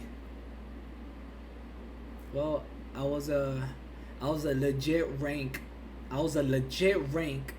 39 in team doubles. And team Slayer, team doubles I was a legit 40. And then team Slayer I was a legit 38. But that's because everybody kept on fucking doing the mod glitch and shit. So when I was out BRing somebody would mod me out, I'll shoot him 100 times and then boom. Come on, man. That's when, cause the neighbor, I was the officer, I went over to the neighbor's house to see if he saw anything, and... Who's that neighbor's at? I think it was the officer, because he just went over there. And then that's when the neighbor called him back over to show him he had some stuff from the other night. Just show him like whatever he had and that put motion on it. Okay. 4 p.m. Police check neighbor security footage and questioned them as well. Okay. Have we talked I don't about think that? this dude Chris did it. Okay. Where we're at. Anything else about that? No, I mean it just shows Nicole dropping her off, but her not walking up. Did it. And it shows me loading my truck up about the time that I told you I left. Okay. Can we talk about something that's kind of hard to talk about? So when I work investigations like this, I have to keep an open mind on everything. Okay. And part of keeping an open mind is listening to you talk about your wife and your marriage. And the day... Oh.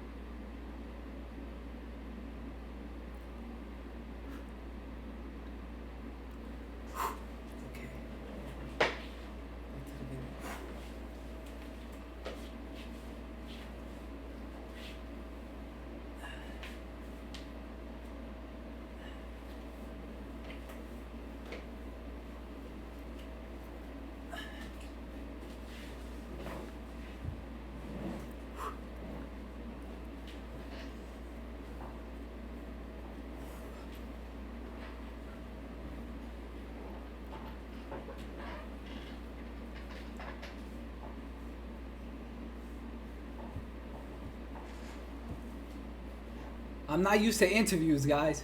I am not used to interviews. I usually get in by like Like, I'm usually the one that brokers deals.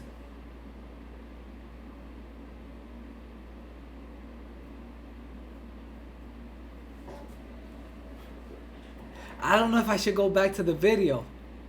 What?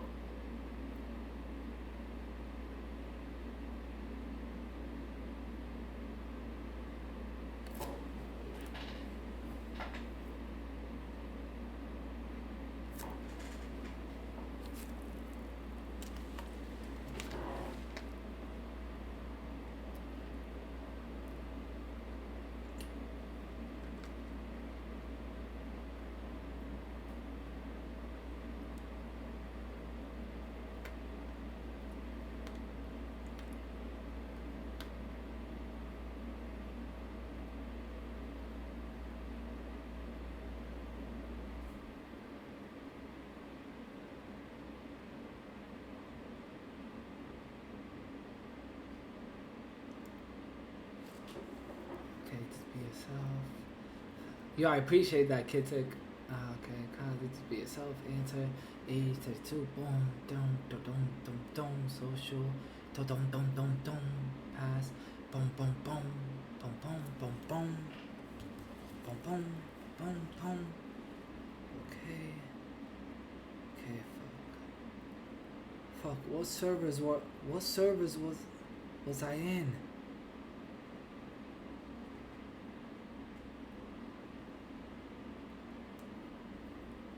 Include intention goals.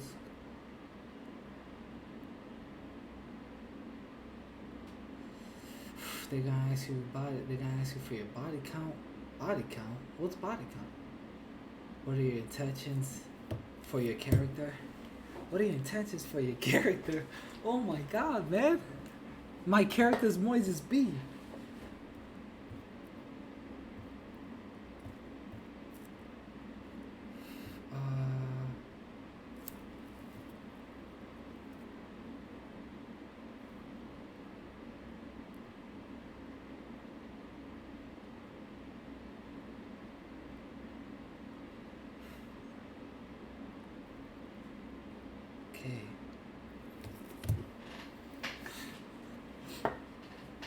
I'm gonna fold, chat.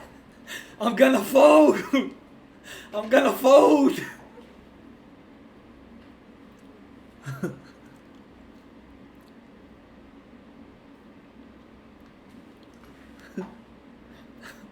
I'm gonna fumble the bag.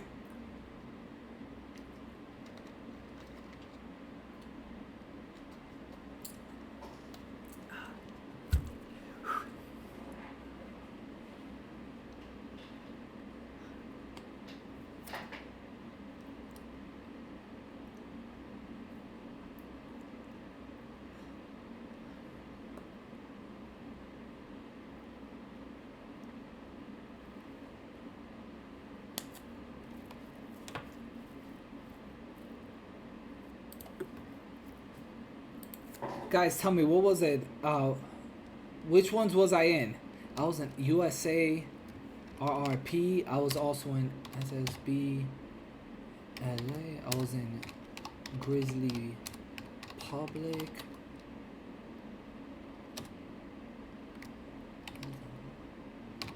Legacy. I was in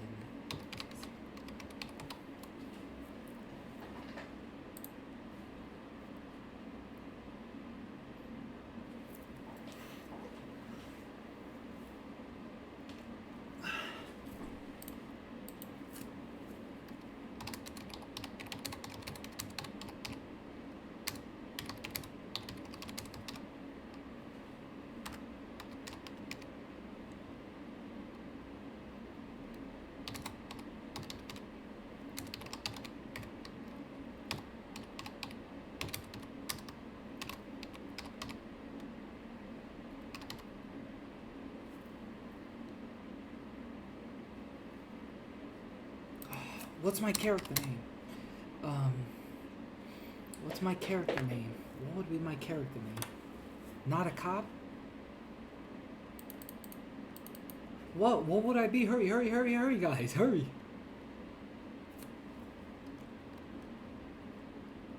Hurry. What am I gonna be?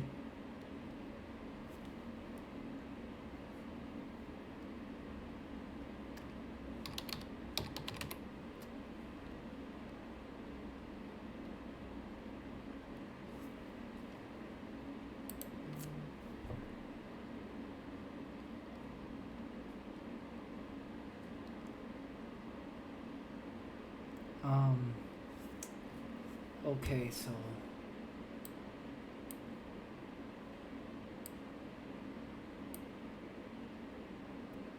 say you're a gangbanger.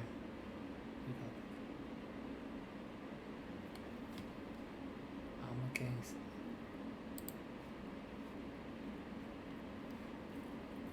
I'm not gonna be a sex worker. Okay, so I'm a gangbanger. What's my name? What's my name? What's my name, guys? What's my name? Yo. Yo, hey, yo, Kazi. yo. What's up, Moises? Yo, what's up, man? So you guys interested in becoming whitelisted? Yeah, I'm definitely interested, man. Wait, hold You on, guys Kazi. fill out Have I talked to you already? Yeah, I've already talked to you. Hold on.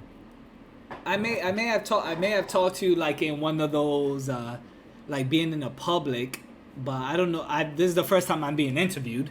No. I'm talking about Kazi. I've already talked to Kazi. Yo, all right. You already? Did you?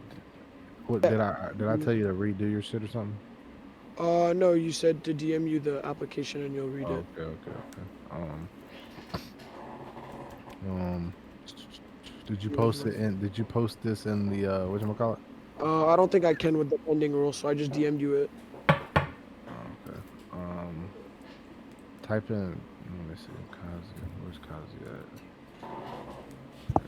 Type Kazi. I'm gonna take your pending rule away. All right, go. Just drop it in the application section, and somebody will. I'll read it, or somebody will. I'll have somebody read it. All right, I put it there. All right, bet. I'm gonna tell somebody to read it. I'm gonna interview him real quick. All right. All right, bro. All right. You can. Have you already made an app, bro? Yeah, I made an app. Alright. Have you ever played any serious RP before? Or would this be the first one? Nah, I played before. I've jumped into like different cities. I played like USA RP. I jumped in like I jumped in the like SSB public one, but not like the poppin' one or anything from what I've heard. I've jumped in like the Grizzly Public. I've jumped in like the Legacy World, BTC World. So I just been jumping in like different worlds and stuff. Have you figured out what you want to do if you were to get accepted? Yeah, man. I don't wanna keep on jumping from city to city. I want to focus on one city, grow in there, make that shit very good over time. Hopefully a fucking utopia, but where everybody in the whole fucking world, not just LA, could just stick to that city, and then over time SSB LA crumbles all the other cities and everybody just joins this city, and this shit is the only one, the monopoly. SSB LA, the monopoly. Okay, one question off topic. Are you high right now? Nah, I'm not high at all. I do want. Yeah, nah, I'm not. I'm not high. Well, besides that, if you were to get accepted, like, what would your character do? Like, what type of job would you want? How would you RP? To be honest, I would probably be a criminal, and I'm not saying that just because I was born in Bronx, New York, or anything like that. But like, I think I would be dope as like just a gangster, because I'm the type of person. Like back then, I was just playing Halo 2 back in the day. Not only just super jumping out of lockout or Burial Mounds or anything like that, but I was taking people's heads off. I'm good at like getting crews together, like adding value to different networks, and I'm good at building stuff. And a lot of times that was like in some sort of like criminal heinous activity or something like that. But I think that's what I would be suited for. Okay, have you ever been banned from any of the serious RP servers you played on? What's up? Have you ever been banned before on any of the servers you played? Nah, never banned. I follow the rules.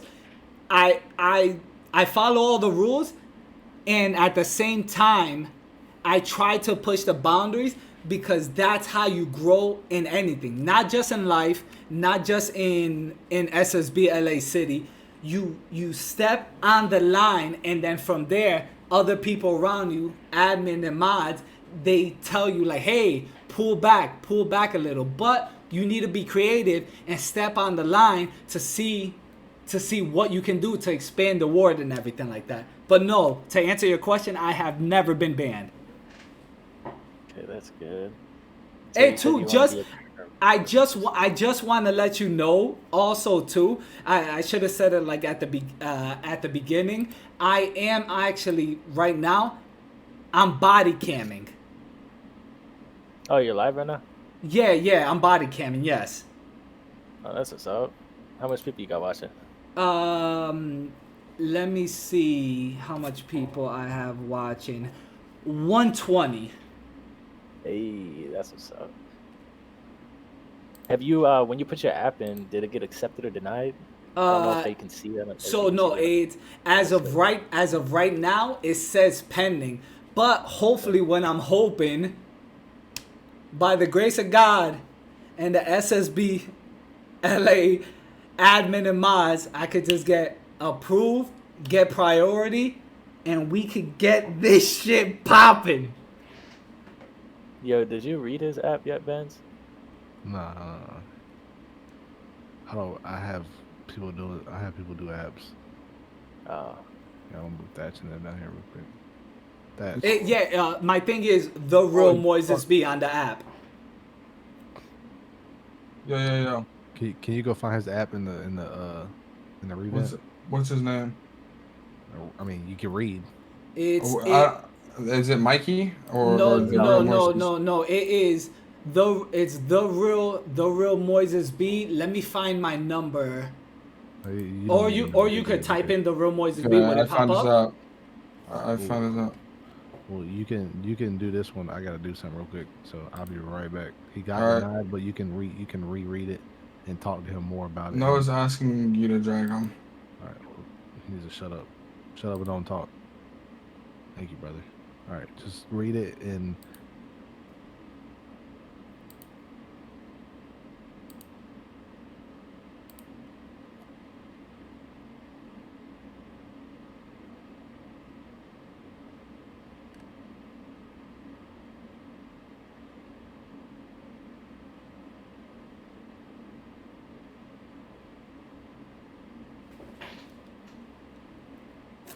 What? Hey man, you moved yourself, man. What are you doing? Oh, I moved myself, bro. I thought for a second, I'm like, oh shit, they denied me. No.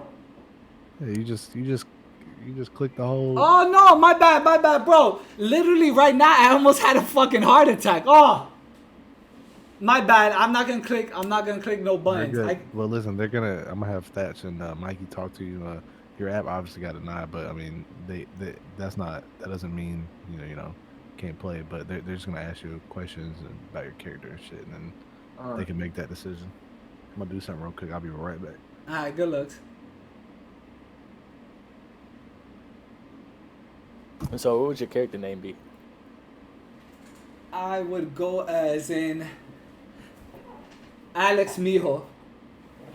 Alex Mijo. And that's a change from your app. Because your apps was Moises Brignala. Yeah, Moises Bornigal, yes. Sorry, just Nah, it's cool, man. Like I've gotten butchered back in the day. Like people used to say like last name it's pronounced Bornigal, but they're like, yo, it's Moises born a gal. I'm like, yo, what the fuck, man? What's the backstory? What happened? What's the backstory of your character? All right, hold on. I gotta kind of like, besides your character, I gotta make you realize a few things about this city.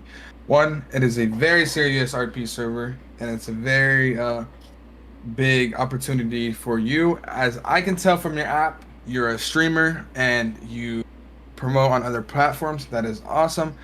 We don't really give a fuck if you're a big streamer or a small streamer. I could personally not give a fuck. But this is an opportunity for you to grow your channel. Everybody knows SSB. Benz has literally created opportunity after opportunity after opportunity for people to actually grow in this community.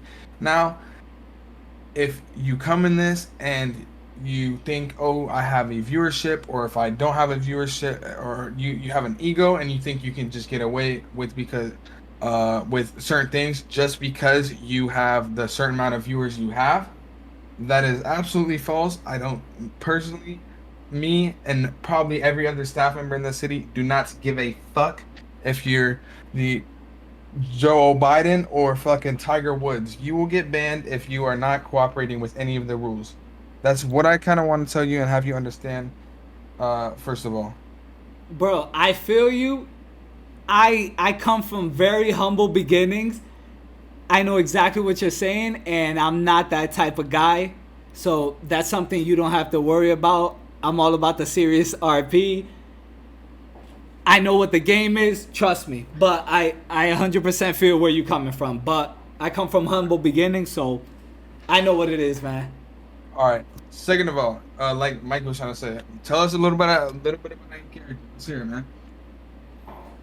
So my character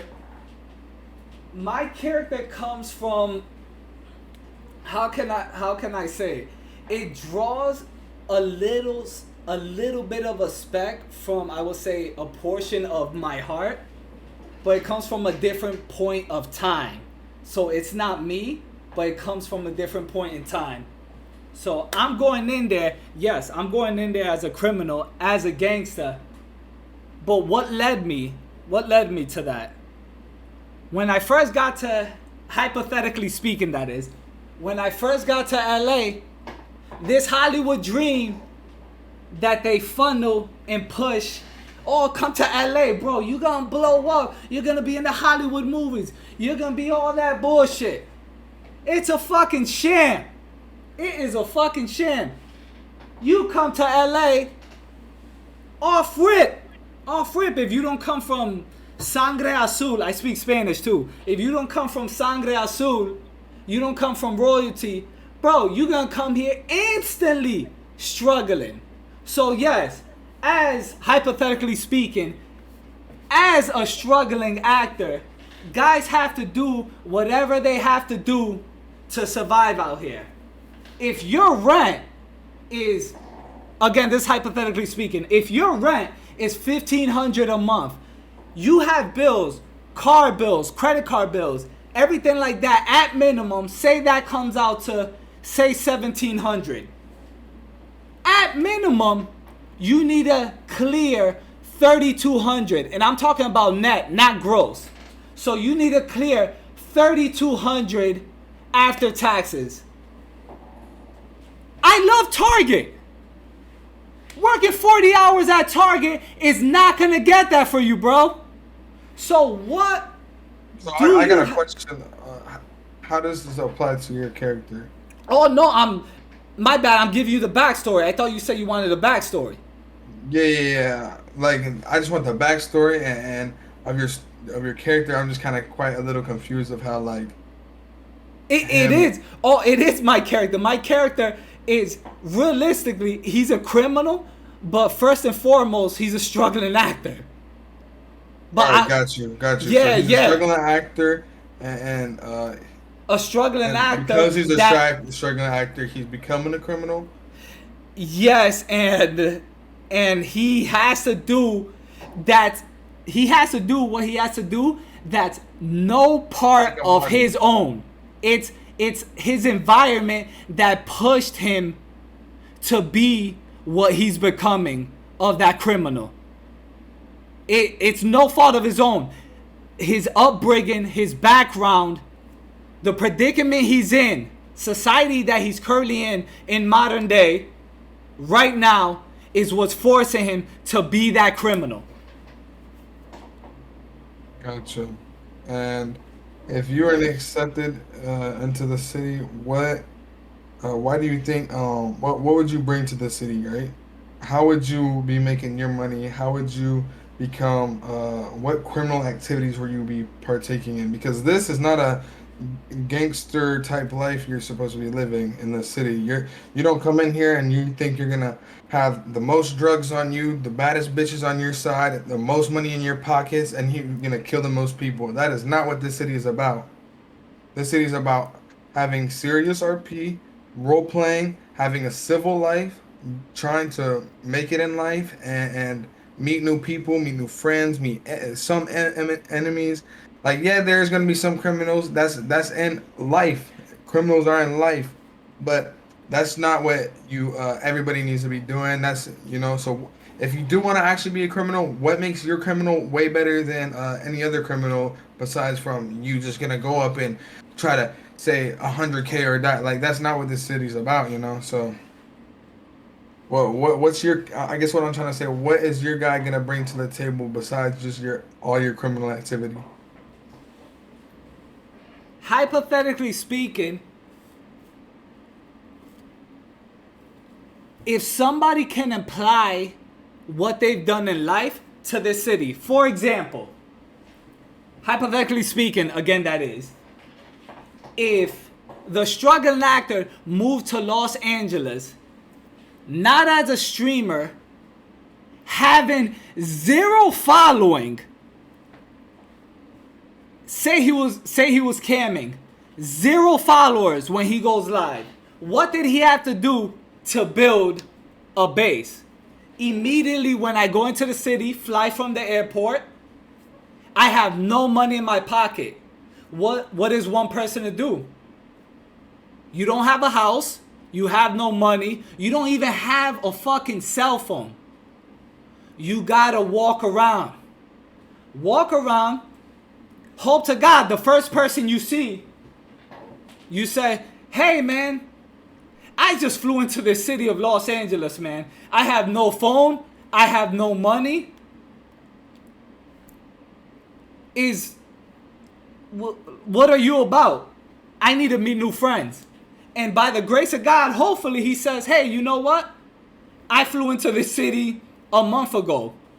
I'm actually going to this get together, and I hope to God I could go to that get together, meet people, and then that's when you have to tell the truth. You be like, man, I got no cash on me, bro. I got no cash on me. I flew into this city. I hate to ask, man. I fucking hate to ask, but is there any work I could do that I could work, that I could earn money? Yeah, I'm like, is there? Yeah.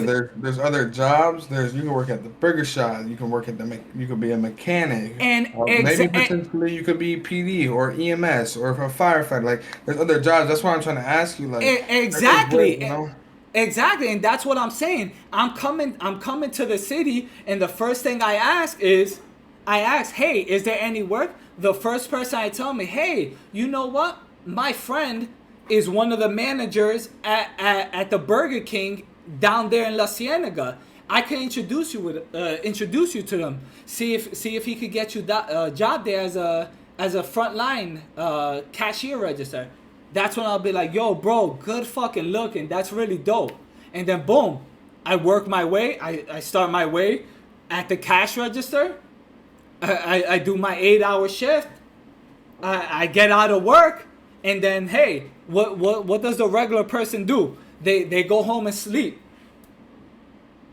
Not Mijo. Mijo doesn't go home and sleep. Mijo gotta pay rent. Mijo gotta pay for a cell phone. Cause you remember, I don't got a cell phone. Mijo gotta get a car.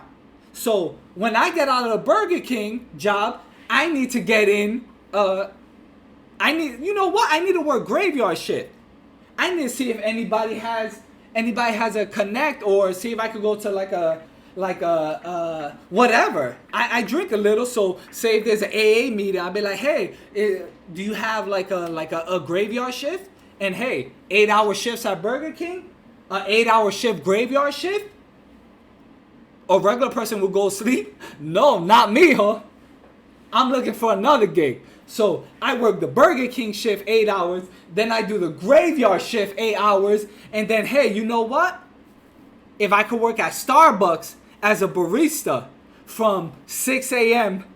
to 2 p.m., I'll work that. So what's that, 8, 16, 24? I'll work in 24 fucking hours. But then working 24 hours, that's when I could sleep. But I'm doing whatever I can to make ends meet, to be able to put a roof over my head, and that's where we start. And just because that's where I start doesn't mean that's where I'm gonna end. But that's where I'll start in SSB LA, I think. But from there, sky's the limit. Yo, Mike, what you think, man? It was really interesting listening to you talk, my friend. But it doesn't seem that, I don't know, man. In my opinion, I would say try again, try apply it again. Come on, man. Come on, bro. All over the place. Bro, all over the, come on, man. Hold on. All right, Mike, you got any questions to ask him? Question-wise, I mean... I think I know what he's trying to say. I think he's trying to say that he fly into the city, SSB, like he's trying to explain his first date type of thing, like meet somebody, hopefully, and he can get a job, you know, and he wants to work his ass off to get a roof over his head. No matter what, he wants to like succeed and work for him. No matter what, he wants to work as much as he can to get a roof over his head, to be successful, and then starting out with he has a steady job, a steady success going. Then he wants to achieve and become an actor. I feel like exactly. Exactly, bro. The way you're explaining that, it sounded like all over the place. I am not good. I am not good at like. I'm not gonna lie to you, man. I don't even know how I comprehended that shit. You were literally everywhere with that. Bro, my bad. I think you understood the energy and the vibe. I am the worst at communicating, like clear and concise. But I think you got the energy and vibe, and I think that's you made it clear and concise, and you got it. That's exactly what I was trying to say, but it came out different. All right. Where's Ben's at, man? Yo, Ben's, I know you're around here. Come on. So with your character on your app, you put Moises. And I forgot how to say your last name. I think he kind of changed it. Your name now is something Miho. But when I was writing, I must have put it in the wrong section. Like my actual name is Moises Bornigal, but like I guess when I wrote it, I was like when I was writing the app, I was like I had mad energy. I was passionate, so maybe I just wrote my real name where I should have wrote my character name. It was my bad, quick typo, mistake. How long have you been RPing for? Well, I've been RPing for, if you're talking about life, I've been RPing Nowhere Life for the past 12 years. But I RP in real life. Like I've gotten paid like to RP in real life. But if you're talking about just, I got you can check out my IMDb too. Oh, nice. Yeah, I RP in real life. So for the past 12 years. None of that's awesome. I'm just talking about 5M, my guy. Oh. Like, how long have you been on 5M for? The crazy thing is, I've been streaming on and off last year when the pandemic first started. Gotcha. Yeah, and the shit started getting crazy, so I stopped streaming from, I would say, from like mid-October of last year. You have a few months of RP experience in 5M. Yeah, I have a few. Yeah, I probably have like 4 or 5 months. Yeah. I don't know if this guy asked, but what servers have you played on in the past? That's what I was just about to ask him. Earlier, he said he was on Grizzly World, BTC, regular Legacy, USARP. Yeah. So, do you have any experience in like a serious roleplay server, like very like serious style roleplay? Because none of those are serious. No, Some of those are even flops. the most serious and most poppin' RP that I'm trying to get into is SSB LA. So no, I haven't gotten to the most serious, most poppin' city. So, did you fill out an application in the Discord? Yeah, he did. We already went through that. So it didn't get accepted or denied, and No, it got denied, I think. got denied. No. Well, it said pending on my name. But before he deafened, he said it was denied, but he said to still talk with him because that's not like a determining factor. Yeah, no, it got denied, but like he just said, it doesn't mean you're like actually denied. You can still get accepted through regular interviews. That's what we have. I mean, honestly, what we kind of look for is somebody that can. I've done a few of these with Ben's. What we kind of look for is that someone that can hold a conversation, somebody that can be understanding. Have I been? Hold on. My bad. No, you're all good, man. Also somebody who looks like if staff did come to them, they wouldn't try to make some story about why they did something, or they're not trying to break the rules. And honestly, I don't see that from you. I don't see you trying to come in the city and break rules. I don't see you trying to come in and cause problems. So Benz is now back, so he can also put his input. I mean, I'd be down to give you a chance. You got a good energy, like fucking mad energetic, and you seem very passionate about your character. So, I mean, I'd be down to give you a shot, but it's also I'm also not the final decision maker around here. That's Mr. Ben. So. Yeah, I personally liked what you had to say. Definitely had a lot to say. Like what he said, you're passionate about what you want to role play about. I think I would give you a try. And because I know that you don't really have much experience in serious roleplay servers, so I think maybe we should give it a try. But again, not the final decision. So, like, what you think? I mean, I'm definitely down to give him a try. I just think when he was explaining that, like how it was going. Nah, yeah, it was mad confused. I'm not gonna lie. I don't understand how I was lost. Kind of, like I'm even understanding that, but I did. But in all, like if we do give you a try, like I said in the very beginning, don't think you're unstoppable, man. If you fuck up, you're gonna get banned, and we're not gonna ban you. Like, nah, man, I'm just I completely understand. I'm telling you, when I say I come from humble beginnings, I come from humble beginnings. I've grinded and I know how to move. So yeah, yo, I appreciate you guys giving me the shot, man. All right, man. Yo, Benz, bro, you fucking. Yeah, I knew you were here. What you thinking? What you thinking? I gave him the role. I mean, y'all talk to him. Yeah. Just give him the role. If you get banned, you get banned, boy. Yeah, that's also what I told him. You get banned, there ain't no coming back. Like, I appreciate it, guys. Package on the way. But yeah, bro, you do seem really passionate about your character, so there should be no. I appreciate that. Good, yo, you're not gonna regret this shit, bro. And I'm telling you, and I'm not just saying this, bro. I've grinded from straight 0 people, bro. I'm telling you, this shit, it's to the fucking moon, man. It's to the I haven't invested that much in cryptocurrency, like basically at all. But bro, I'm telling you, we got this. To the moon we fucking go, bro. Good fucking looks. Like I told you, bands has changed lives. So, I mean, you could potentially be the next. It's just we put the balls in your court now. I you appreciate do what you want to do with it. So you got that role. Good fucking looks, man. Yo. Yeah, bro. Alright, man. Yo, I man. will see you in there. Good fucking looks, man. I appreciate it. All right, see you, man. Alright, see ya. Peace.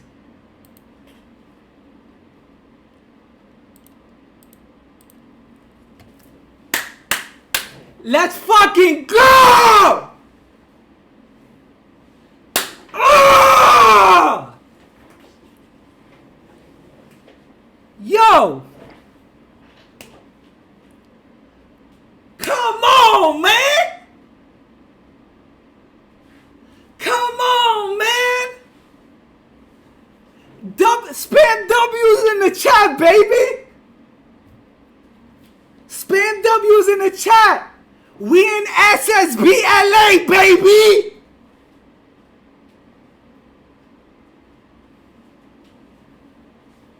Stop playing! Oh! SSB LA, baby! Huh? Huh? Huh? Yo, Ryan, good looks for gifting a sub to Benz. Holy shit. Holy shit. Guys, there's I'm not gonna fuck this up, and I'm not gonna be stupid.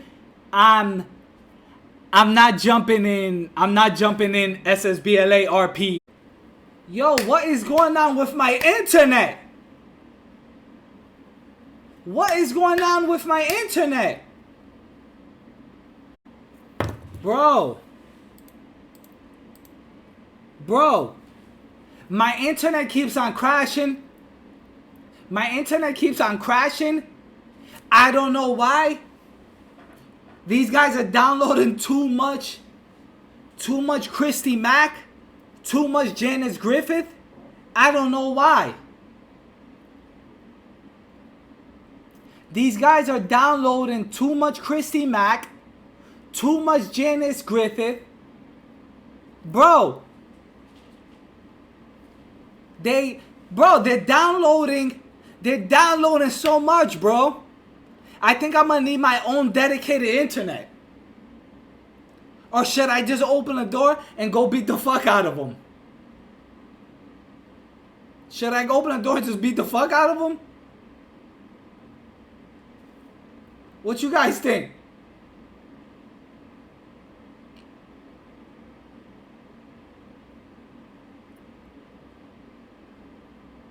Oh, guys. Oh, yeah. That's what I want to say. Before I wind up, like, I didn't want to just end it. I don't know how much people are here now because it was like effing back and forth. See, no, that's the thing. I'm not going to get banned because I'm not just going to jump in. I'm not just going to jump in right now. Now that I got accepted, we take tonight to, all right, hone in. We take tonight to hone in